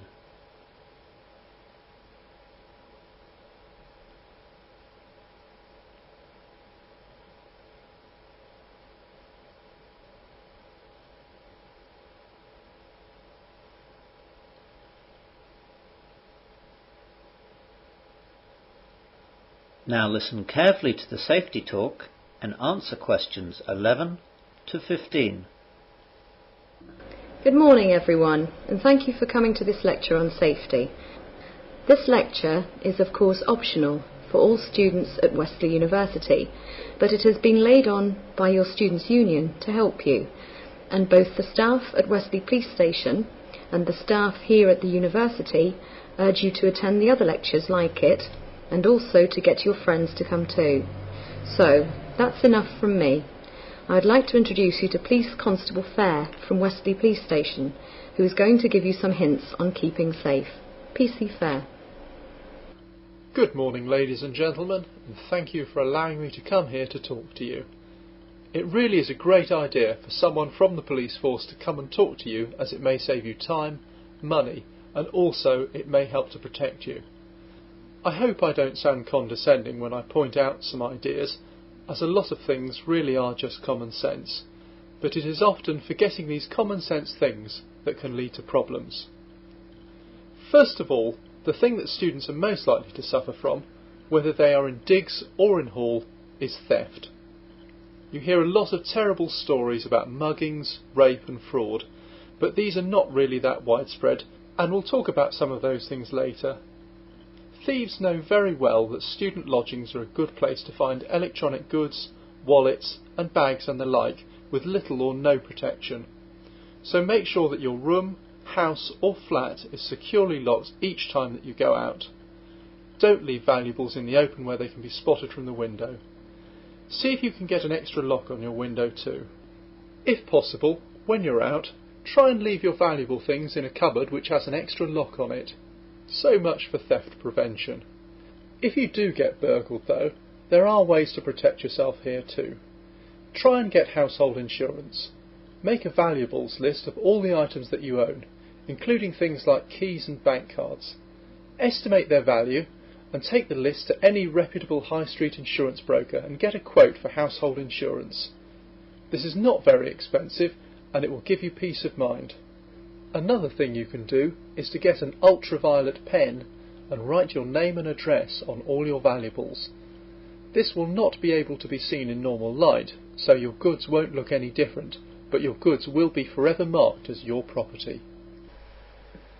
Before the safety talk continues, you have some time to look at questions 16 to 20.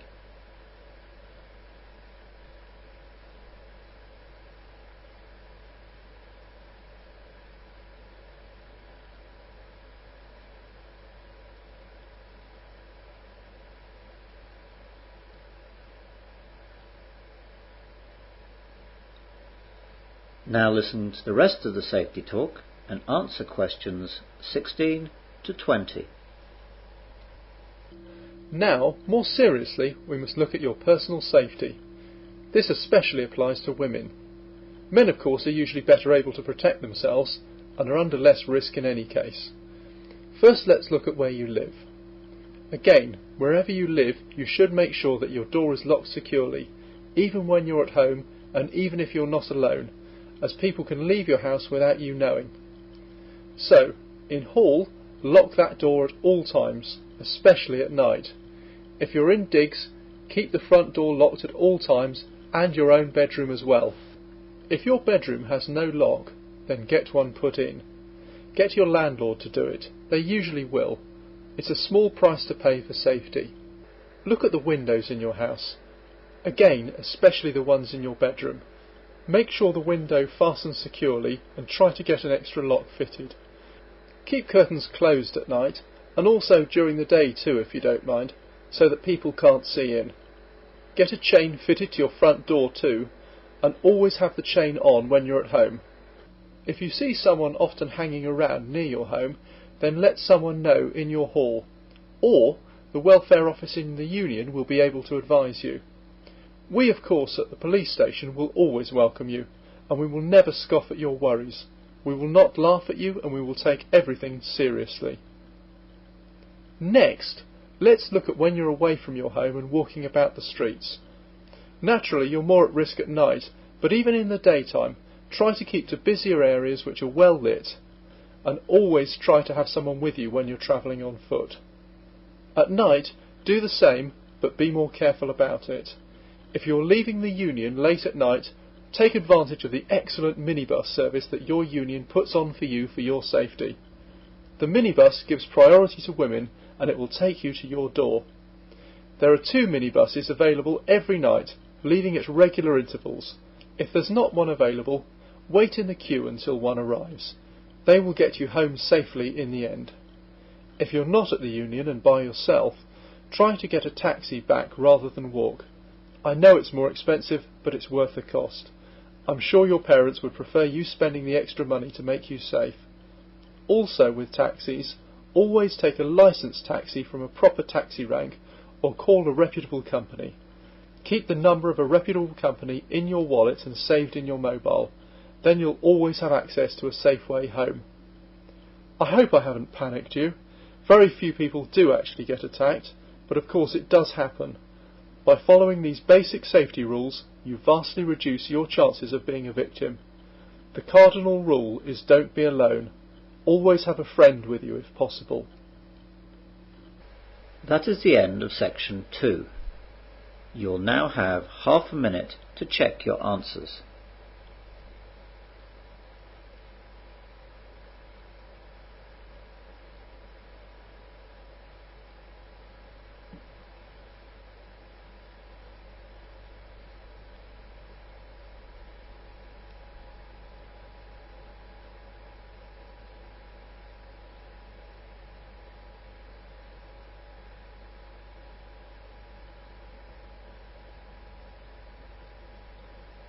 Now turn to section 3. Section 3. You will hear a student and her tutor discussing an essay. First, you have some time to look at questions 21 to 26.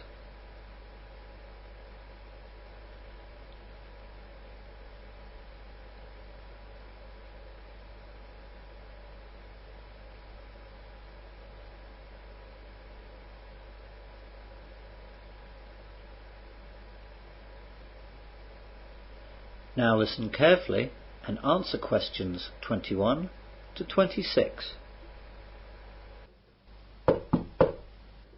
Come in. Good morning, Rachel. Have you come to talk about your extended essay? That's right, Dr. Jones. Have I come at a bad time? No, not at all. This is a good time, in fact. Good, because I wanted to ask you what you thought about my decision on the subject. Yes, you initially wanted to write about working conditions in 19th century factories, but you were later contemplating looking at the conditions inside hospitals in 19th century northern towns. That's right. I thought about it for a long time and weighed up the pros and cons, and I didn't decide for ages. Well, I think you were right to stick with your first idea. There's so many better sources available on the subject.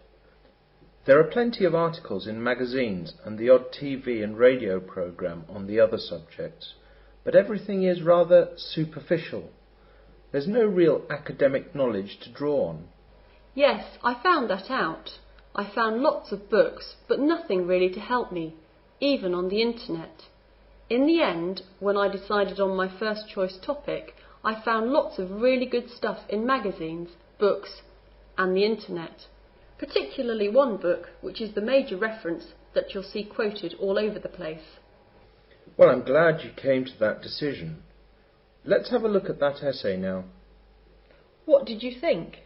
I've spent ages on it, but I'm only about 80% happy with it. Well, I wouldn't be too down about it. I think most of it is pretty good. I like the introduction, which really set out your ideas clearly. The middle needs some attention, but the end was really first-rate. What are the areas that need more work, then? The main problem lies with your analysis of the statistics. You quote all the right numbers, and you've got lots of fine tables and everything, but you need to look more closely at what the numbers mean and what implications they hold. Look at them again and try and explain more clearly the important parts. After that, you need to have a look at your bibliography, which is a bit shoddy. Yes, I was afraid of that. I always think that once I've finished the essay, then I'm done, and so I don't put enough care into things like the bibliography. Still, I've plenty of time to get that and the other stuff sorted out. You've plenty of time, but don't leave it until the last minute, because you'll need to check it all again carefully when you're finished, and it would be a good idea if I looked over it again before its final submission. The deadline is the 28th of April, so shall I get it to you on the 24th? Will that be okay? Well, that won't leave you much time to change anything if I find anything else to do. How about a few days earlier than that? The 21st of April? I'll be able to get it back to you the day after, on the 22nd then. That sounds great. Thank you. You now have some time to look at questions 27 to 30.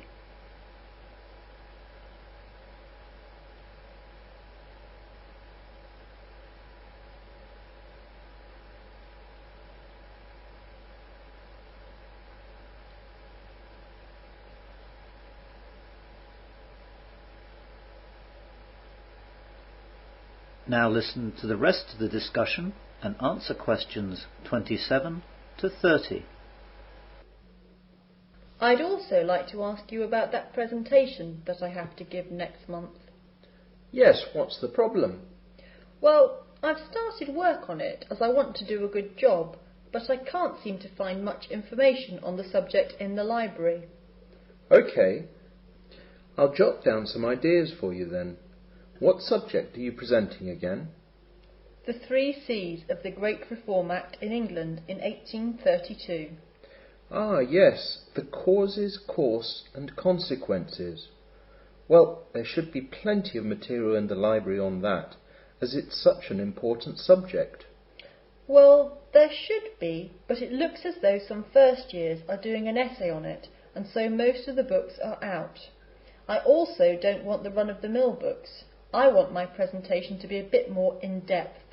The best book for you would be Great 19th Century Reform by Mark Needham. That book you can't take out. It's in the reference section only. You'll have to read it actually in the library itself. Then there was a great article in History Monthly on the Great Reform Act by Jim Wood. The issue was August 2003, I think. You'll find it in the library stack system. That's great. Anything else? Yes, there's another really good book on the subject that looks at the whole thing from a slightly different point of view. I remember when it came out it ruffled a few feathers. It's called Political Reform and it's by Rob Jenkins. The thing is though that I know our library hasn't got it. As you're preparing so far in advance though, you'll be able to order it through interlibrary loan. Just go to the library reception and they'll give you the forms to fill out. It'll come in about a week, I expect. OK, I'll do that straight away. Finally, there's the book, Reform and the 19th Century, which I actually wrote. The library used to have a copy, but it's been lost, I think. I've got a copy at home, so I'll bring it in tomorrow. If you pop in tomorrow morning sometime, I'll let you borrow it for a week or so. Oh, that's fantastic. I didn't know you were an author, Dr. Jones. Yes, I've done a few things. You'd better not lose it or spill coffee on it or anything, though. I'll take very good care of it. I promise you. I know you will, or I wouldn't lend it to you. So I'll see you tomorrow then. Yes. Thanks again. See you tomorrow. Bye. Bye. That is the end of section 3. You will now have half a minute to check your answers.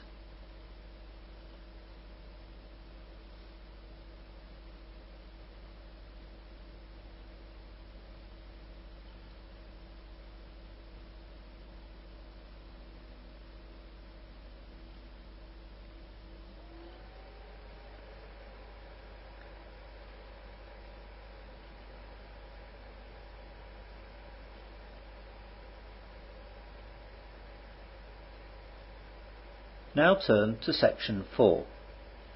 Section 4. You will hear part of a food science lecture.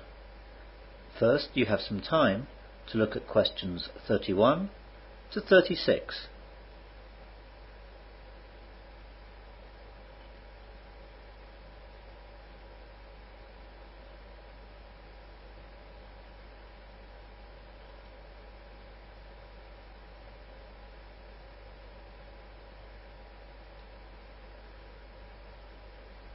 Now listen carefully and answer questions 31 to 36.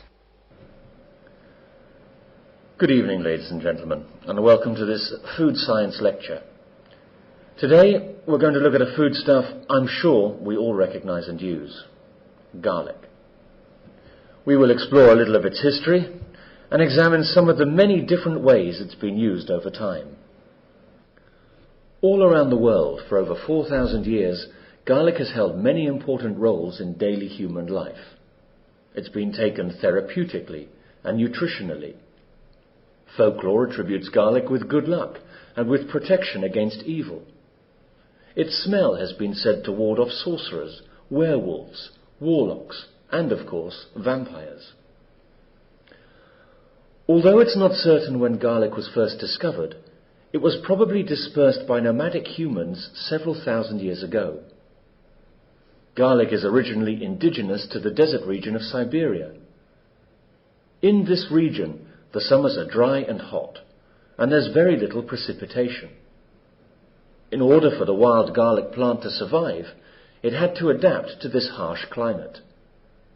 Garlic had to grow when there was moisture, in the spring and fall, and it also had to be able to survive without water for the exceptionally dry summer and winter months. Garlic adapted to its environment, so that the growing cycle began in the fall to take advantage of the available precipitation. When the cold winters or the hot dry summers arrived, it became dormant. The cloves of the garlic plant store large amounts of food, which enable it to withstand long durations of dormancy. When the spring rains arrive, the plant can continue on its growth process. A healthy root system with relatively small leaves is a key to the survival of the plant.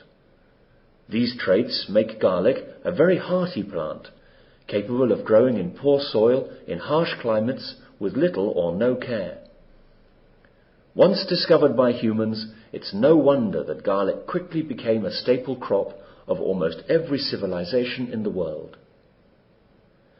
An Egyptian papyrus from 1500 BC recommends garlic for 22 ailments. The Egyptians fed it to slaves building the pyramids to increase their stamina, and during the building of the Great Pyramid, the construction workers lived on a diet consisting primarily of onion and garlic.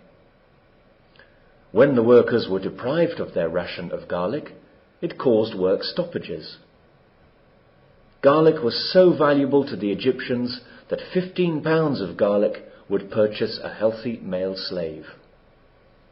Ancient Egyptians worshipped garlic as a god, and its name was often invoked at oath-takings.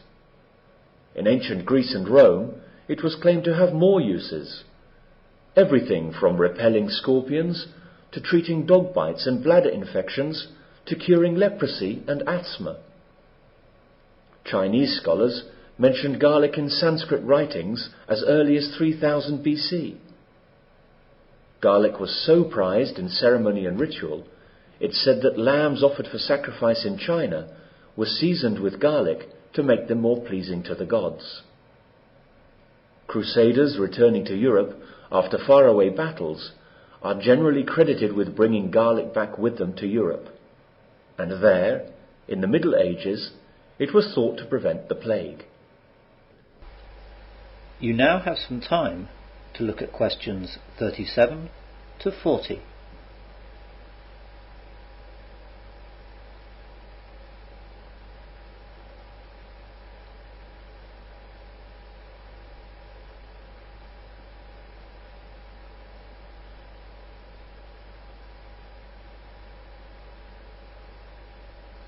Now listen to the rest of the lecture and answer questions 37 to 40. Modern research has confirmed the health benefits of garlic that our ancestors believed in. Garlic may even prevent cancer because it contains vitamins such as C, A, and B, which stimulate the immune system to eliminate toxins and combat carcinogens. Research in 1858 by Louis Pasteur documented that garlic also kills bacteria. During World War II, when penicillin and sulfur drugs were scarce, garlic was used as an antiseptic to disinfect open wounds and prevent gangrene. The properties responsible for these medicinal effects are not clearly understood. Recent research identifies hundreds of volatile sulfur compounds in the herb. For this reason, it may also become a valuable treatment for AIDS. A study in China showed that people with the highest levels of dietary garlic have a reduced risk of stomach cancer. It can also kill 60 types of fungi and yeast, among them the common cause of athlete's foot. Japanese scientists test its effects on patients with lumbago and arthritis. Experts are split on the recommended daily amount of dietary garlic, from 1 to 10 cloves. However, most agree that fresh garlic is better than in supplement form. How garlic is prepared also affects how it can be used.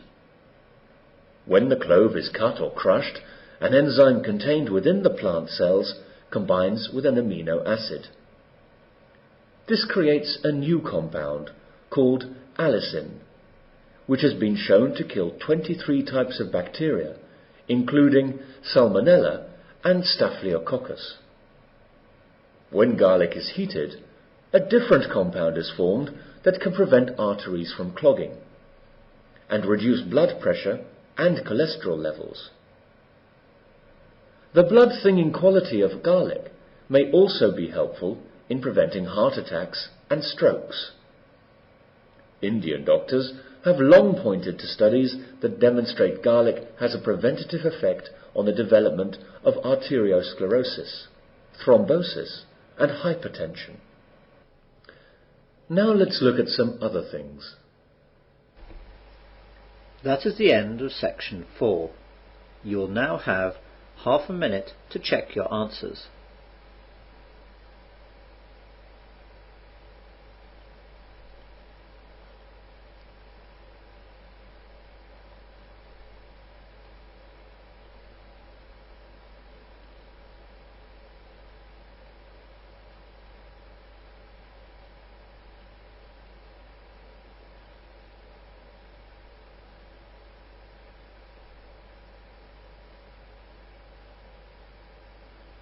That is the end of listening test 6. In the IELTS test, you would now have 10 minutes to transfer your answers to the listening answer sheet. This recording is copyright. IELTS Help Now Listening Practice Tests. Test 5. In the IELTS test, you hear some recordings and you have to answer questions on them. You have time to read the instructions and questions and check your work. All recordings are played only once. Now turn to Section 1. Section 1. You will hear a conversation between two women as one of the women buys a bus pass. First you have some time to look at questions 1 to 5.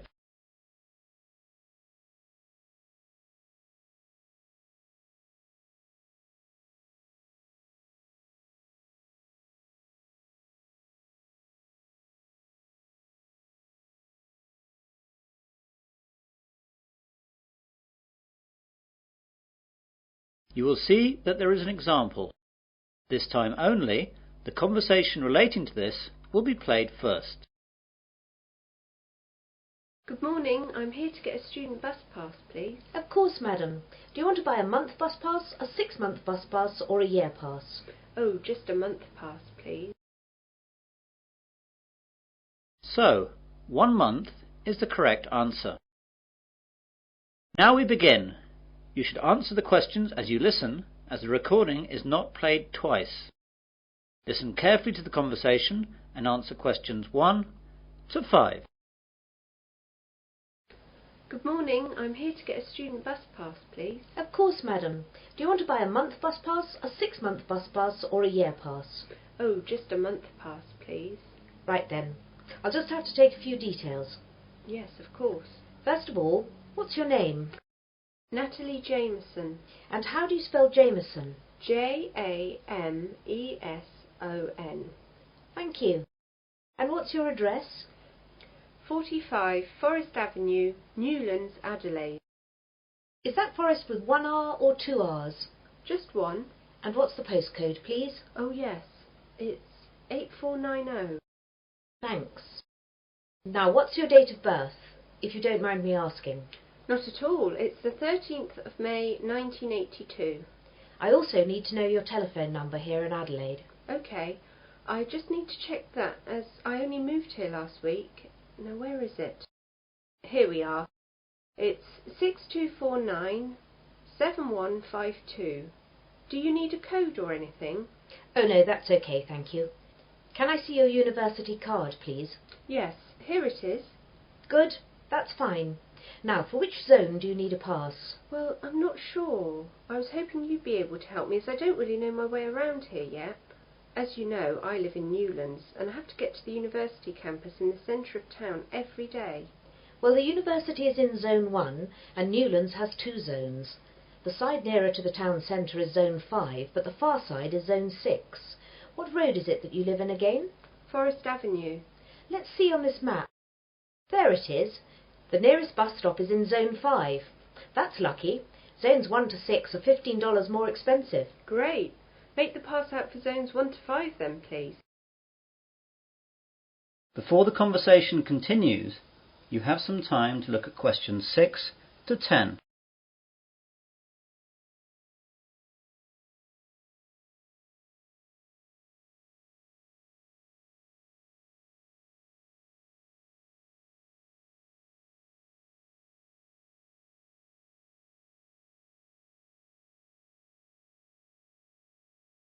Now listen carefully and answer questions 6 to 10. I've got some other questions too, if you don't mind. Sure, go ahead. Well, this weekend my friend and I aren't doing anything, so we thought we'd take a trip out of town and visit somewhere new. Does the bus service run any trips like that? Yes, we've got a selection of trips. I'll tell you about some of them. Thanks. Right. The first one goes up to MacDonald Nature Park. The bus leaves at 8 o'clock and takes about 2 hours to get there, and leaves for the return at 4:30 in the afternoon. Once there, you can walk around the nature trails. It's really nice, and the MacDonald River runs through there, and that's really beautiful, so take a camera with you. Then there's the Pearl Bay trip. The bus leaves at 9 a.m. and goes up the coast to Pearl Bay. How far is that? It's an hour away.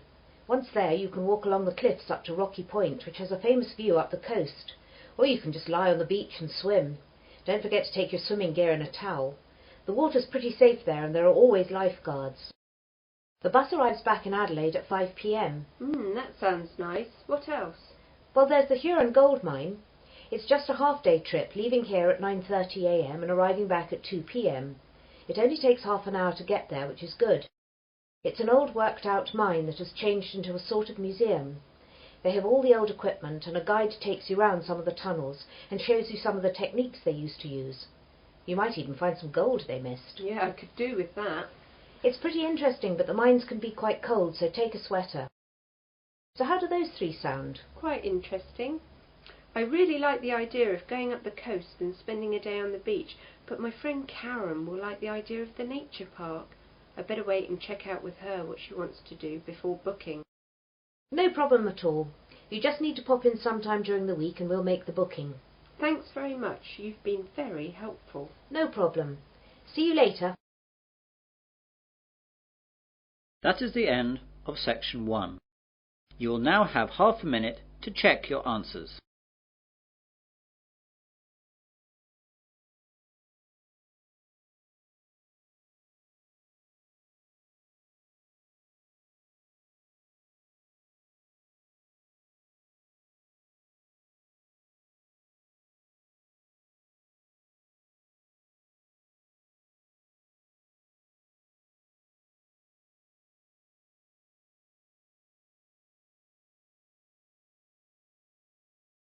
Now turn to Section 2. Section 2. You will hear a radio presenter interviewing a man about the Sydney Harbour Bridge. First, you have some time to look at questions 11 to 16.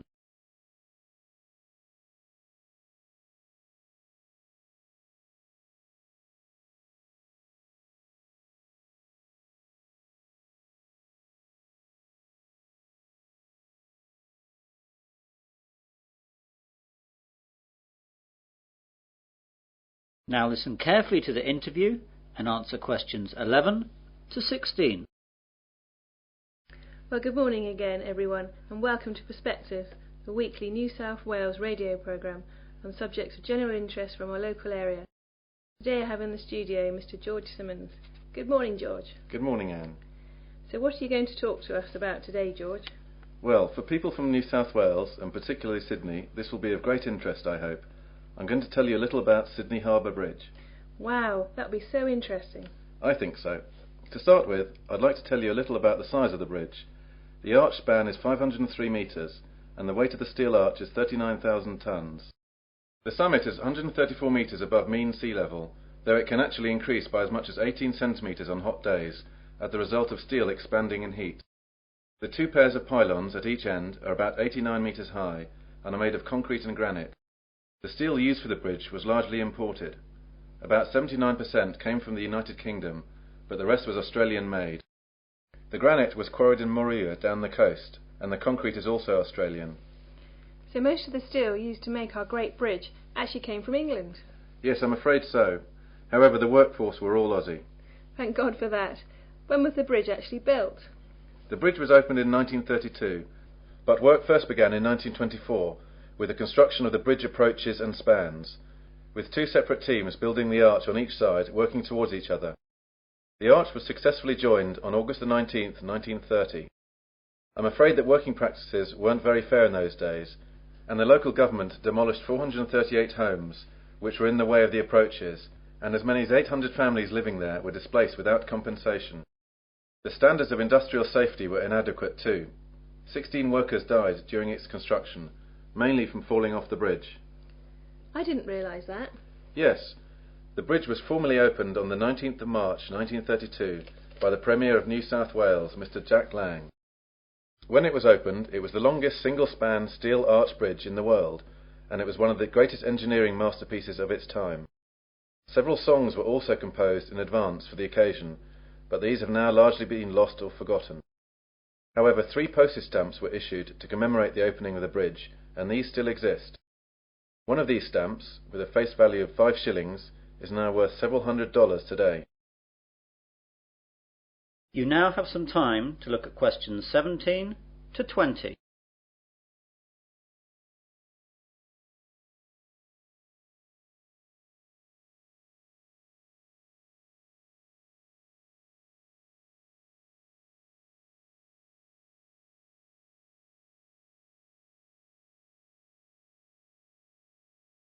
Now listen to the rest of the interview and answer questions 17 to 20.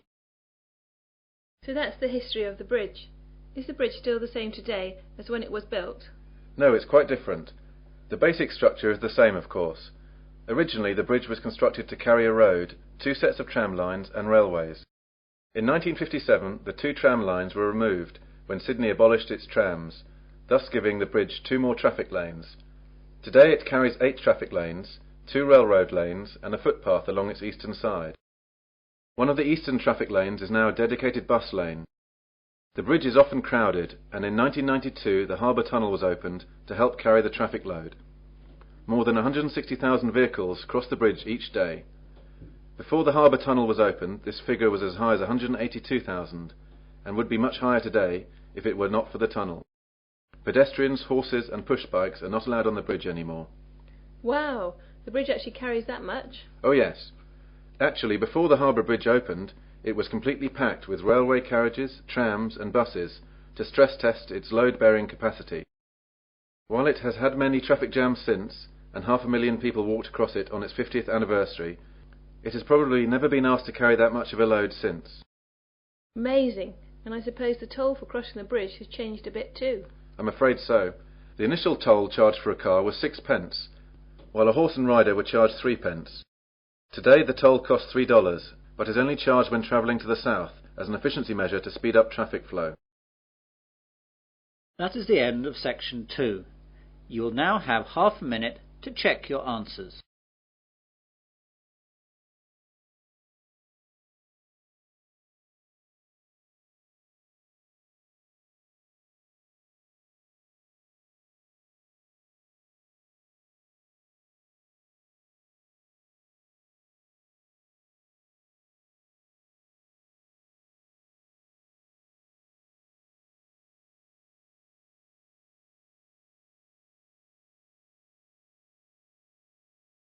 Now turn to Section 3. Section 3. You will hear 3 students discussing a survey they are going to do. First, you have some time to look at questions 21 to 27.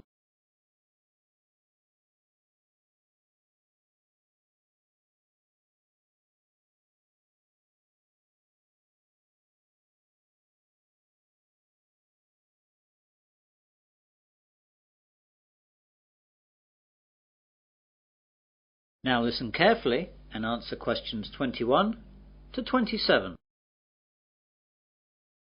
Hi Mel, hi Laura, sorry I'm a bit late. I got held up by the bus. It just didn't come for ages. Don't worry, you're only a couple of minutes behind and we've only just been chatting. Right then, we're here to organise the survey that we're going to do. Mel, you said that you discussed with Professor Donald Walker what type of survey we were going to do.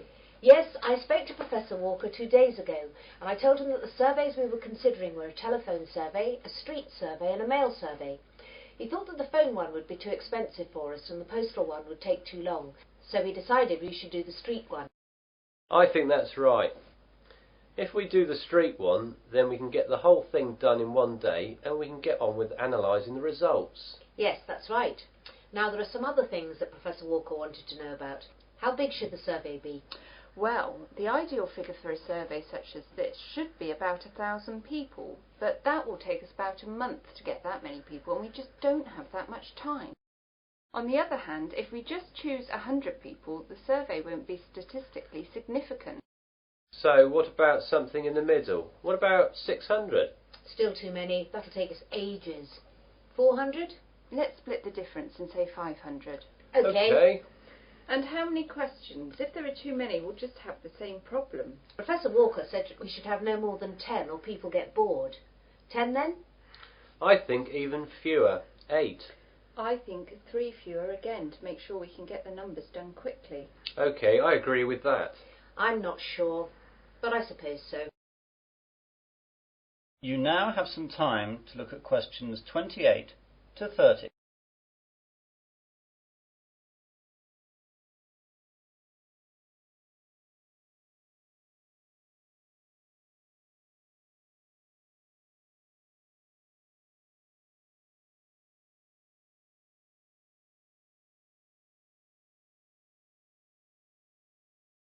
Now listen to the rest of the discussion and answer questions 28 to 30. Now, Professor Walker asked where we were going to do the survey. Does he want to avoid that area then? Probably. Now, we can either all stay together or split up and do different locations. Well, if we split up, then I think we've got a better chance of getting more people surveyed. Yes, I agree with Laura. OK. Now, I made a list of the possible locations in Wesley where we could station ourselves. There's the town square, at the entrance to the train station, at the university cafeteria, outside Dobbin's department store, on the corner of the High Street and College Road, the bus station and the corner of High Street and Wilkins Road. What do you think? I think the square is great, but the people at the train station will be travelling and often in a hurry. I agree with all of that, and I think the bus station will have the same problem as the train station. OK, that's those 2 out then. I think the other ones in town were good too. The cafeteria will have too many students, and that will create too great a bias to our survey. We need a good cross-section of the population, and anywhere too close to the university won't give us that. Laura's right. So, out of the other town ones, I think that the 2 on the High Street corners are good. I don't agree. The High Street corner with College Road would be good, but the corner with Wilkins Road is too far out. Not enough people will come by there. Yes, Mel's right there. We should use Dobbin's department store instead. I can see your point. OK, that's settled then. All 3 of us will be stationed in town then, but not the Wilkins Road position. That is the end of section 3. You will now have half a minute to check your answers.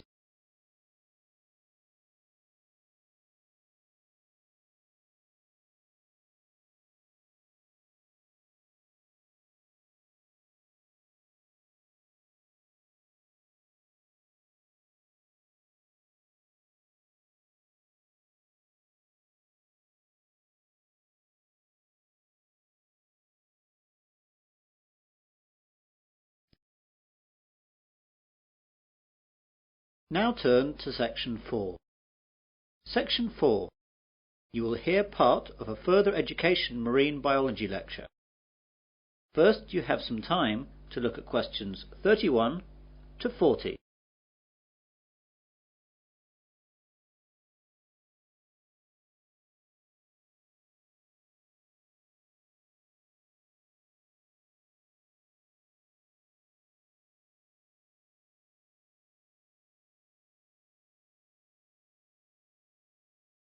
Now listen carefully and answer questions 31 to 40.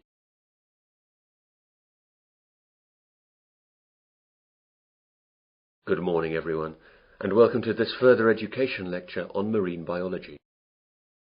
Today, we're going to look at the coelacanth. The discovery of the coelacanth has been compared to finding a dinosaur walking around today over 85 million years after it went extinct.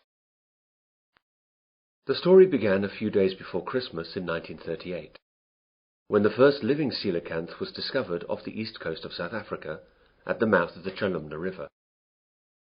The fish was caught in a shark gill net by Captain Goosen and his crew, who, recognizing the bizarre nature of their catch, alerted the local museum in the small South African town of East London. The director of the East London Museum at the time was Miss Marjorie Courtney Latimer, after whom the coelacanth was eventually named.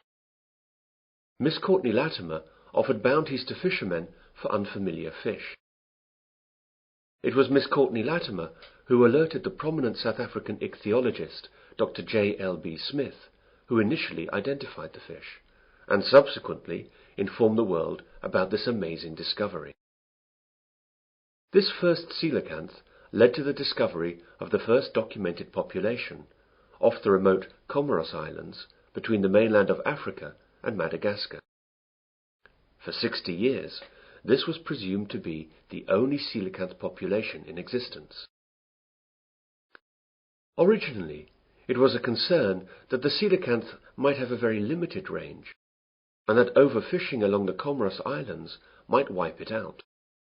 However, scientists were amazed when, on July 30th, 1998, an American scientist discovered a coelacanth population in Indonesia. Dr. Mark Erdman was on a honeymoon trip to the area investigating a coral reef research site when he spotted a strange fish being wheeled into the fish market. He recognized the fish as a coelacanth and snapped a picture before it was sold. Dr. Erdman's subsequent research revealed that the people from Sulawesi had a name for it: Raja, King of the Sea. The Sulawesi coelacanth colony is about 10,000 kilometers east of where the coelacanths were previously known to occur in the western Indian Ocean.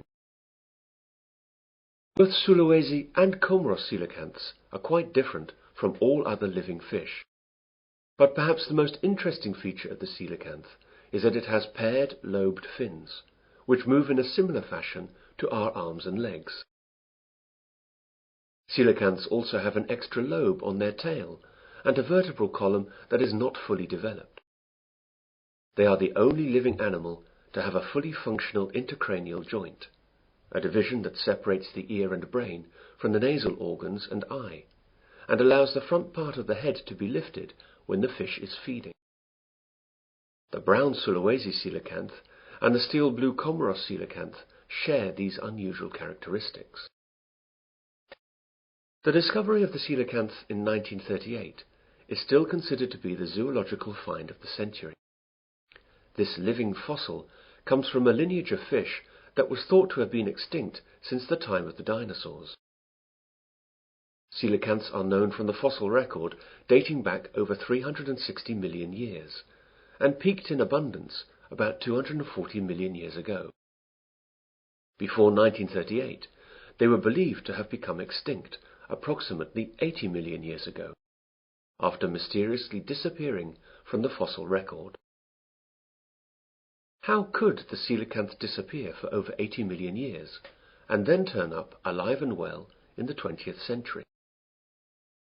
The answer seems to be that fossil coelacanths appeared to live in environments with clay sedimentation with plenty of volcanic activity. Modern coelacanths, both in the Comoros and Sulawesi, inhabit caves and overhangs in vertical marine reefs at about 200 meters, environments not conducive to fossil creation. In 1991, scientists got a better understanding of the fish when the Comoros got their independence from France, and French restrictions on research were lifted. This allowed scientists to study the fish off the Comoros Islands. As the animal hides in underwater caves some 300 to 700 feet down during the day and comes out at night to feed, diving is not an option, and previously only fishermen's specimens had been available for study. But this time the scientists had their own submarine, so they could study the coelacanth in its natural habitat through portholes. That is the end of section 4. You will now have half a minute to check your answers.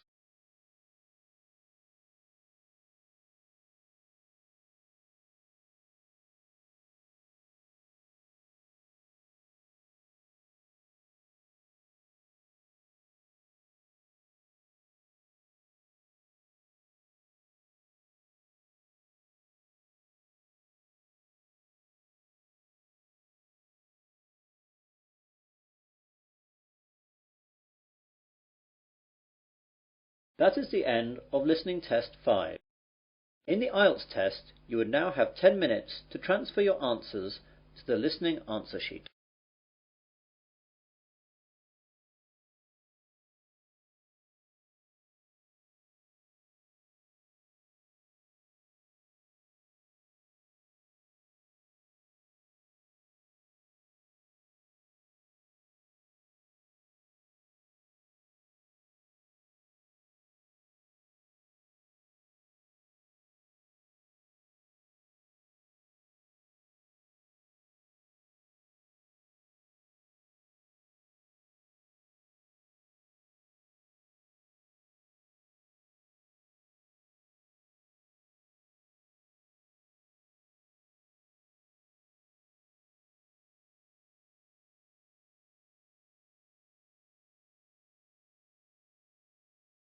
This recording is copyright.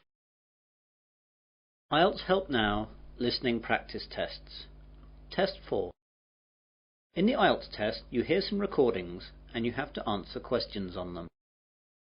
You have time to read the instructions and questions and check your work. All recordings are played only once. Now turn to Section 1. Section 1. You will hear a conversation between a man and a receptionist on the subject of joining a surgery.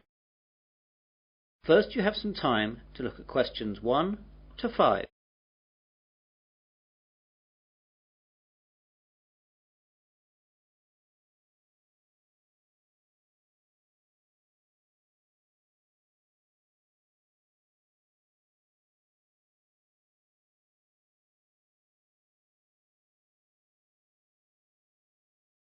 You will see that there is an example.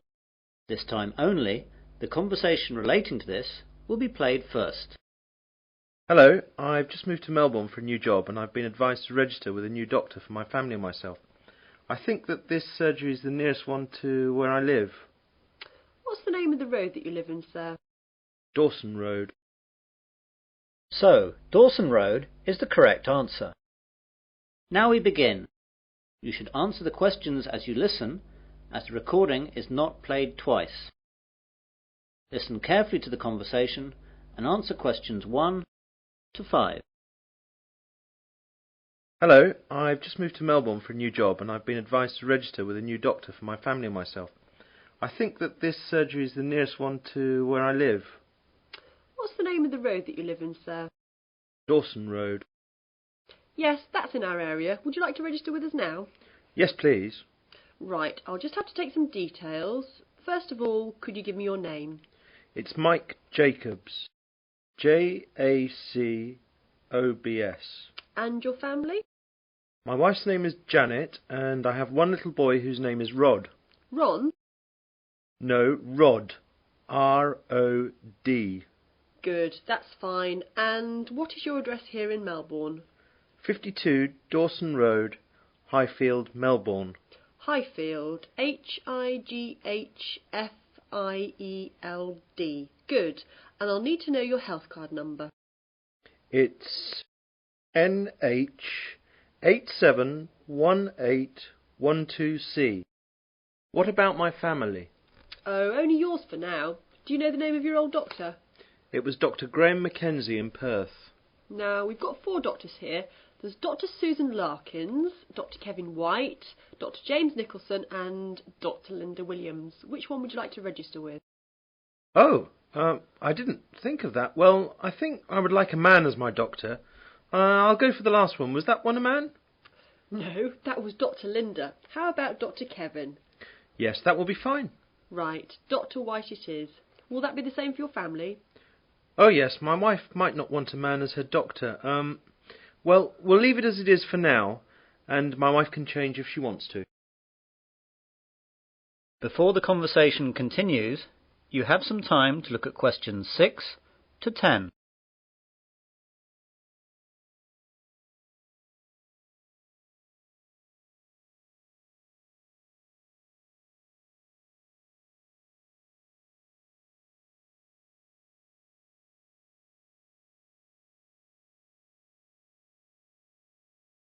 Now listen carefully and answer questions 6 to 10.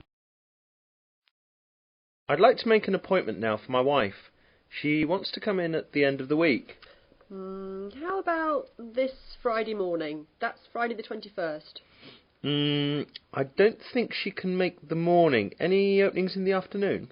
There are appointments available at 2, 2:30 and 3:30. We'll take the first one, please. OK, that's done. Oh, and what shall my wife do if she wants to switch doctor? She can just give us a call here. Do you want to take the number down? Yes, please. It's 72539829. Can you give me your name, please? My name's Angela, but there are 2 other girls who might be on duty as well. Their names are Elizabeth and Rachel, but it doesn't matter who's on duty. Anyone can take care of it. Now, what do we do if we need to call out a doctor during the night? We've got a rotation system with the doctors in the area. There's a mobile number you can call and that'll get through to the doctor who's on duty. What's that number? It's 0506 759 3856. Got that. I didn't ask about any charges. Like all Australia, prescriptions have to be paid for at the chemist at the prevailing rate. Some things like vaccinations for travel and insurance report we make a standard charge for, and I can give you a price list for those. Consultations, though, are under the National Health Service, so they'll be free. Great. Well, that's all. Thanks and goodbye. Goodbye. That is the end of section 1. You will now have half a minute to check your answers.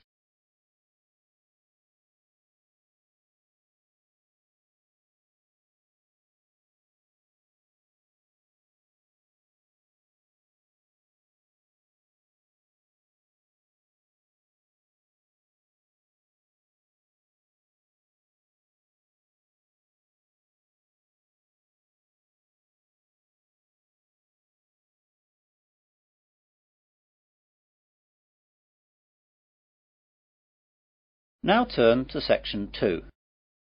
Section 2. You will hear a man giving a guide talk to new students at a university library. First you have some time to look at questions 11 to 16.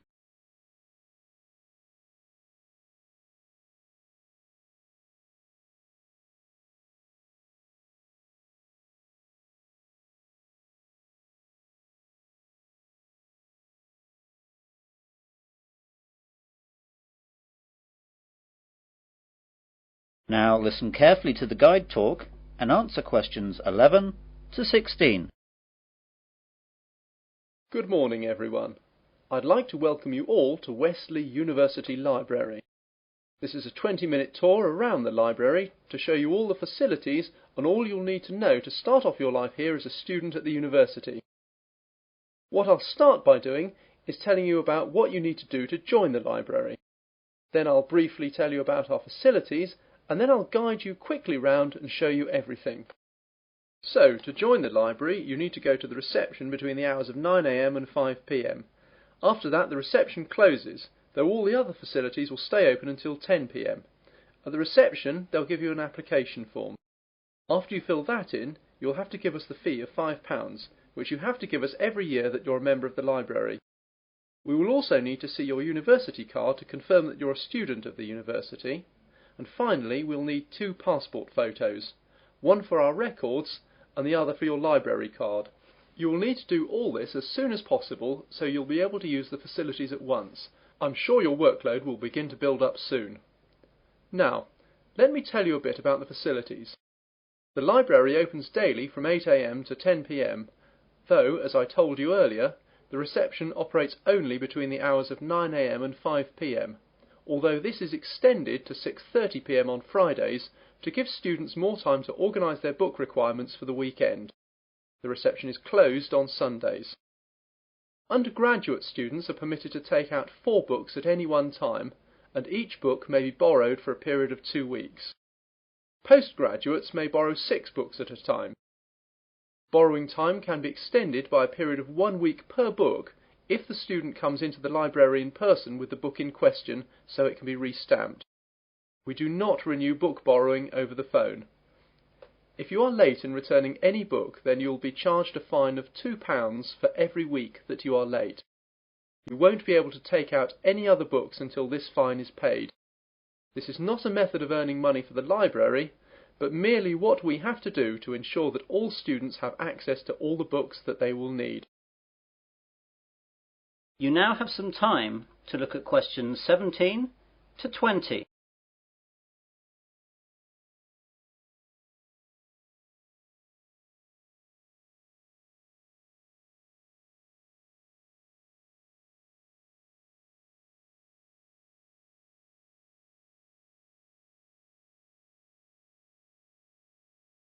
Now listen to the rest of the guide talk and answer questions 17 to 20. OK then, on to the layout of the library. We're on the ground floor of the library at the moment. Here we have the reception, the computers, which you can use to search for books and their location, and the bathrooms, which are behind the reception. The rest of the ground floor is taken up by the non-lending section of the library. Here we keep all the books which are either too valuable or are used too much to lend out. You can reserve time with these books at reception and use them during any time that the library is open, but, of course, you may not remove them from the library. On the first floor above us we have the arts section, which includes books that students will need for subjects such as languages, literature, art and history. On the second floor is the science section. We'll see these in a minute. Of course, individual departments will usually have their specialist libraries in their buildings, though the computer catalogues here will list them so you know where to find everything, whether it's here or in the specialist libraries. Finally, in the basement we have the stack system, which contains the university collection of magazines and journals that we have collected and to which we subscribe. If there's anything that we do not have or that you can't find, please go to reception and let them know the details. The university operates a swap system with other universities, and we can arrange for volumes that we do not possess to be sent here on a limited loan. Well, those are the basic details about the university library. That is the end of section 2. You'll now have half a minute to check your answers.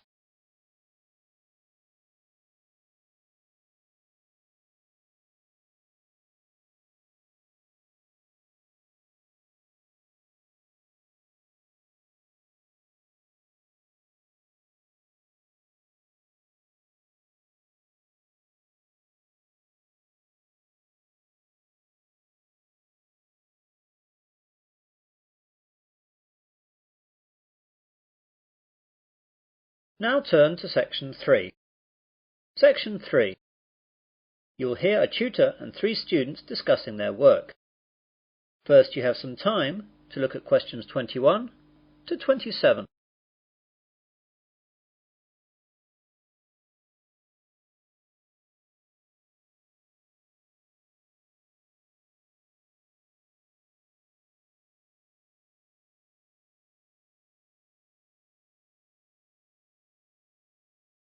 Now listen carefully and answer questions 21 to 27. Good morning everyone. Well, in today's tutorial we're going to discuss the essays that you have to submit by the end of next week. Some of you will have already started them, which is good, and if you haven't, well that's okay, but you'll have to get a move on. So, let's begin with you, Simon. What's happening with you? Well, I've made a start on it. I researched the background quite extensively last weekend, and I should get to the writing stage tomorrow with a bit of luck, and I'll get finished at the weekend. What are you writing about? I decided to look at the car manufacturing company Jaguar, examine the problems they had with reliability in the 1970s and 80s, how they dealt with it, and how it affected their marketing and sales strategy. That sounds pretty interesting. Any problems with that? At the start I had problems getting information from that far back, but after rooting around in the library I found some magazines which gave me information and also gave me references to find other stuff. It seems now the only problem is keeping to the 4,000 word limit. It just seems that I have so much to write about. It seems I'll need 5,000 or even 6,000 words to be able to cope. Yes, your essay title seems to me to be very wide-ranging. Would you think about cutting out part of it?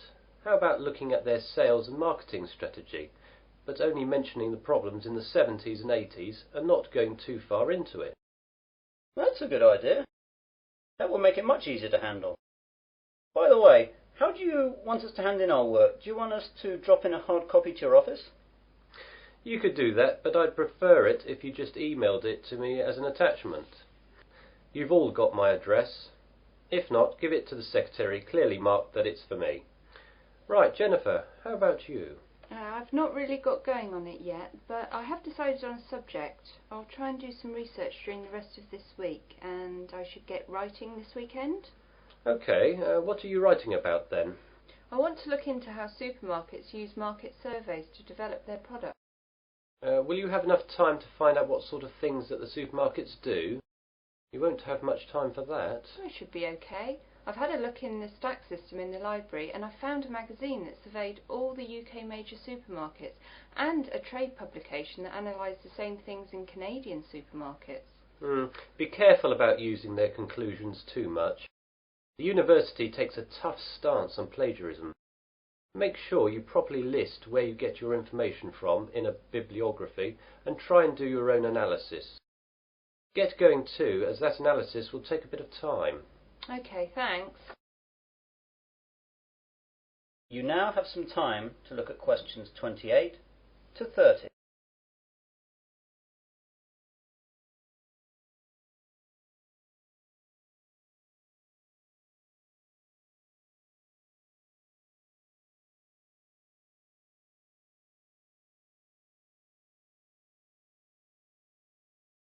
Now listen to the rest of the discussion and answer questions 28 to 30. And Melanie, how is your work going? I'm a bit behind, I'm afraid. I was sick all last week and the weekend with flu. I've got a subject, I think, but I've not done any work on it yet. Is there any chance I can get an extension to the submittal date?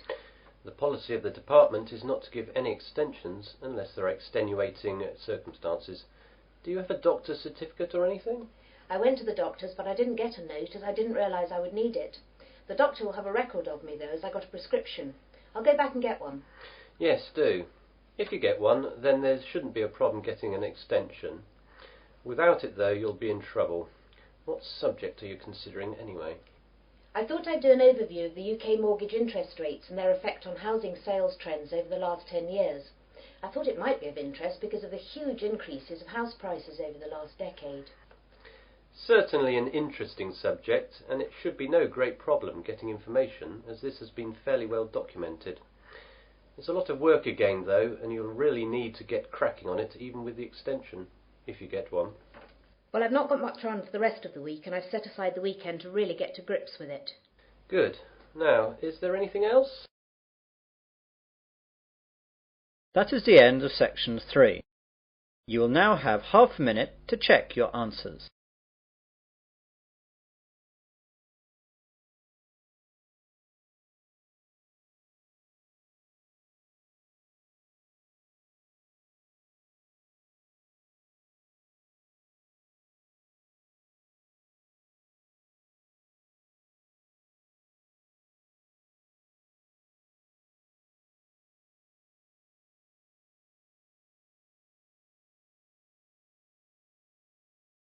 Now turn to Section 4.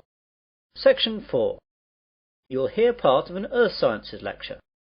First you have some time to look at questions 31 to 40.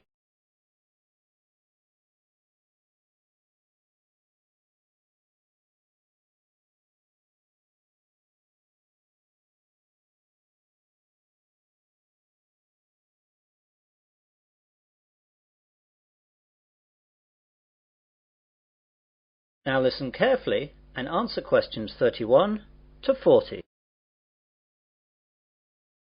Good afternoon and welcome to this Earth Sciences lecture. Today we're going to look at tidal waves, or more correctly, tsunami. Deep below the ocean's surface, tectonic plates collide, and every once in a while these forces produce an earthquake. The energy of such submarine earthquakes can produce tidal waves which radiate out in all directions from the epicenter of the quake, moving at speeds of up to 500 miles per hour. When these waves reach shore, they can cause enormous destruction and loss of life. Tidal waves are actually misnamed. They are not caused by tides. A more accurate word for them is the Japanese name tsunami, which means harbour wave. They are also sometimes called seismic sea waves, since they can be caused by seismic disturbances such as submarine quakes. However, that name is not really accurate either, since tsunami can also be caused by landslides, volcanic eruptions, nuclear explosions, and even impacts of objects from outer space, such as meteorites, asteroids, and comets. Earthquakes, though, are the largest cause of tsunami. Tectonic plates cover the world's surface, and their movement can be detected anywhere in the world. Some areas of the world are more prone to greater movement, and it is in these places that the largest waves can occur.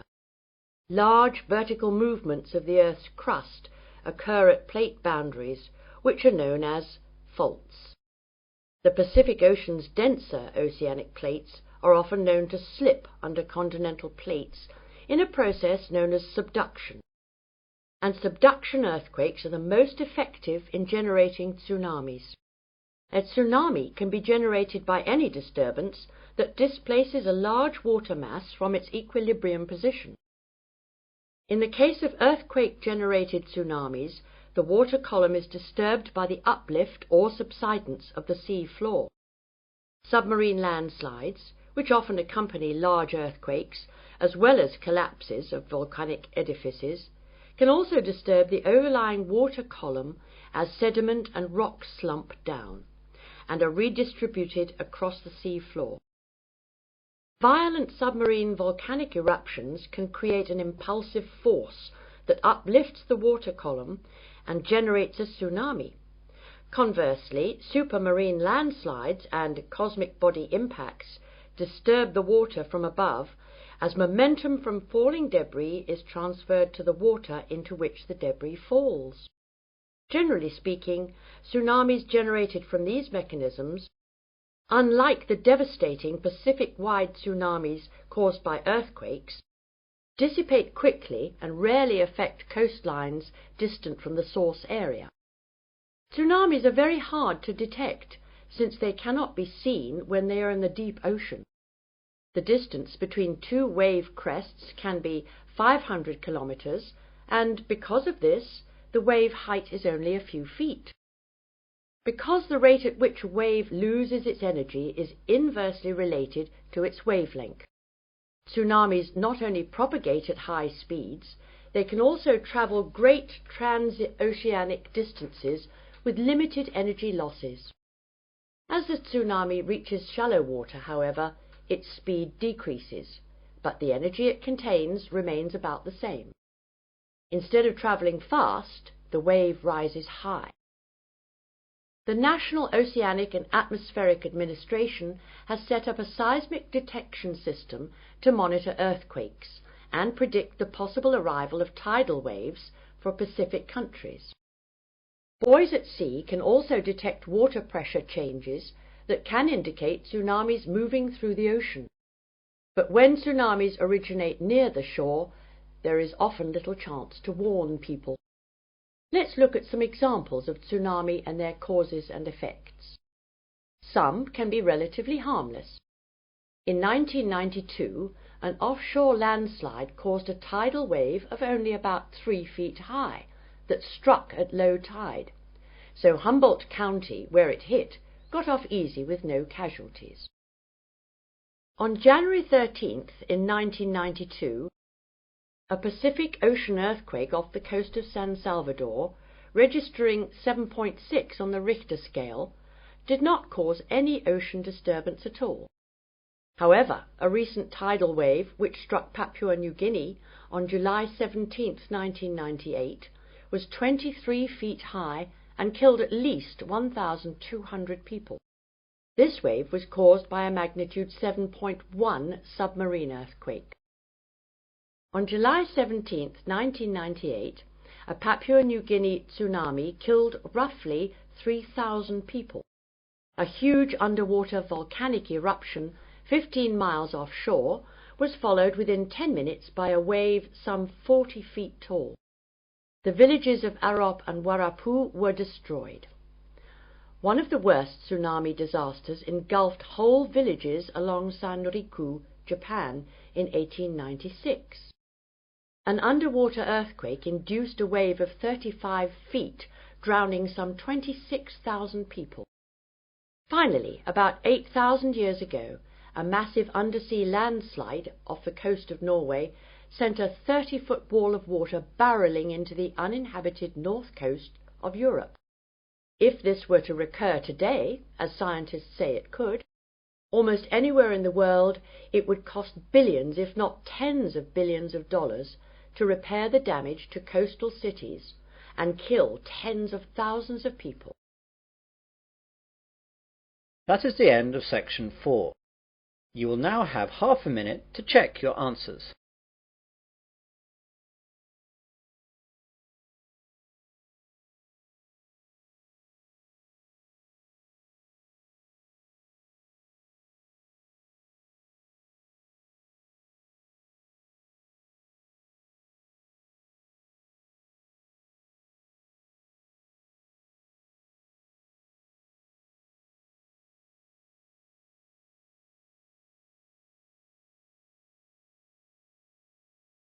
That is the end of listening test 4. In the IELTS test, you would now have 10 minutes to transfer your answers to the listening answer sheet.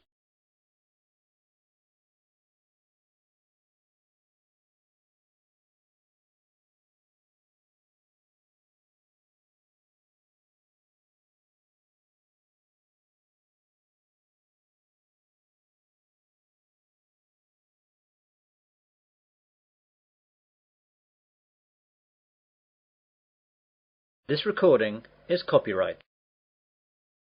IELTS Help Now Listening Practice Tests. Test 3. In the IELTS test, you hear some recordings and you have to answer questions on them.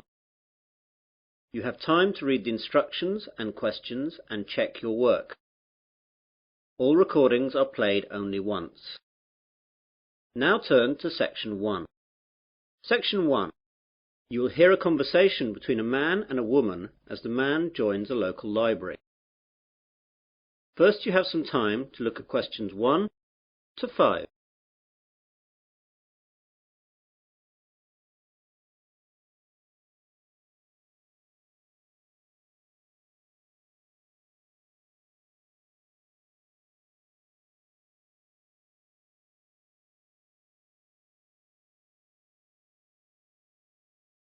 You will see that there is an example.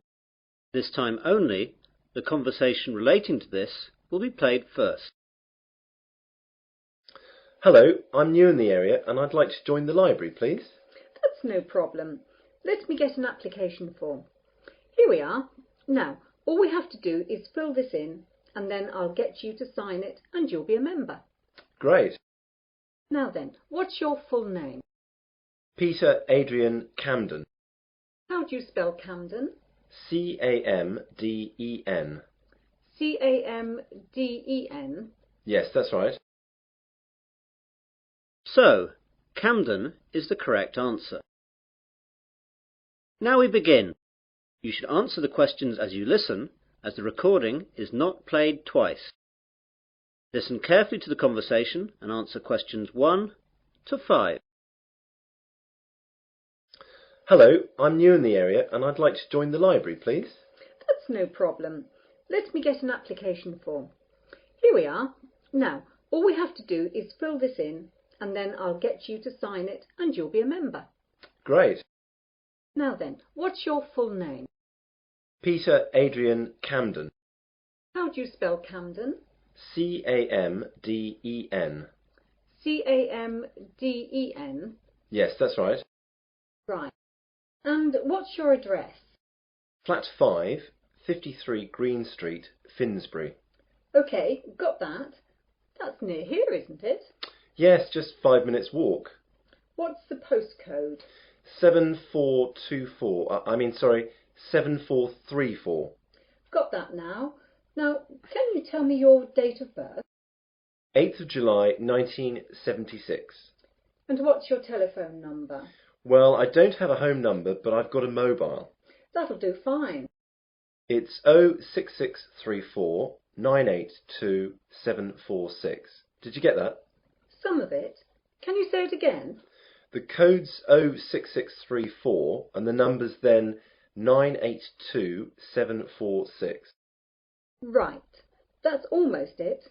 Now I need some kind of identification to prove where you live.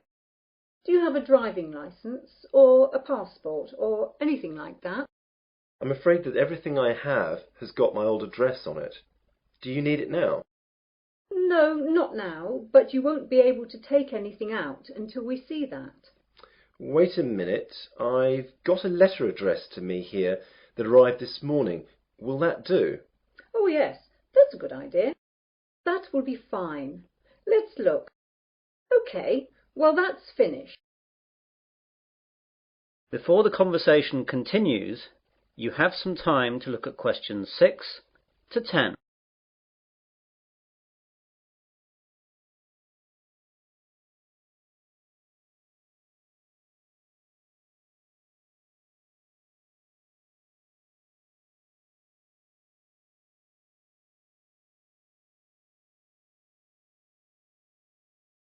Now listen carefully and answer questions 6 to 10. Could I ask you a few questions? The council that runs the library is running a survey to find out what kind of books people prefer so that they can direct their buying. Yeah, no problem. OK, so what type of books do you like? Well, I'm very keen on mysteries. You know, when a detective is trying to find out who did the murder. Historical novels interest me too. Romance, never. My sister loves them, but they bore me to tears.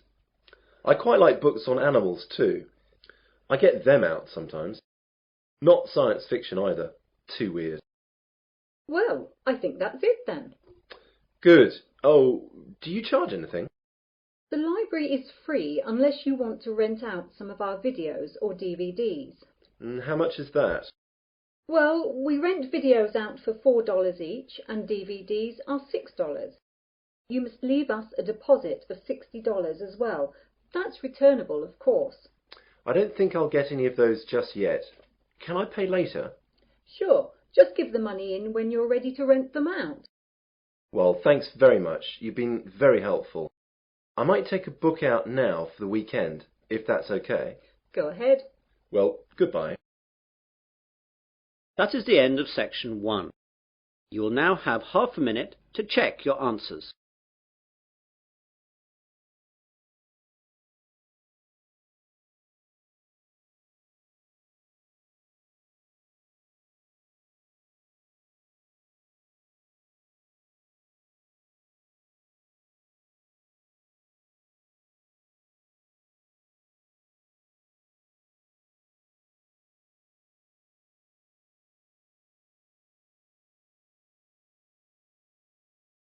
Now turn to section 2. Section 2. You will hear a radio presenter interviewing a doctor. First you have some time to look at questions 11 to 14.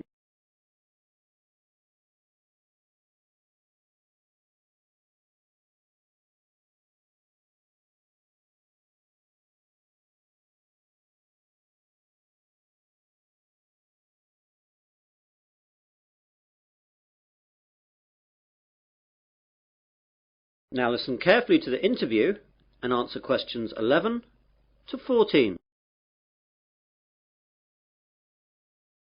Hello everyone. I've just been joined in the studio by Dr. Matthew Johnson. Dr. Johnson works at the Wesley General Hospital and he's here today to tell us all about giving blood. Good morning, Matthew. Good morning. So, Matthew, why is it important for us to give blood? Donating blood is not important. It's actually vital that people do this.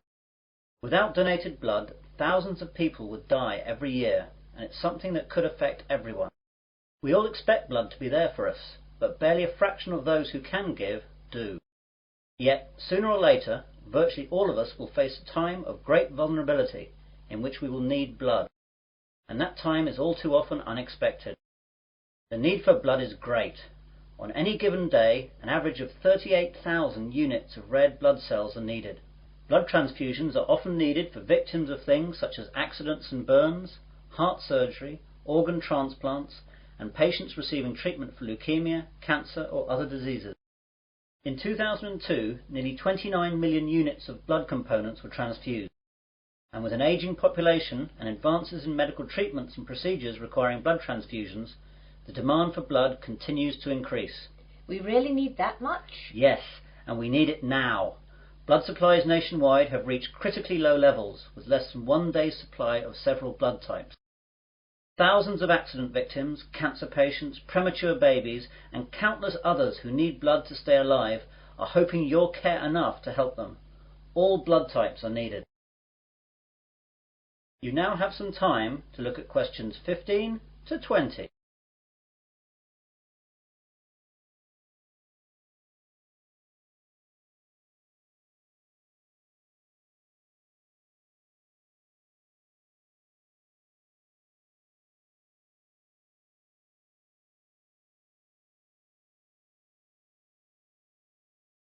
Now listen to the rest of the conversation and answer questions 15 to 20. What are the different types?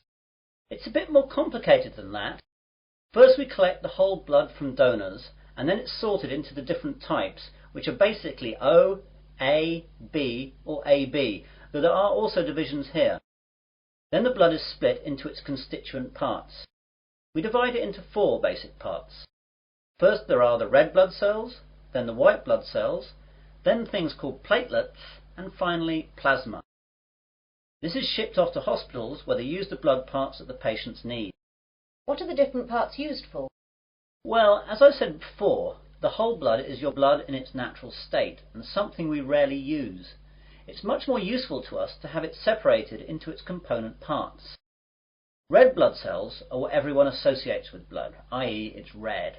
It's widely used to replace lost blood during surgery or when people hemorrhage. Its main function is to carry oxygen to cells. White blood cells are the most important part of the body's immune system, and they're used for patients whose normal defense systems aren't working properly. Platelets are crucial for making your blood clot, and we need to give them to patients who suffer from illnesses that deplete their natural levels of platelets, or they will bleed to death. Finally, plasma is what carries the other parts of blood around, and needs to be administered with any of the other components. Take away the red blood cells, and this is actually yellow.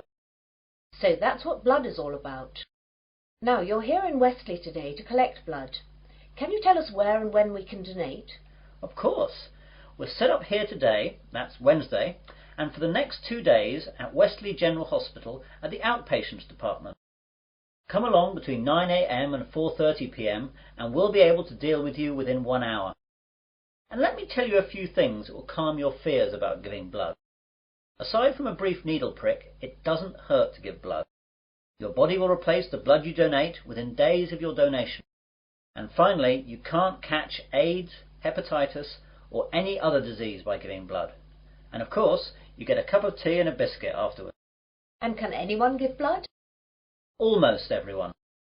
Donors must be in generally good health, be at least 17 years of age, weigh no less than 110 pounds, have not received a tattoo within the past year, and not have donated whole blood within the past 56 days. We screen donors with a series of questions before we take the blood, so if you're unsure, come down and we'll let you know.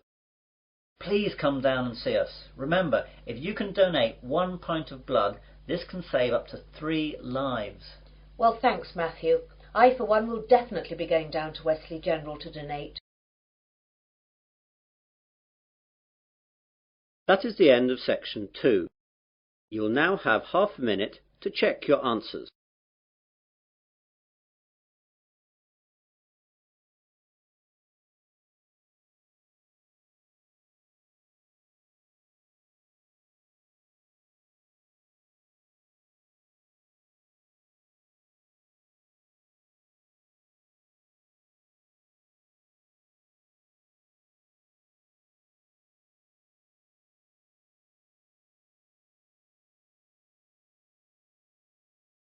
Now turn to section 3.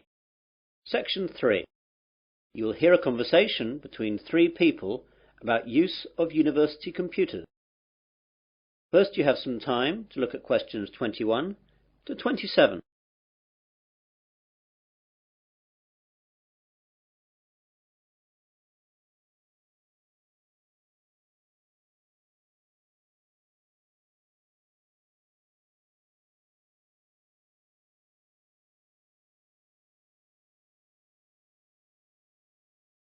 Now listen carefully and answer questions 21 to 27. Hello there, do you work in the computer room? Yes, I do. Can I help you? Well, I'm a first year and I know that I'll need to use the computer room for my work, as I don't have a computer of my own. So I thought I'd get down here and see what I have to do in order to get time on one of the university's computers. Okay, there are 4 computer labs open to undergraduates. The others can only be used by the staff and postgraduates. The names of the 4 labs you can use are Wimborne, Franklin, Salisbury and Court. Wimborne and Court are in this building, the Johnson building. Franklin is in the Computer Sciences building and Salisbury is in the library. So I can use them whenever I like? Well, you can use them, but not whenever you like. As you can imagine, they're in quite a lot of demand, so you have to reserve your time on a computer. In each of the labs there is a reservation book, and you can reserve your time on a computer in that for 2 hours daily. If a computer is free, though, you can go on it straight away. It's quite straightforward, but be sure to always write your name in the reservation book in pen, or someone can rub it out and put their name in instead. Oh my God, does that really happen? I'm afraid so, and far more often than you would think. When people are stressed about their assignments, they'll do anything to get some time on the computers. Better not try it yourself, though, or you'll be banned from the computers for the rest of the academic year, and your password and username will be taken away. That reminds me, I've got to get a username and password. How do I go about that then? Well, what I'll do is to pass you over to my colleague Jane, as she's in charge of all that. Jane? Yes, Dave? I've got a new student here wanting to find out about usernames and passwords. Can you help him out with that? Yeah, sure. Hi there. Hi. Well, it's a straightforward process. First of all, tell me your name and I'll type it into the system. James Smith. Right, let me do that. You see, all students are automatically given a username and then they just choose a password themselves. Okay, so your username is James Smith 2. That's all small case. That means there must be more than one of you at the university at the moment. Well, what do you want your password to be?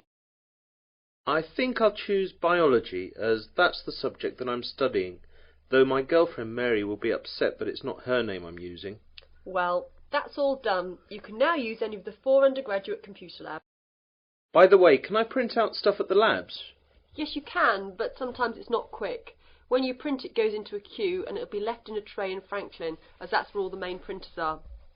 The good bit is that, although last year it cost 3p per page, now it doesn't cost you anything.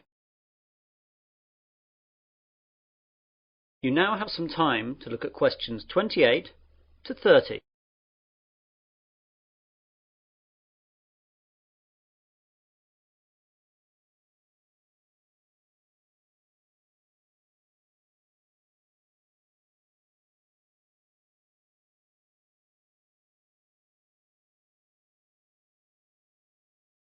Now listen to the rest of the conversation and answer questions 28 to 30.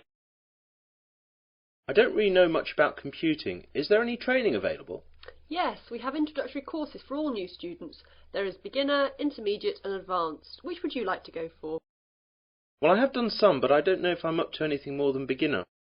I'd better stick with that. Intermediate could be too tough. Well, your course is in Franklin then. We're in Court now. You know where that is. That's in this building too, isn't it? No, that's Wimborne you're thinking about. Franklin's over in the Computer Sciences building. Anything else? I don't know what time the course starts. Let's have a look then. Advanced starts at 4:30 in the afternoon on Mondays, but yours is the day after at 5 in the afternoon. Are there any other times, as I've got a part-time job then? Yes, you could try Thursday at 2 p.m. How's that? Even worse, as I've a tutorial then. Anything else? No, that's it. I'll have to rearrange work then. I can't miss the tutorial. That is the end of section 3. You will now have half a minute to check your answers.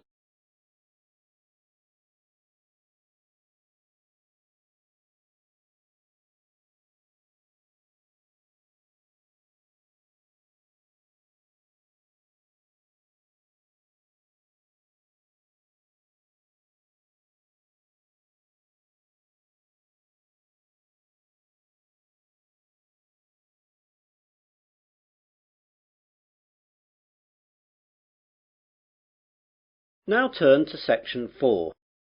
Section 4. You will hear part of a university seminar given by a student. First you have some time to look at questions 31 to 40.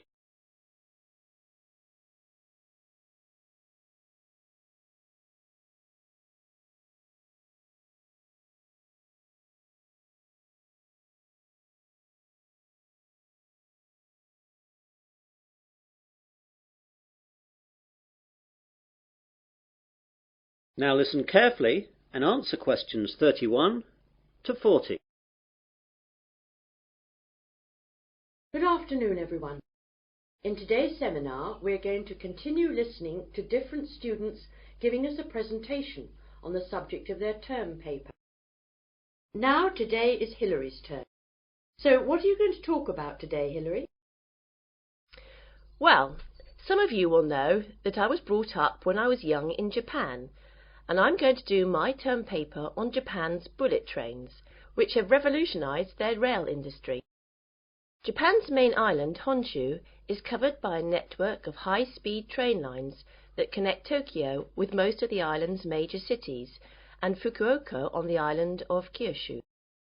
Japan's high-speed trains are called Shinkansen, but are known to us as bullet trains. The Japanese bullet train system is credited with being the world's first purpose-built high-speed railway, and the model and inspiration for all other similar type systems running today, such as the French TGV. The reputation it has earned for safety, speed, and punctuality is unsurpassed. I'd like to give you some figures about that. As regards safety, there has never been a death on the bullet train system since its inception in 1964, other than that caused by deliberate passenger misadventure. As far as speed is concerned, the bullet train holds the current world record for the fastest average speed between two station stops, which was 261.8 kph between Hiroshima and Kokura. The train travelled 192 kilometres in 44 minutes. This record is from the 500 series Nozomi trains, running at a maximum speed of 300 kilometres an hour between Shin Osaka and Hakata. I'll talk more about them later. The punctuality puts European train services to shame. Most trains arrive at their destination after several hours to within the second. In 1 year, the total time that all bullet trains were late by was 12 seconds. This statistic is hard to believe, but it would be difficult to prove otherwise, and that's what the rail authorities in Japan have told us. Now I'd like to tell you a bit about their history. The first bullet train was introduced in 1964 by Central and West Japan Railways for the Tokyo to Osaka route. Most of these old trains have now been discontinued. There have been several bullet train models since then. The most recent ones have been the 300, 500 and 700 series, and it's the 500 series one that can travel at 300 kph. The bullet trains operating in Japan today are of the three following categories: Nozomi, Hikari, and Kodama. The Nozomi trains stop only at the most important stations and reach Osaka from Tokyo in only about 2.5 hours, and it's the most modern of bullet trains that serve as Nozomi. Hikari trains stop a little bit more frequently than Nozomi trains and need roughly 3 hours to reach Osaka from Tokyo. Kodama trains stop at all stations, and they are the local trains among bullet trains. Older models of bullet trains serve as Kodama. I'd like now to talk a little bit about the technology involved in bullet trains. The Shinkansen bullet trains consist of electrically powered cars. That means basically all individual cars are equipped with electric motor driving systems. This is in contrast to locomotive trains, in which the locomotive pulls the passenger coaches. The realization of the high-speed Shinkansen with the electric train system had a great significance. The French train à grande vitesse, or TGV, runs on a centralized power system, in which the heavyweight, high-output locomotives at both ends pull the passenger coaches. It's a system suitable to European railways, which run basically on straight tracks in wide plains with solid foundations. However, it is unsuitable in Japan, where the ground is flimsy and the tracks full of curves and undulations, and intercity distances are short, making it necessary for the trains to accelerate and decelerate frequently.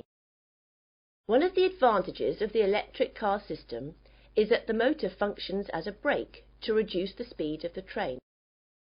When the power feed to the electric car motors is stopped, the wheels continue revolving, keeping the motors rotating, resulting in electricity generation by magnetic induction.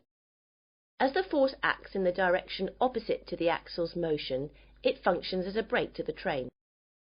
All the motors equipped on each coach can be utilized effectively to reduce the speed, making the electric train system advantageous on Japanese railways, which involve frequent deceleration and acceleration. In addition, by virtue of the remarkable progress achieved recently in semiconductor technologies, the electric train system has undergone tremendous improvements in power, operability, and safety administration, so the system is becoming increasingly advantageous.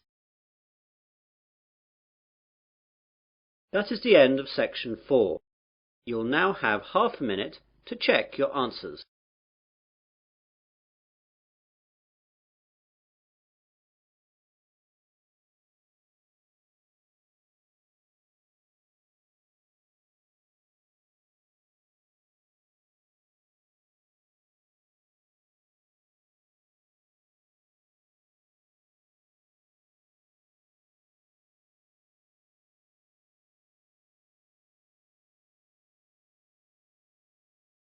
That is the end of listening test 3. In the IELTS test, you would now have 10 minutes to transfer your answers to the listening answer sheet. This recording is copyright.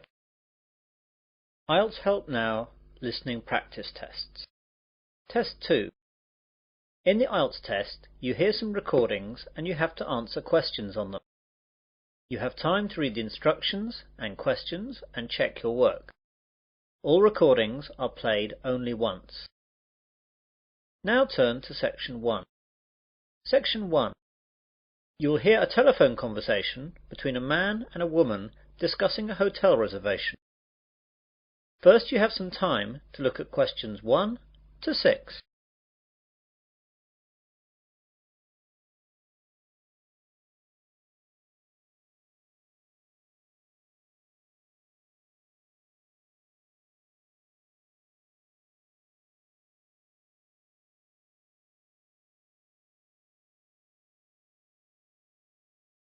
You will see that there is an example. This time only, the conversation relating to this will be played first. Sunrise Hotel. Good morning. Barbara speaking. Hello, my name is John Griffin. I'd like to make a booking for tonight, please. Are there any rooms still available? Yes, there are a few left. What were you wanting? Well, I'm on a business trip, so I only need a single room. Mr. Griffin is on a business trip, so B is the correct answer. Now we begin. You should answer the questions as you listen, as the recording is not played twice. Listen carefully to the conversation and answer questions 1 to 6. Sunrise Hotel. Good morning. Barbara speaking. Hello, my name is John Griffin. I'd like to make a booking for tonight, please. Are there any rooms still available? Yes, there are a few left. What were you wanting? Well, I'm on a business trip, so I only need a single room. I don't think that will be a problem. Let's look. Yes, there's one single room left. Shall I book it for you? Yes, please. That would be great. Right then, let me get a pen. So what's your name again, please? John Griffin. That's John Griffin.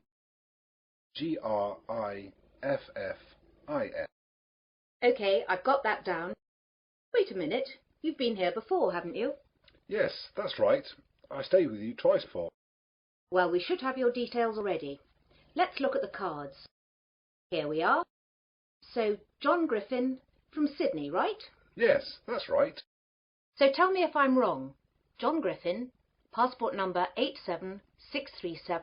876374898, age 30. Yes, that's right. So it's a single room for 2 nights. Is your credit card number the same to confirm the booking? Yes, it's the same. But I want you to forward the bill to my company again, if that's okay. Oh yes, Mr. Griffin, that's no problem at all. Your company have always settled very promptly in the past. And what time can we expect you tonight, Mr. Griffin? Well, the plane lands at 9:15 p.m, so by the time I get through the formalities, that should take about 20 minutes. I should be at your place at 10.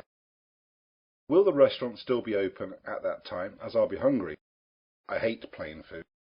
I'm afraid it'll be closed by then, Mr. Griffin. Can I organise some snacks to be left in your room? A burger? Fries? Sandwiches? Yes, that would be great. How about a cheese sandwich with fries? No problem, sir. I'll see to that. Oh, the fries might be cold when you get in. Ah, yes. Just a sandwich, then. No problem. Anything else, Mr. Griffin? No, that's all. Thank you. See you tonight. See you tonight, Mr. Griffin. Goodbye. Goodbye. Now you will hear a conversation between Barbara and another man, Mark. Before you hear this, you have some time to look at questions 7 to 10.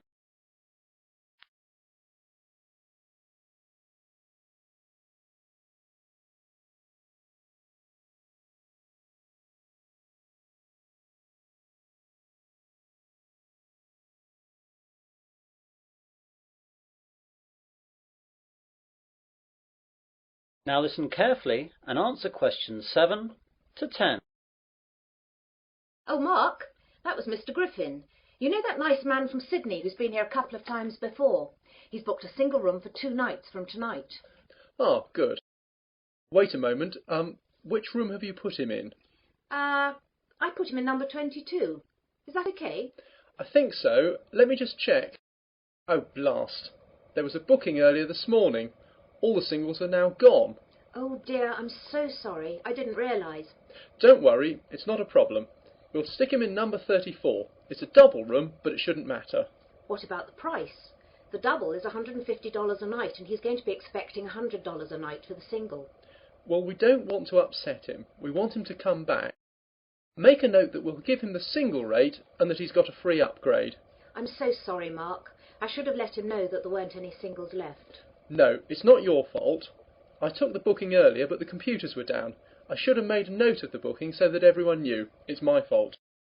Mr. Griffin has ordered a cheese sandwich to be left in his room too, as the restaurant will be closed when he gets in. That's no problem. Just leave a message for my wife in the order book there. She'll make sure that it's prepared by the kitchen staff, and then room service can take it to his room just before he arrives. How much shall I charge him for the sandwich? What is it again? Ah, yes, cheese.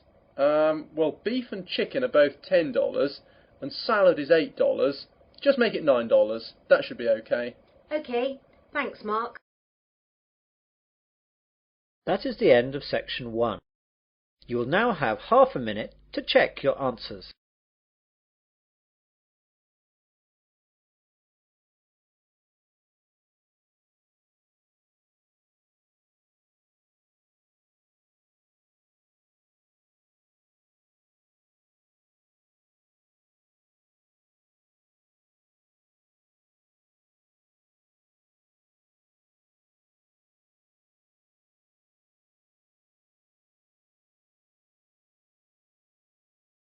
Now turn to Section 2. Section 2. You will hear a news broadcast on a radio station. First you have some time to look at questions 11 to 15.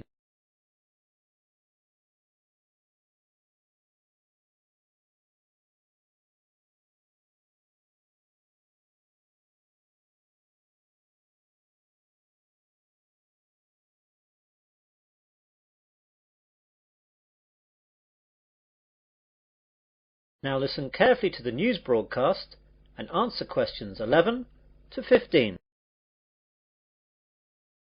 Good morning and welcome to 2RC, your local radio news service for the Wesley area. And here are your headlines for this morning. More news from the police into the jewellery robbery that occurred last Tuesday in the centre of town. Comtech, the local computer hardware manufacturer, has announced that it must cut 40 jobs. New routes open up at the Wesley International Airport. Plans for the redevelopment of the Oakley Woods have been shelved. A local cricket team make it to the regional finals. And get set for a heat wave. First of all, police have released 2 descriptions for the 2 men wanted in connection with the robbery at the local jewellery store Nichols in the centre of town last Tuesday. At 9 a.m, just when the store was opening, 2 men burst through the door and demanded bags to be filled up with jewellery. Although the 2 men were armed with baseball bats, the shopkeepers bravely attacked them and beat them off. Although the 2 men had motorcycle helmets on, these were knocked off during the scuffle, and the shopkeepers were able to get a good look at them. The first man is said to be about 6 foot in height, slight build, dark hair and a small moustache. He was wearing blue jeans, a white t-shirt and a black leather jacket. The second man is much shorter, around 5'8", with a fat build and red hair and clean shaven. He was wearing a dark blue sweater and black jeans. They are both probably in their early 20s. The police hope to issue photo-fit pictures later today. The public are urged to call Wesley Police if they think they recognise either of the 2 men. You now have some time to look at questions 16 to 20.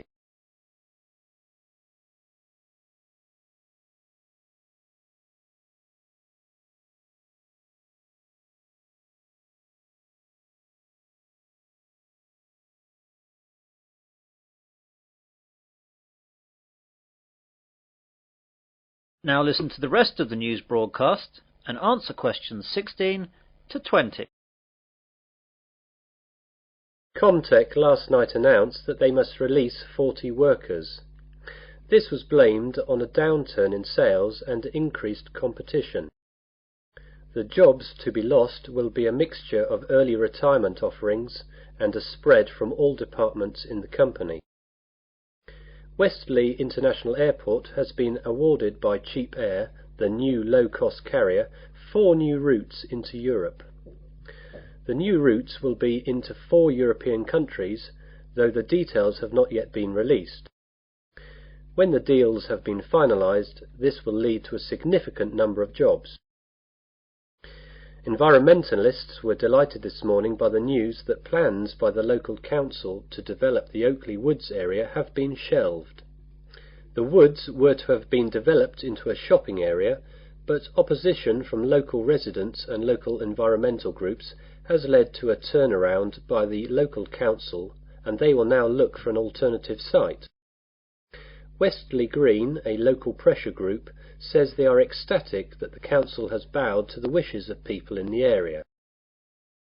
Mr. George Finchley, Mayor of Wesley, made the announcement and said that the committee responsible took all available information into account before taking the decision, and he hopes that Wesley residents are happy that the local council are sensitive to their wishes when making decisions. East Moors CC, a local league cricket club, has made it to the finals of the Sunday League knockout cricket competition. They will play the final at home on Sunday 30th of August against Newbury CC. Go along and support if you're around that day, as you'll be assured a great Sunday afternoon sport. And finally, get set for a heat wave for the remainder of the month of August. Weather experts have assured us that we will have 3 weeks of unbroken sunshine till the end of the month. Great news, but those of us who are experienced with the British weather will most likely greet this news with, "Let's wait and see." That is the end of section 2. You'll now have half a minute to check your answers.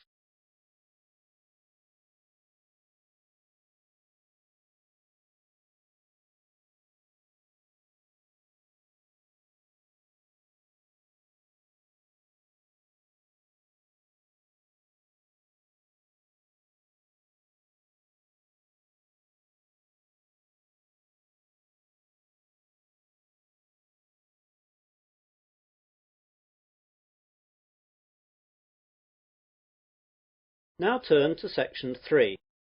Section 3. You'll hear an admissions tutor at a university interviewing a prospective student. First, you have some time to look at questions 21 to 26.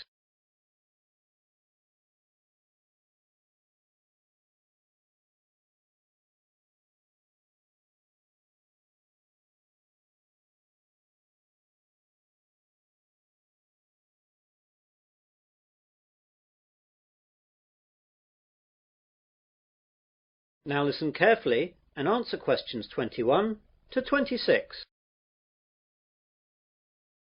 Hello there, it's Robert Johnson, isn't it? Yes, that's right. First of all, thanks for coming to this interview and thanks for applying to the engineering department of Wesley University.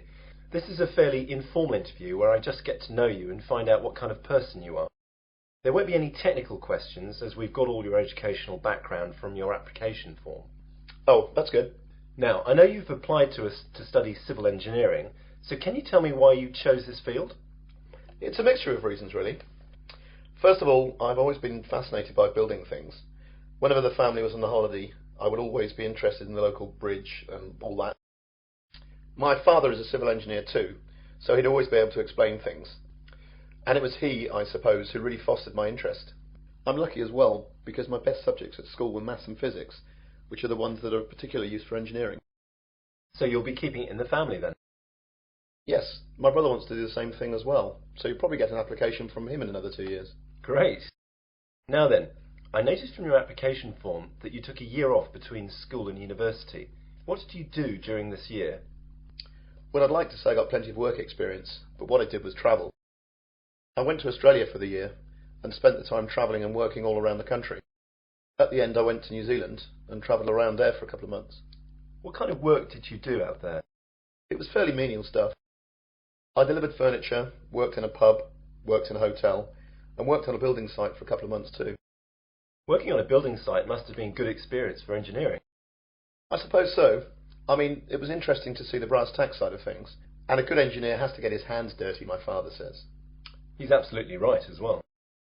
Now, why did you choose Wesley University to study civil engineering? Well, first of all, I know that the department has a very good reputation in this field, and before applying, I checked out the stats and saw the percentage of graduates going straight into industry was very good. Yes, we're very proud of that. I'm also very interested in mountaineering, and your campus here in the Midlands is within reasonable distance of Snowdonia, so I'll be able to go hiking at weekends when work allows. That's good. It's very important for students to have interests outside of their studies. It helps deal with the stress. I also play a lot of football, and the university runs quite a few teams in the local leagues, so I'd like to get into that. You now have some time to look at questions 27 to 30.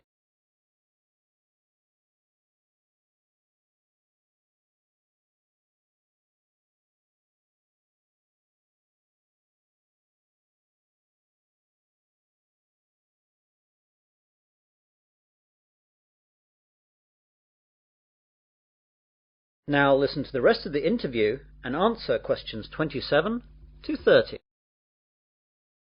Is there anything you'd like to ask me about the course? Yes, the information in the prospectus wasn't very clear about assessment. How will I be assessed over the 4 years of the course? Well, as it's a sandwich course, you'll be working in industry for the third year, and there won't be any exams for that year. In the first year, you'll have exams at the end of May. You'll probably have 5 papers to sit then. The second year is identical to the first year. You have to pass the exams in these years, but they won't actually be part of your degree. In the fourth year, you'll have to write a dissertation of a minimum of 15,000 words, and most people use their time in the third year, when they're working, to use as a basis for their dissertation. So the third year can be spent doing the hard work for the dissertation, leaving the fourth year to polish it, and study for your finals. What will I have to do for the final? There will be 8 papers in all during June, and these will be based on work done throughout the entire course. It's hard and a stressful time, but students usually cope with it. Anything else? Yes, I'd like to ask. That is the end of section 3. You will now have half a minute to check your answers.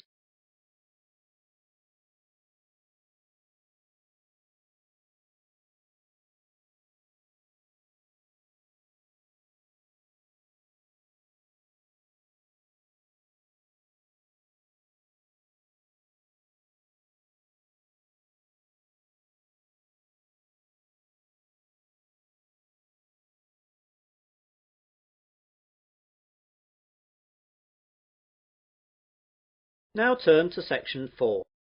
Section 4. You will hear part of a research methods lecture. First you have some time to look at questions 31 to 40.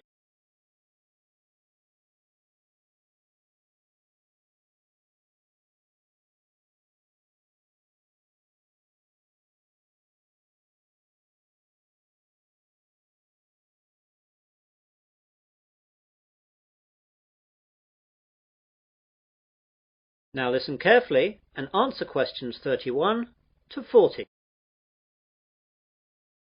Good afternoon, ladies and gentlemen.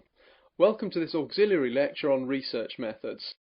This lecture is not aimed specifically at one particular course, but is a general lecture that will be relevant to any student who must conduct research into a topic for his or her course. For most of you, this will be the research that you need to do in order to write your dissertation and theses. It has been said that first world societies are no longer industrial societies, but information societies. That is, our major problems and tasks no longer mainly centre on the production of goods and services necessary for survival and comfort, but rather require a prompt and accurate flow of information on preferences, needs and behaviour. This is why surveys today are regarded with so much importance. What then is a survey? Today, the word survey is used most often to describe a method of gathering information from a sample of individuals. This way, the results can be projected from the sample to the larger population. An important consideration to take at the start is to decide how large a survey to perform. The sample size required for a survey partly depends on the statistical quality needed and the size of the total population of the area in question. Even so, there is no simple rule for sample size that can be used for all surveys. Analysts, though, often find that a moderate sample size is sufficient statistically and operationally.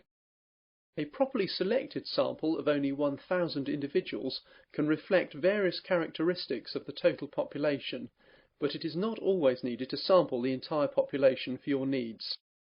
I'd like now to look at some of the types of survey available to us, and the focus here will be on methods for surveying individuals and companies. Mail, telephone interview, and in-person interview surveys are the most common ways for doing this. The latter can be in offices, homes, or on the street. Mail surveys can be relatively low in cost. A decent response rate, though, is the major problem. Mail surveys can be most effective when directed at particular groups, such as subscribers to a specialised magazine or members of a professional association. Telephone interviews are an efficient method of collecting some types of data and are being used increasingly. They lend themselves particularly well to situations where timeliness is a factor and the length of the survey is limited. For students such as you, though, cost will be an issue. In-person interviews in a respondent's home or office are good when complex information is to be collected. It could involve a great deal of travelling around, though. Street interviews could also be useful as they are easy, but the sampling is not very scientific. We also need to look at the content of our surveys. Surveys can focus on opinions and attitudes, or on factual characteristics or behaviour. Many surveys combine types of question. Questions may be open-ended, such as, "Why do you feel that way?" or closed, such as, "Do you approve or disapprove?"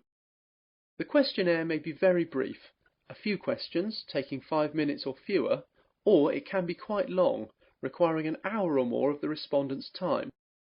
Also, because changes in attitudes or behaviour cannot be reliably ascertained from a single interview, some surveys employ a panel design, in which the same respondents are interviewed on 2 or more occasions. There are also certain ethics to be looked at in conducting surveys. Some of you will see that the information that you will compile is of value to companies operating in that particular sector. Therefore, you must always bear in mind a few guidelines. Surveys should be carried out solely to develop statistical information about a subject. They should not be designed to produce predetermined results or as a ruse for marketing and similar activities. The industry standard for all reputable survey organisations is that individual respondents should never be identified in reporting survey findings. All of the survey's results should be presented in completely anonymous summaries, such as statistical tables and charts. That is the end of section 4. You will now have half a minute to check your answers.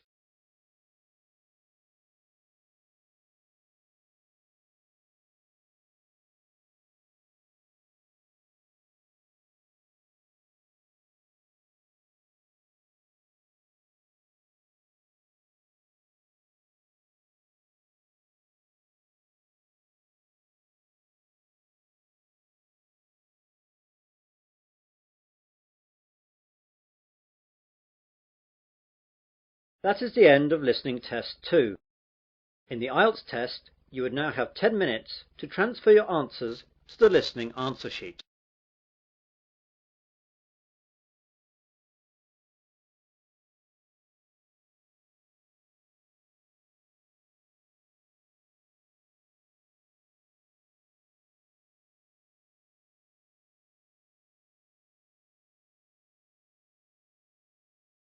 This recording is copyright. IELTS Help Now Listening Practice Tests. Test 1. In the IELTS test, you hear some recordings and you have to answer questions on them. You have time to read the instructions and questions and check your work. All recordings are played only once. Now turn to Section 1. Section 1. You will hear a conversation between a man and a woman discussing the loss of a bag on board a plane. First, you have some time to look at questions 1 to 5.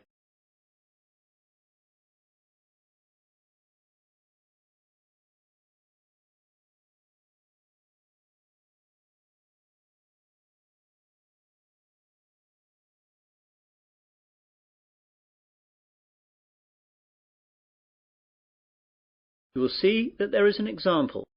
This time only, the conversation relating to this will be played first.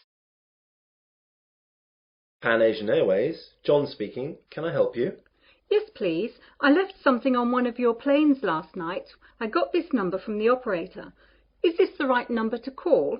Yes, madam. This is the right number. I just need you to tell me your name to start with, so I can fill out a lost property form. Kirsty Allen. That's Kirstyallen.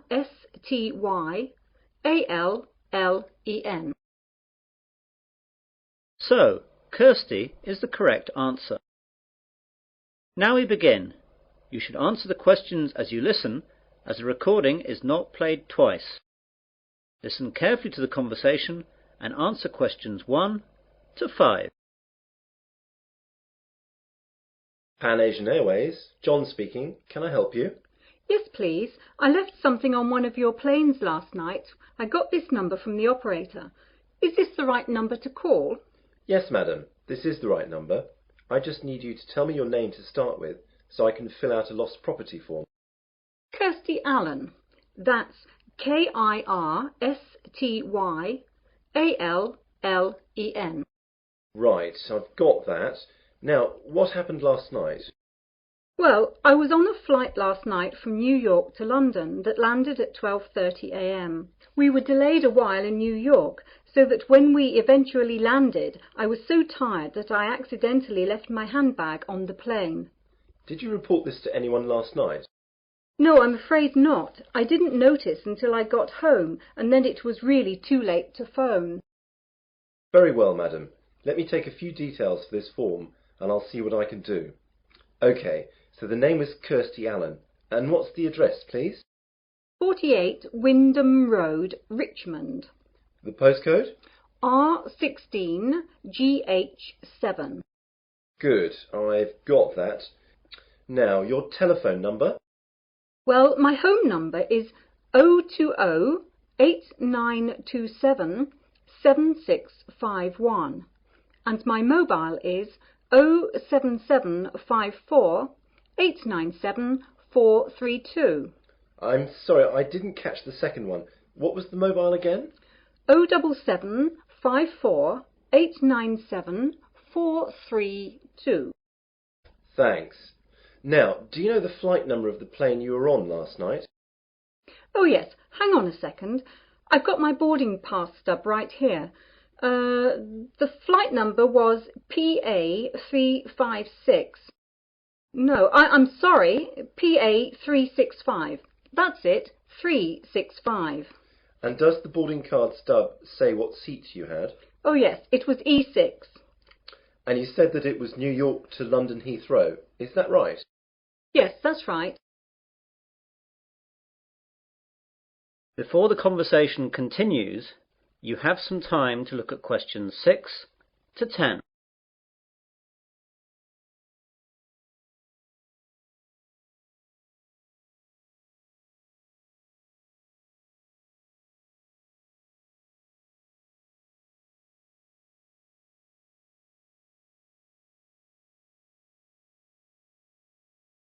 Now listen carefully and answer questions 6 to 10.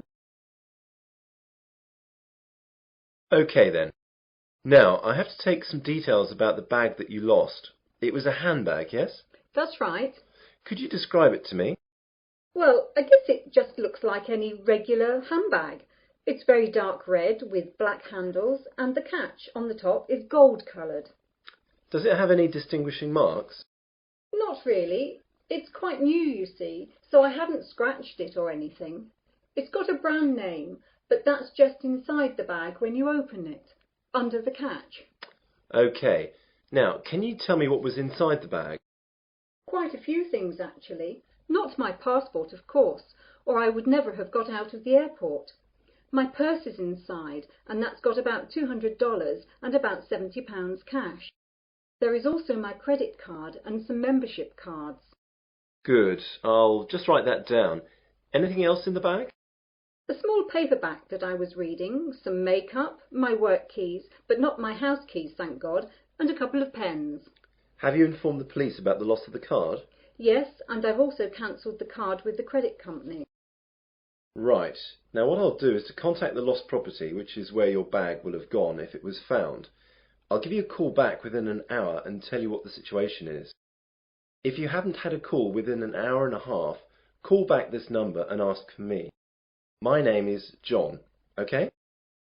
Yes, that's great, John. I'll speak to you later. Goodbye. Goodbye. That is the end of section 1.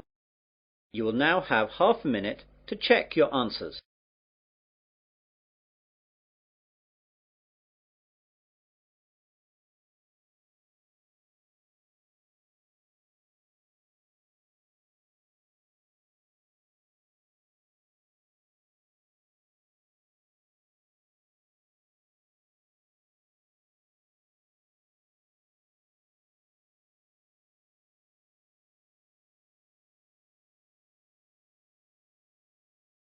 Now turn to section 2. Section 2. You will hear a man giving a welcome speech to new students at the University of Westlake. First, you have some time to look at questions 11 to 14.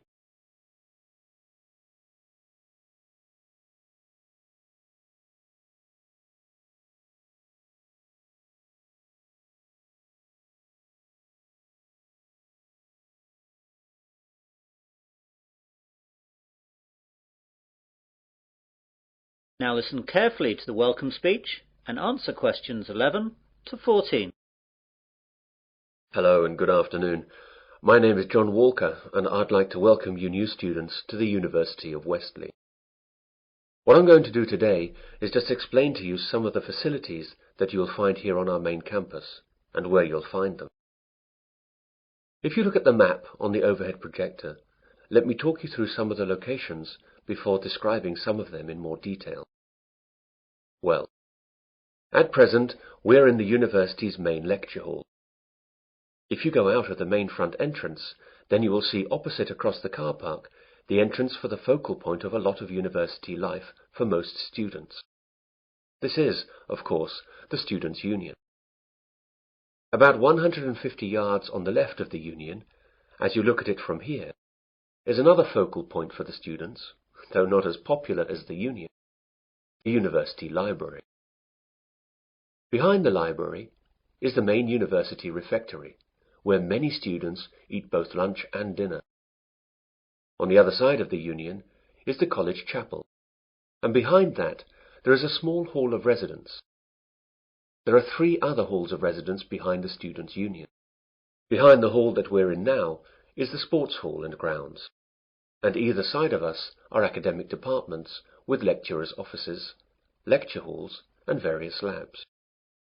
You'll find it all a bit confusing at first, but you'll get to know your way around fairly quickly. You now have some time to look at questions 15 to 20.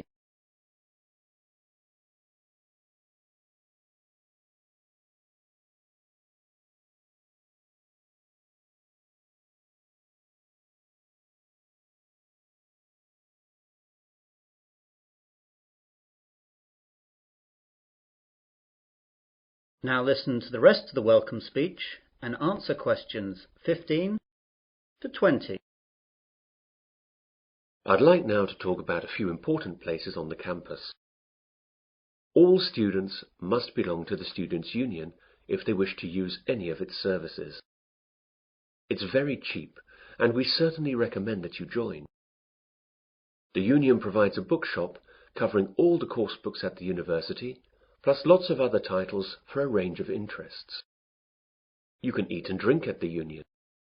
There is a Fat Phillips on the ground floor, serving a wide range of fast foods and drinks. Then there is the main Union bar up on the first floor. This is where the Union parties, dances and balls are held. And there's a pizza corner where cheap, large pizzas can be served up in a few minutes. Other areas that will be of interest to students are the welfare office, the travel office, and the club's office. The club's office will get you in touch with all the clubs that are part of the Students' Union. These clubs vary from football to drama to potholing to beer drinking. There really is something for everyone. The Union opens up at 8 a.m. every day and closes at 12 midnight, unless there are any functions going on later. I'd like to move on to the library now. This is where a lot of you will, I hope, be spending a lot of time over the next 3 or 4 years, working and doing research. Of course, this isn't as exciting as the social aspects of university life, but of course it really is the main reason that you are all here. I therefore urge you to get over there as soon as you can, as you have to register, and then you can have a look around. During the first 2 weeks of the academic year, that is, now, there are tours every 2 hours aimed at familiarizing new students to all the services that the library offers. The library is open from 9 a.m. to 9 p.m., though it stays open later during final exams. As I said earlier, the refectory is behind the library. The refectory offers a range of cheap meals at lunchtimes and in the evenings. It's open from 12 noon to 3 p.m. for lunch, and from 6 p.m. to 8:30 p.m. for dinner. They try to offer a variety of food, from favourites to healthy options to ethnic foods, and there's always a choice for vegetarians and vegans. The University Sports Hall is one of the most used buildings at the university. To use the hall, or the grounds, you must be a member of the athletic union, which is part of the students' union. Again, this costs very little and will allow you to use all university sports facilities, represent university teams, and it fully insures you during your membership of the athletic union. This is really excellent value. For departments and academic facilities, there isn't enough time to go through all of them, but your respective departments should furnish you with maps and information that will satisfy your needs. For all services offered at the university, I recommend that you purchase a Discount Plus card. This card costs £50 and lasts for the academic year. It will then give you discounts on all services at the university. For instance, a £4 meal at the refectory would be reduced to £2.50. It will also give you free usage of the late-night minibus that the university runs to places off campus, which normally costs £1. You can see that it wouldn't take very long to make it worthwhile. The cards can be bought at the Students' Union. Well, that's what I have to say for the moment. Now, are there any questions? That is the end of section 2. You will now have half a minute to check your answers.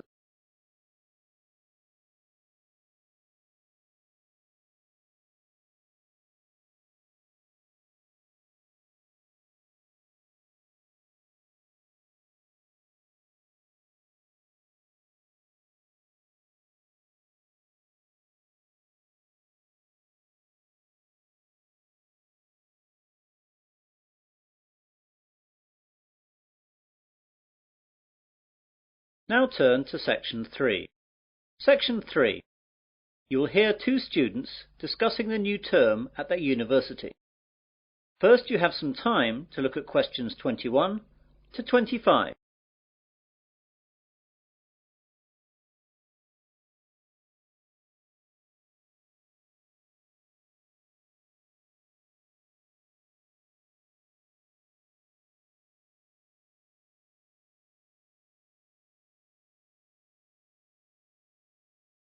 Now listen carefully and answer questions 21 to 25. Hey John, I didn't know you were here at university yet. When did you get here? Oh, just yesterday, Thursday. I've got some stuff to get sorted out for the start of my second year, as I've just got some new subjects. Today I've got to sort out my timetable. It seems like I've got quite a lot to do this year. When did you get here? I've been here since Tuesday. What classes are you doing this year then? Well, I'm continuing economics, of course, as that's my major, but I'm taking an extra maths class and I'm dropping Spanish so I can take up French. What about you? My major's the same as yours, of course, but I'm going to continue the same classes as last year as I like them so much. They're history and music. What's your Monday timetable like? Well, at 9, it looks like I've got French for 3 hours. That's going to be a tough start to the week. Yeah, I can't imagine it worse. I've got history for 3 hours, which will kill me. The good thing for me is that I've got a free in the afternoon, which will relax me after that morning. No such luck for me, though. I've got that extra maths class starting then, so I'll be hard at work all day on Mondays. Yeah, I don't envy you that. Still, the extra maths will really help your economics in the long run. I know, that's why I'm taking it this year. Last year I really struggled with all the maths that I didn't understand in the economics, but hopefully this year that will all change. What about sport? What have you chosen to do on Wednesday sports afternoons? Are you sticking with rowing? I'd love to, but the rowing club storeroom got broken into and the boats were damaged, so it's not possible till the club can get enough money to repair or replace the boats. They're really expensive, so that'll take quite a long time. So as I can't do that, I'm going to try out squash. What about you? I'm going to do the same as last year. Volleyball. That's good. It's in the main sports hall like the squash. I'll be able to see you a lot this year. Yeah, it looks like that. You can help me with the maths that I don't understand. Maybe, for a small fee, of course. You now have some time to look at questions 26 to 30.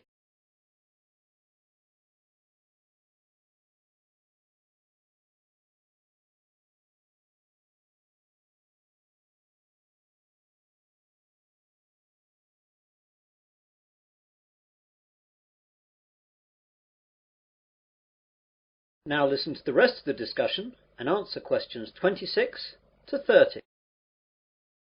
I know it's early, but do you know anything about the first assignment that we have to do? Yes, it's already up on the Economics Faculty Notice Board. There's a choice of essays up there. I think there are about 10 you can choose from. I can't remember any of the titles, though, apart from the one that I think I'm going to write about. What's that one, then? It's about the short-term future of third world economies. Ooh, I don't like the sound of that. It seems very wide-ranging. It is, but remember that I spent some of the summer vacation travelling in Africa and Asia, so that has made me more interested in the subject, and I've also got some first-hand ideas on the subject. Does the essay list mention how long the essays have to be and the deadlines? Yes, you remember last year all the essays had to be 3,000 words in length. Well, that's gone up by 1,000 words. Oh no, they'll take ages. I know. I was hoping that they'd stay at 3,000 words, or only go up to 3,500. But no luck, I'm afraid. What about the deadline? The first one has to be in by the 30th of October, and the second one by the 30th of November. It looks like one essay a month like last year. Well, at least that hasn't changed. But as it's the end of September now, that leaves only a month to get the first one done. I'm going to have to get onto that straight away. Yes, you'd better. If you want to talk about it, I'm going to be at the campus cafeteria at 1:30 for lunch. We could go over some questions. I can't then, as I'll be in the sports hall working out. How about 3 this afternoon at the Economics Common Room? That seems okay. We'll be right by the Economics course office where the questions are, so that'll be convenient for checking up on them. OK, see you then. Bye. Bye. That is the end of section 3. You'll now have half a minute to check your answers.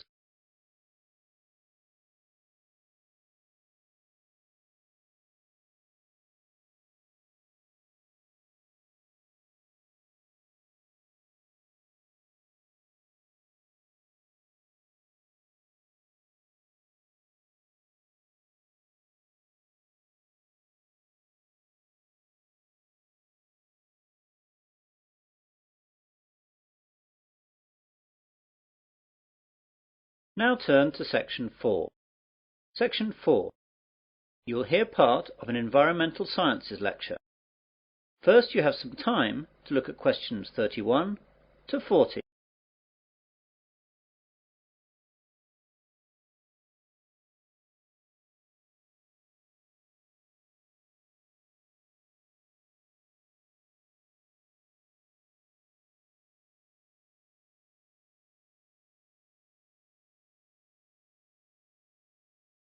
Now listen carefully and answer questions 31 to 40. Good morning, everyone. My name is Professor Wilson, and I'm lecturing you today as part of your Environmental Sciences course.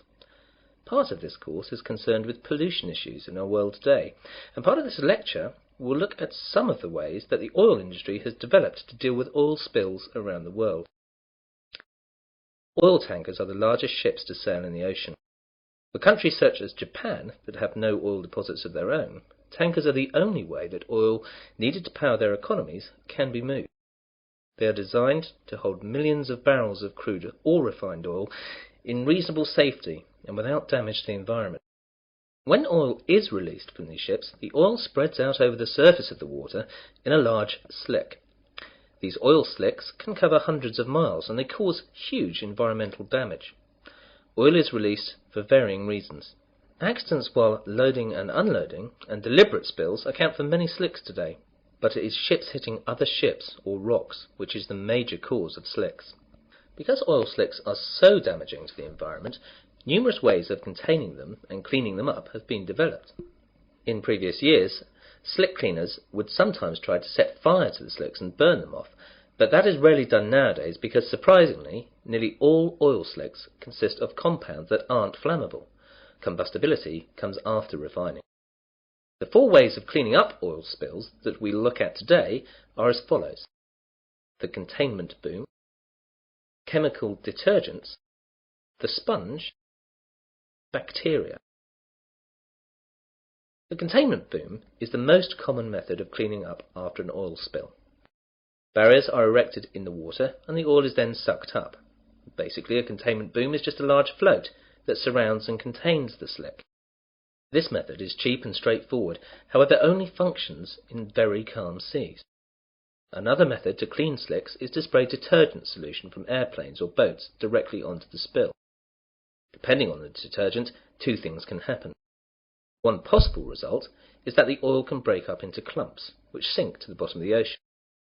Although these clumps are themselves hazardous, the problems caused by the clumps are much easier to deal with than the problems caused by oil slicks.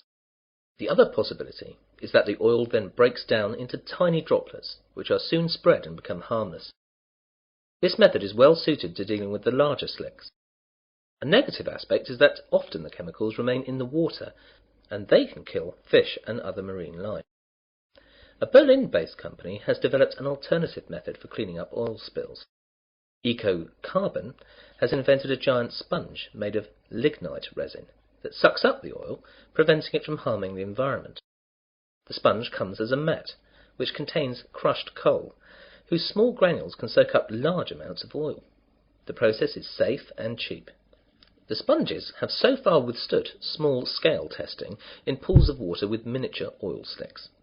A unique advantage is that once the oil is absorbed into the mat, it remains fixed there permanently. The downside, however, is that the mats become toxic waste. Scientists are also trying to improve other methods to fight oil spills. At the scenes of oil spills around the world, they found bacteria that seem to have an appetite for the toxic black sludge. Now the scientists are breeding these bacteria and studying them to determine which is the most effective at reducing oil levels. Eventually they hope to put the best bacteria to work in helping clean up after oil spill disasters. The bacteria actually use the oil as food. As the bacteria reproduce, they eat more and more of the slick until it finally vanishes. Eventually this method should be cheap, easy to administer, and be completely eco-friendly, as when the slick is gone, the bacteria's food source is gone, and they die, leaving nothing behind at all. So far, this method has no discernible drawbacks. Well, that's the end of the section of the lecture on cleaning up spills. This subject is an optional essay for your course. You'll find the reading lists and essay questions on the faculty notice boards along with a deadline for submission. If you choose it, seminars will be held at a later date. That is the end of section 4. You'll now have half a minute to check your answers.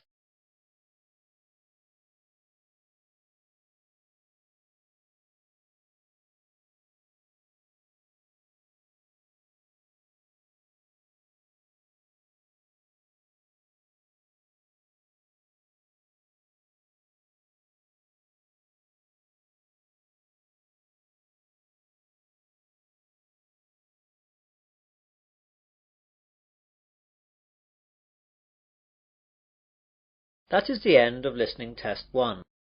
In the IELTS test, you would now have 10 minutes to transfer your answers to the listening answer sheet.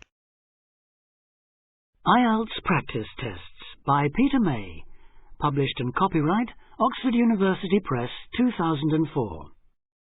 CD 2. Test 3. You will hear a number of different recordings and you will have to answer questions on what you hear. There will be time for you to read the instructions and questions, and you will have a chance to check your work. All the recordings will be played once only. The test is in 4 sections. Write all your answers in the listening question booklet. At the end of the real test, you will be given 10 minutes to transfer your answers to an answer sheet. Now turn to section 1. Test 3. Section 1. You will hear a telephone conversation between a language student and an advisor. First, you have some time to look at questions 1 to 6.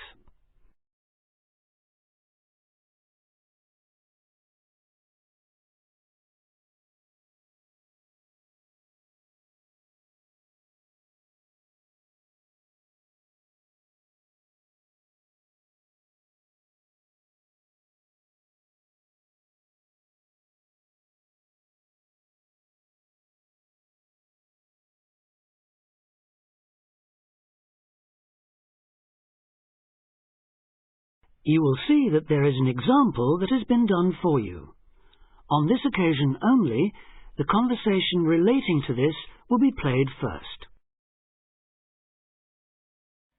Homestay Language Learning, Lisa McDowell here. How can I help you? Hello, my name's Dan. Hello, Dan. And I'm going to be living with a family in Edinburgh for 3 months, so I'd like some advice on what to bring with me. I'm flying in via Singapore on the 15th. Right. Well, perhaps most important of all are your documents. Vaccination certificate, sponsor's letter, and the certifying letter from us for immigration. The documents are essential, so A has been written in for you. Now we shall begin. You should answer the questions as you listen, because you will not hear the recording a second time. Listen carefully and answer questions 1 to 6. Homestay Language Learning, Lisa McDowell here. How can I help you? Hello, my name's Dan.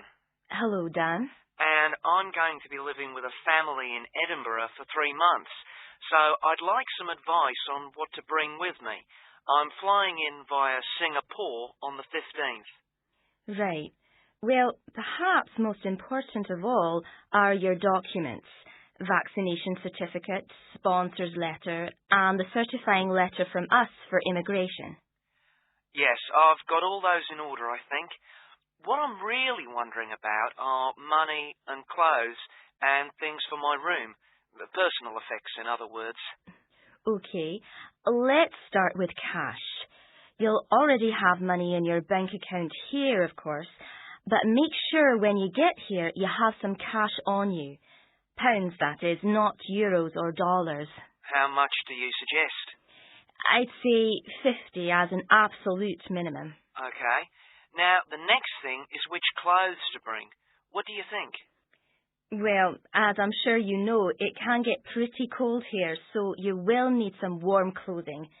There are shops near here that sell winter clothes quite cheaply, so you really don't need to bring much.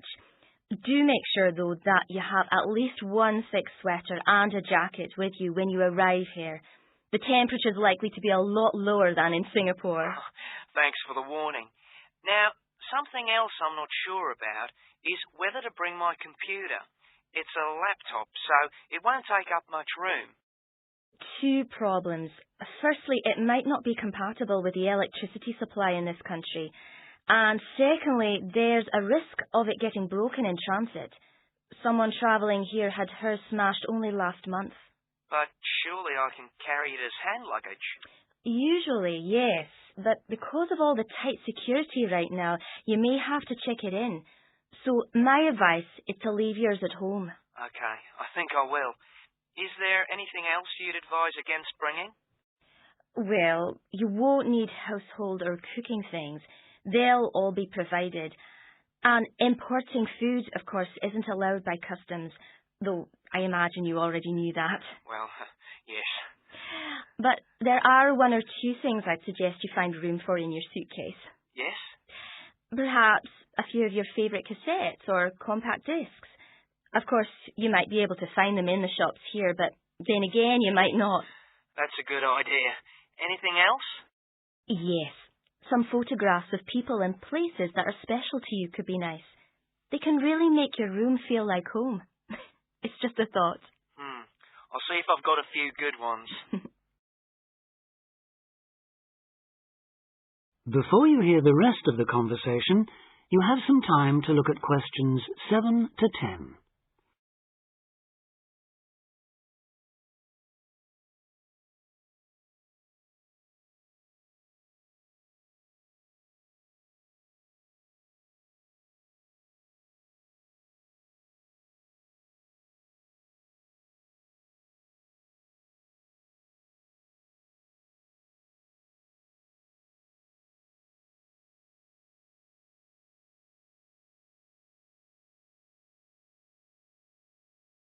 Now listen and answer questions 7 to 10.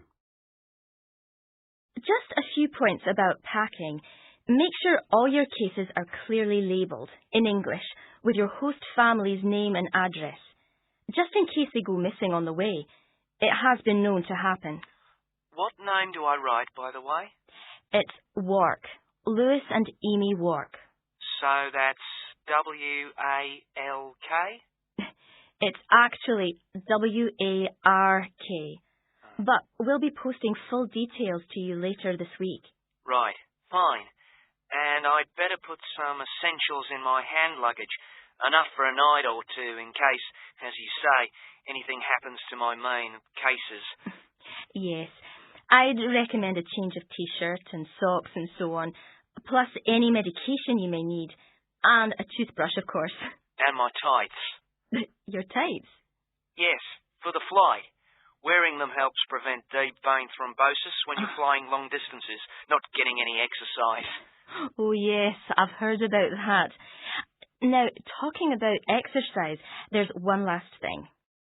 When you've packed your baggage, check you can carry it, all of it, at least 500 metres without any help. You may have to do that. Okay.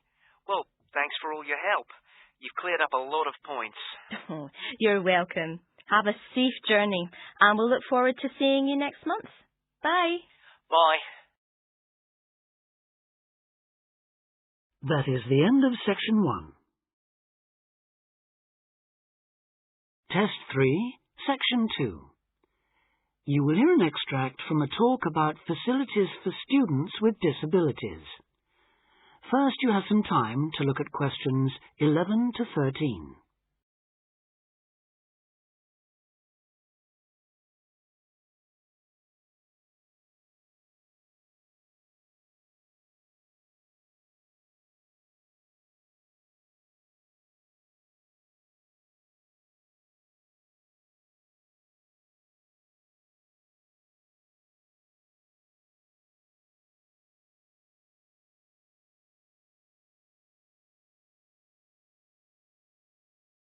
Now listen carefully and answer questions 11 to 13. Welcome to Student Times, the programme with all the latest on what's happening at universities around the country. Today we'll be discussing disabled applicants and the kind of support they can expect to find, or not find, at the university of their choice. With me to tell us more is Student Disability Advisor Sally Taylor. Good morning, Sally. Good morning, Hugh. I'd like to start by pointing out that although 1 in 4 people has some kind of disability, the proportion among students is much lower. This is partly because most students are under 25 and many people only develop their disabilities as they get older, but it's also because some universities don't do much to encourage access. It is true, though, that some have quite sticky problems when it comes to, for instance, wheelchair access, ancient buildings, cobbled streets built centuries ago, and so on. When faced with such a situation, some universities make an extra special effort to provide for students with particular disabilities, while others have specialist accommodation. In fact, all universities should have a written policy statement on students with disabilities, setting out what facilities they have, what their attitude is, and what they're prepared to do. But having said that, only you can properly understand the challenges of any disability you have, and so before accepting a place at a university, or even while you're considering applying, if only to raise the university's awareness, it's good to talk to them and find out how much they can and will do for you. The problem is who to talk to. Most universities and some students' unions have a disability advisor who is supposed to know what facilities they already have and will help with further arrangements if necessary or possible. However, all too often this person is a token. Sometimes it's just an extra responsibility given to a secretary. They don't know what the situation is in practice, and they don't have any real authority to change anything. So, given that for any prospective student it's best to visit a university before applying, it's an especially good idea for students with disabilities or special needs to check whether the place really does come up to scratch.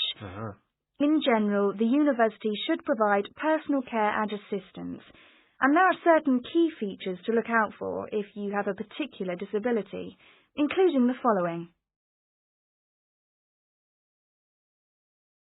Before you hear the rest of the talk, you have some time to look at questions 14 to 20.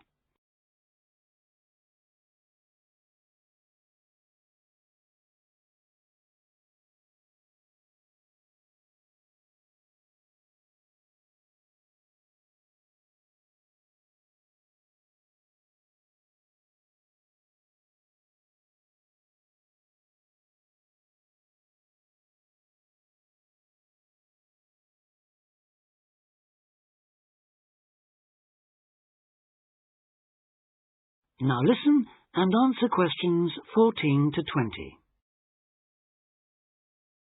Firstly, if your mobility is impaired, check there are ramps and easy access to all buildings, not just accommodation or teaching rooms. Then, when you're inside, look for clear instructions on fire and emergency procedures for the disabled. Also, make sure there are lifts that work, not the usual ones that seem to be out of order half the time. And check for suitable lavatory facilities. There is a different set of things to look for if you suffer from any kind of hearing impairment. There should be induction loops in lecture theatres, flashing sirens in all rooms, and in accommodation, visual doorbells that light up when somebody calls round to see you. If it is your sight that is impaired, there obviously need to be braille translators of books and documents. In all buildings, the stairs, floors, doorways and windows must have clear markings, and there also have to be special fire and emergency procedures for you. If you suffer from dyslexia, you will need a computer for general use and in exams. And as exams may take you longer to complete, you should be allowed extra time in which to do so. This applies to work in general too. There are, of course, many other possible health difficulties that you may suffer from, such as diabetes, epilepsy, or heart conditions. If this is the case, check the availability of access to appropriate treatment, including medication and/or therapy. Finally, make sure that in the event of an emergency, it is clear what you and other people who may be involved have to do. That is the end of section 2. Test 3, section 3. You will hear 3 students discussing a program of activities for new students at a college. First, you have some time to look at questions 21 to 26.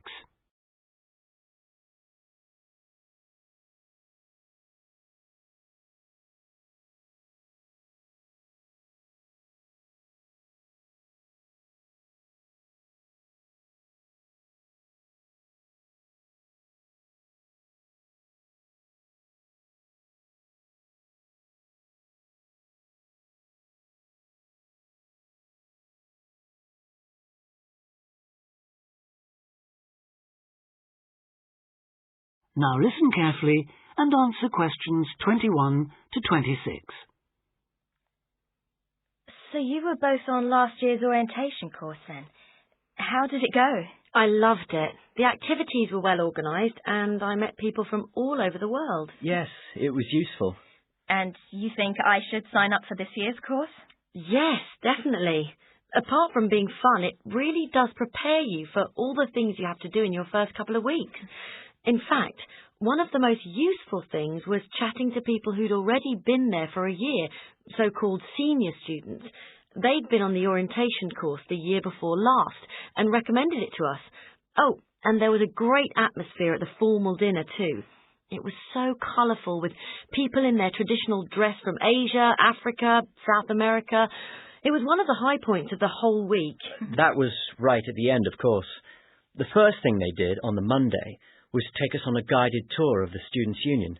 And after that, they took us round the city centre, showing us things like the bus station, the main shop. And the best pubs. Right, so it was very worthwhile. Yes, though maybe they could have taken us to a better nightclub.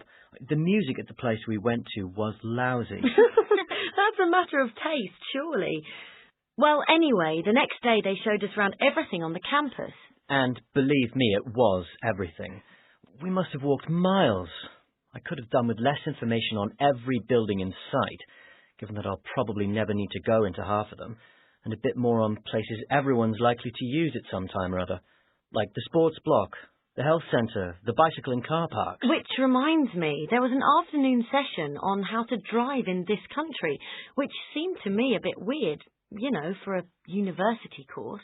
I suppose it's because there have been accidents involving students who aren't used to people driving on the left.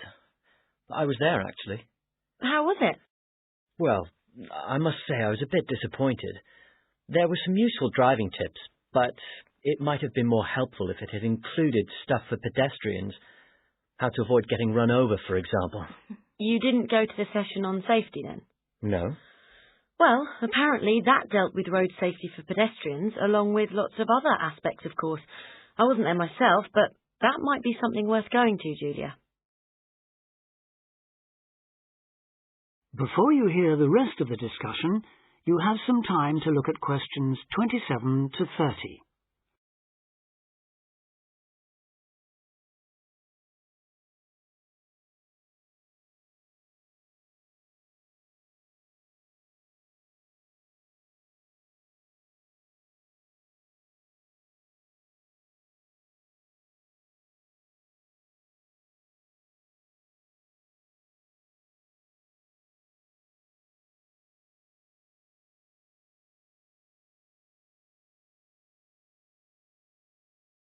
Now listen and answer questions 27 to 30. I like the sound of the whole thing. Tell me, what's the accommodation like? Do you have a room to yourself, or do you have to share? What do you have to take with you? For the orientation course, you'll have an individual room in one of the halls of residence. That'll be a different hall from the one you're booked into for the year, but they're both on the campus, so you won't have far to go. And you won't have to take much with you. The room will have chairs, table, wardrobe, bed, mattress, blankets, sheets and so on. Take a warm coat or jacket, though. It may well rain, and it's unlikely to reach even 20 degrees in late September. But it shouldn't drop below about 10, at least during the day, which is something, I suppose. Right. Now, I know they can't do much about the weather, but did you have the feeling that they were looking after you on the course? Yes, we did. There were some little touches that showed they'd thought about what it was like to be starting a course of study abroad. Such as? Well, it's just a small example, but they gave us free email access to contact people at home. 30 minutes, if I remember correctly. Actually, I think it was 20. Yes, you're right. I was on for over half an hour and paid for an extra 10 or 15 minutes. Not that it was much. Emails don't take long to write anyway. No, they don't. So, just one more thing. The timetable. When does the course actually start and finish? Well, a lot of people get there on the Sunday, though you'd have to find a room for an extra night, as the course accommodation is only booked from the Monday, when things get going. Then they'll keep you busy all week until the dinner on the Friday. And that's it, is it? Yes, there's nothing after that. Though most people stay over till Saturday, partly to recover from the party, but also because they can then move straight into their permanent rooms. I think I'll do that. Well, thanks a lot for all your advice. I'm sure I'll enjoy the course. I wish I could go on this year's too. That is the end of section 3. Test 3. Section 4. You will hear part of a lecture about fireworks. First, you have some time to read questions 31 to 40.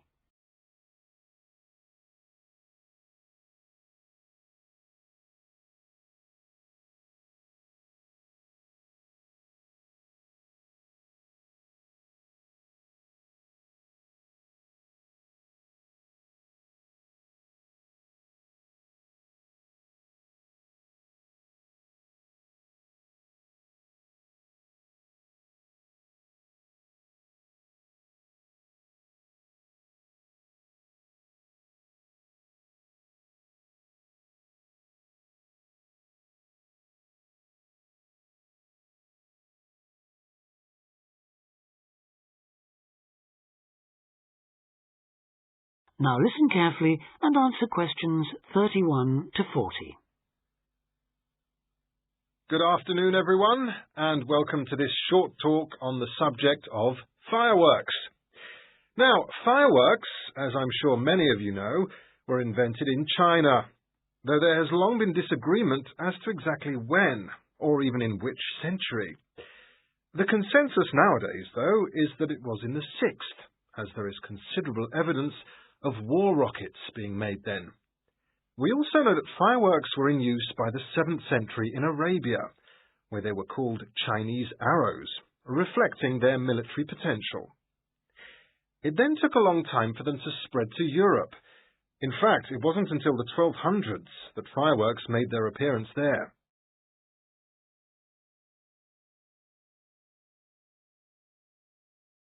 The basic ingredients of fireworks have changed little to this day. Their explosive capacity comes mainly from black powder, also known as gunpowder, which is produced from a mixture of charcoal, sulfur, and potassium nitrate. A modern aerial firework, the kind used nowadays in big public displays, not the small rocket type that you might remember from your childhood, is normally made in the form of a shell, often a sphere about the size of a peach. Inside the shell are a number of stars, surrounded by black powder, and running through the centre of the round shell is a charge that makes the firework explode when it reaches the desired altitude. This is known as the bursting charge. When this explodes, it ignites the outside of the stars, which begin to burn with bright showers of sparks. Since the explosion throws the stars in all directions, you get the huge sphere of sparkling light that is so familiar at firework displays. A shell of this kind is launched from a 75mm diameter mortar, which in some ways resembles the type used by the military. The mortar is a steel, or increasingly for safety reasons, shatterproof plastic pipe. This is likely to be 500mm long and sealed at one end. The other end is aimed at the sky, and at the bottom of the pipe, below the shell, is placed a cylinder containing black powder. This has a long fuse, which projects out of the tube. When this is lit, it quickly burns down to the lifting charge, which explodes to launch the shell. In so doing, it also lights the shell's fuse. The shell's fuse burns while the shell rises to its correct altitude and then ignites the bursting charge so it explodes. More complicated shells are divided into sections and burst in 2 or 3 phases. Shells like this are called multi-break shells. They may contain stars of different colours and compositions to create softer or brighter light, more or less sparks, etc. Some shells contain explosives designed to crackle in the sky, or whistles that explode outward with the stars. The sections of a multi-break shell are ignited by different fuses, and the bursting of one section ignites the next. The shells must be assembled in such a way that each section explodes in sequence to produce a distinct, separate effect.